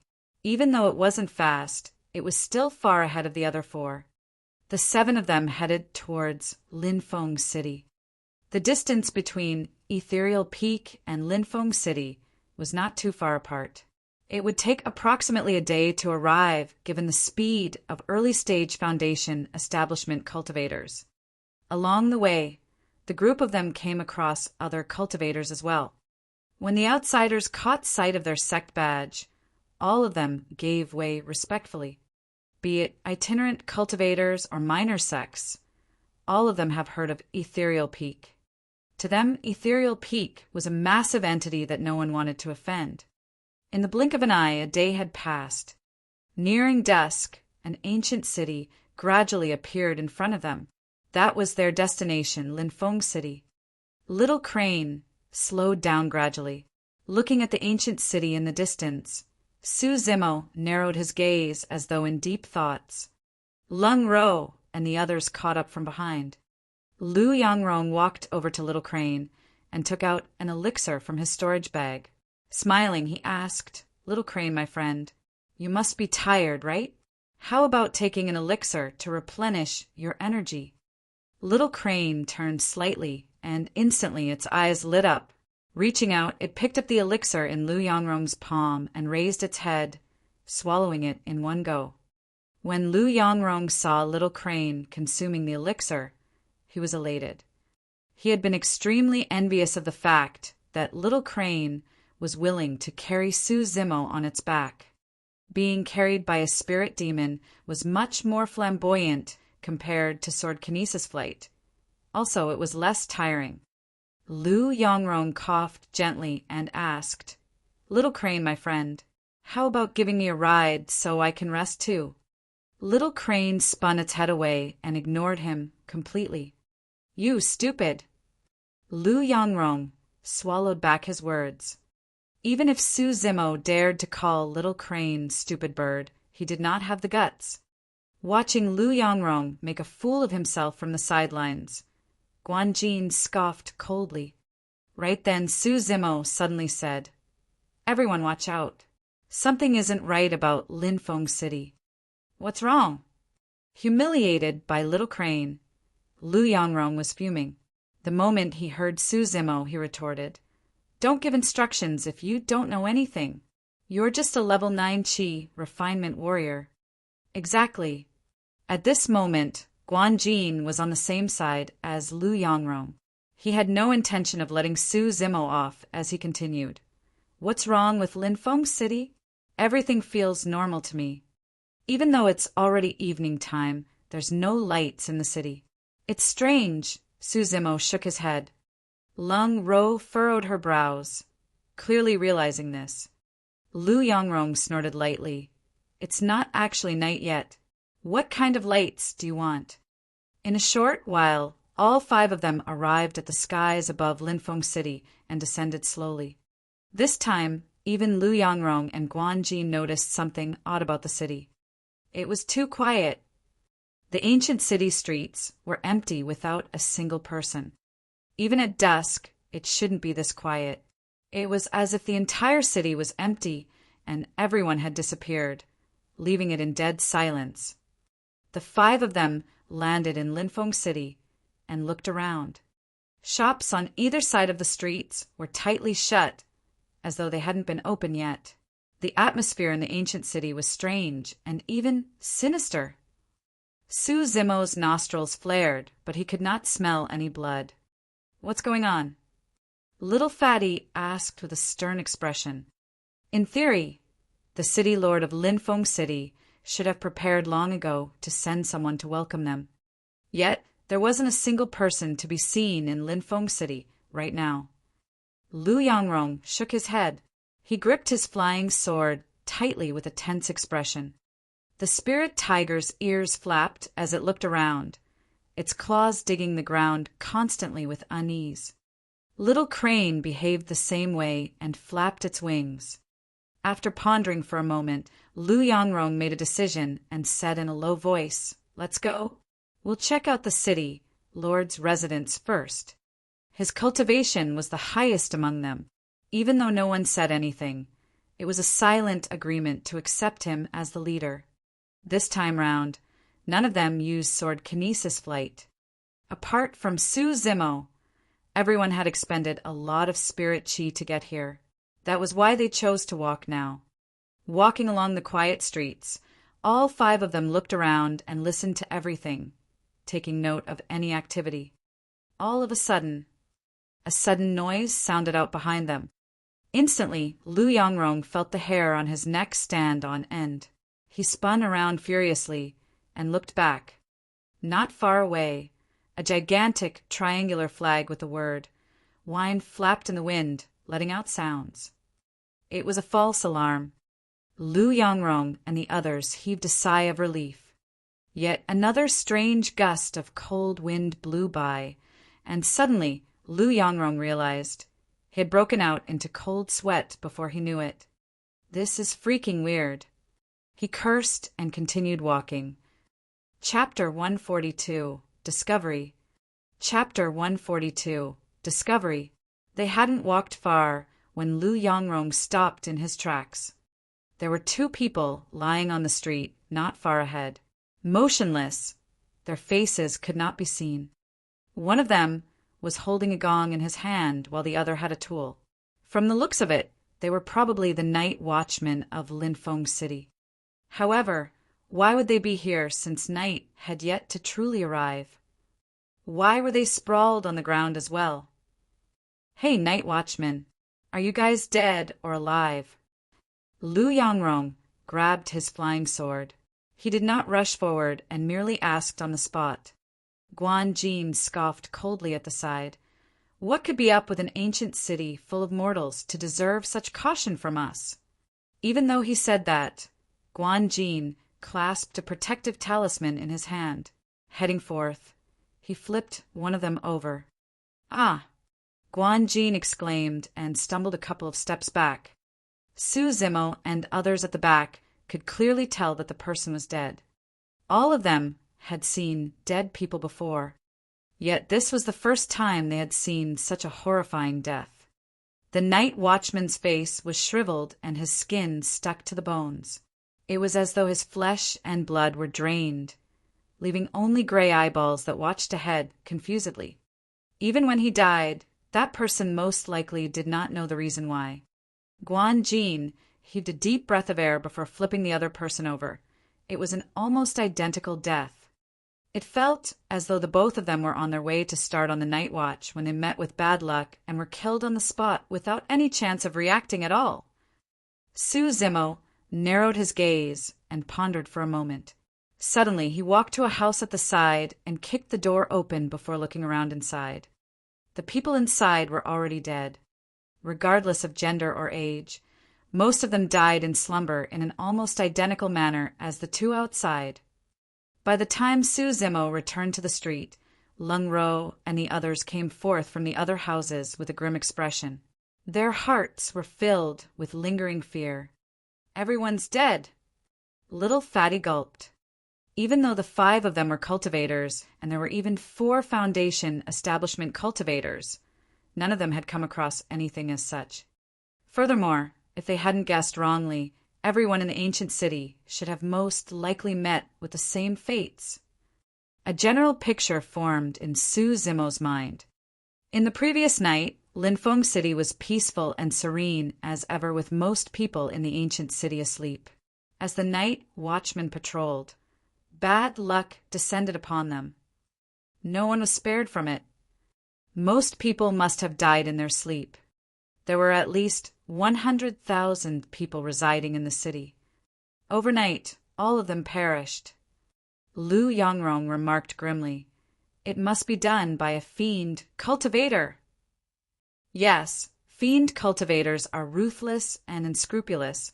It's clear that their deaths were not committed by anyone on the orthodox path. Guanji nodded in agreement. Suddenly, Su Zimo asked, the disciple who discovered the spirit mine near here, what did he mention in his message? Little Fatty replied, nothing much. He merely mentioned discovering a spirit mine at the northern outskirts of Linfeng City. Mining had already begun, and he could be done in about 2 days. That junior brother mentioned discovering some cultivators near to the spirit mine, and he was worried that they might covet it.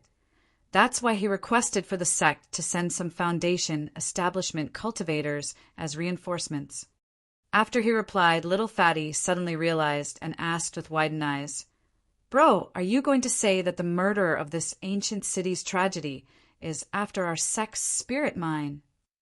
It's very likely. Su Zimo nodded. Something as such happened right after a spirit mine was discovered nearby Linfeng City. It's too coincidental. What should we do then? Should we still head to the spirit mine? Little Fatty asked. Su Zimo replied grimly. Relay a message to the sect, first telling them that a situation had arisen. You guys have expended quite a bit of spirit chi traveling here. We should recuperate before checking out the spirit mine. Junior brother Su, you're too weak. If you're afraid, you don't have to follow us. Before Su Zimo could finish, he was interrupted by Lu Yangrong's cold scoff. Guanjin eyed Su Zimo in disdain and continued indifferently, Junior brother Su, since you're so worried, why don't you hurry back?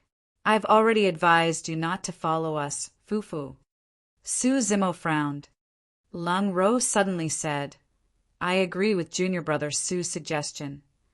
As she said that, she retrieved a paper crane from her storage bag and wrote a few lines of words using spirit chi. Releasing the paper crane, it flew to the skies and disappeared in the blink of an eye. When he saw that, Lu Yangrong comforted her. Junior sister Lung, don't worry. There won't be any cultivator within the great Zhou dynasty stupid enough to covet Ethereal Peak's spirit mine. That's right. Guanjin analyzed calmly. It's just an inferior-grade spirit mine containing mostly inferior-grade spirit stones the Foundation establishment cultivators won't be interested in. Even if anyone wanted the spirit mine, they would merely be chi refinement warriors. There's nothing to be afraid of. The spirit chi contained by inferior-grade spirit stones was not efficient in helping Foundation establishment cultivators. If Foundation establishment cultivators wanted to raise their cultivation realms, they would require middle-grade spirit stones. At Golden Core Realm, they would require superior-grade or even supreme-grade spirit stones. Although what the both of them said was logical, Su Zimo felt that things were not as simple. Let's head to the spirit mine straight and check things out. Everything will be clear by then.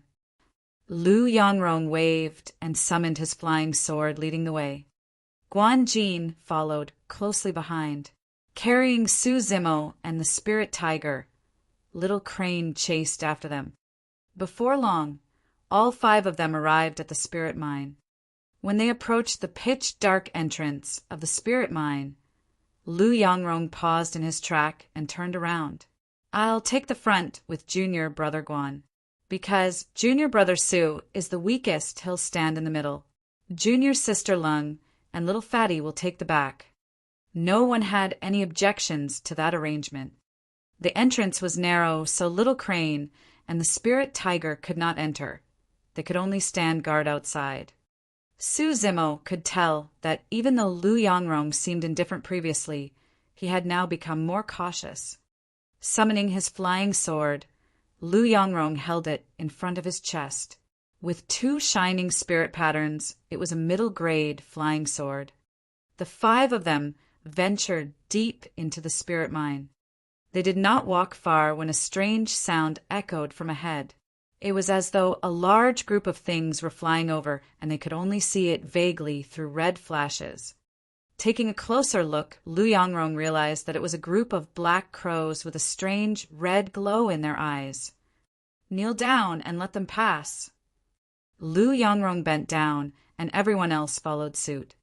The crows with bloodshot eyes sped above their heads without stopping. Heaving a sigh of relief, Lu Yongrong shrugged his shoulders. Pretending to be relaxed, he turned back and smiled. Puny beasts are common in places like this spirit mine. By ignoring them, we're even conserving spirit chi. Suddenly, Su Zimo's senses were alarmed as he hollered, "Watch out!" Swash! A sword beam flashed at an extremely fast speed and arrived before them in the blink of an eye. Right now, everyone was at their most relaxed after those crows with bloodshot eyes had just passed. By the time Lu Yongrong heard Su Zimo's warning, it was too late. Chapter 143, Middle Grade Spirit Mine. Chapter 143, Middle Grade Spirit Mine. Poof! With a crisp sound, a bloody flash appeared.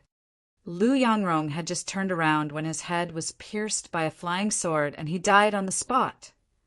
The flying sword continued its momentum and continued to stab at the people behind. Su Zimo was the first to be targeted. Su Zimo's spirit perception had long alerted him to it as he instantly drew his cold moon saber and slashed against the incoming flying sword, knocking it away. The speed of that attack was way too fast to be from a chi refinement warrior. If Su Zimo wanted to defend using flying swords, he would have to use his sword formation. However, it would take too long to set up and he wouldn't be able to deal with the situation on hand. Lu Yongrong's blood splattered all over Su Zimo and Guanjin. Apart from Su Zimo, the rest were stunned and their eyes were filled with shock. Even with Lung Ro's personality, she still looked somewhat flustered at the moment. None of them could imagine how someone who had just been laughing and talking to them a moment ago had turned into a corpse in the blink of an eye. Swash! Swash! 2 more flashes of light appeared, targeting Su Zimo and Guanjin. Standing where he was in a dazed manner, Guanjin did not manage to shatter the protective talisman in his hands right away. Su Zimo extended his palm and yanked Guanjin back, hollering, "Hurry, retreat!" Clang! Clang!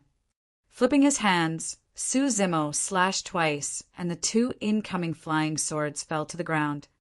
The 2 swords carried quite a bit of power in them. Their attacker was early-stage Foundation establishment, at least. The change in circumstances had rendered Lu Yongrong and Guanjin's earlier predictions invalid. Within the spirit mine, there were at least 3 Foundation establishment cultivators. Furthermore, all 3 of them did not care if they were going against Ethereal Peak. Every single attack of theirs was lethal, showing no mercy at all. Finally, Guanjin and the others snapped out of their stupor. Shattering his protection talisman, a light barrier appeared around Guanjin's surroundings. Lung Ro and Lil Fatty then sped towards the exit. Clothes could be heard fluttering from the depths of the mine, and by the sound of it, there were quite a number of people. When the people inside saw that their flying swords could not kill Su Zimo and the rest, they gave chase outside. As Su Zimo retreated, he drew out a blood-colored bow. Before the 5 peaks face-off, Su Zimo had already refined the Cold Moon Saber and Sanguine Crystal bow into inferior-grade spirit weapons. In the blink of an eye, 3 arrows were loaded. Swoosh! Swoosh! Swoosh! The sound of arrows piercing through the air echoed as 3 flashes of light tore through the darkness of the mine. Ah! Ah! 2 shrieks could be heard while the 3rd arrow was blocked. "Be careful, everyone!" Someone yelled from the depths of the mine. Within that narrow mine there was not much space for cultivators to dodge, and as such, Su Zimo's arrows dealt quite a bit of damage. Running with all their might, Su Zimo and the rest got out before long. Outside, all of them were rattled. The blood-eyed crows that flew by them earlier on were now surrounding and pecking at Little Crane and the spirit tiger. Because it was a spirit demon after all, Little Crane could defend itself against the attacks of the blood-eyed crows. However, the spirit tiger sustained a lot of injuries because it could not fly. Howling on the spot, it was trying to defend itself desperately.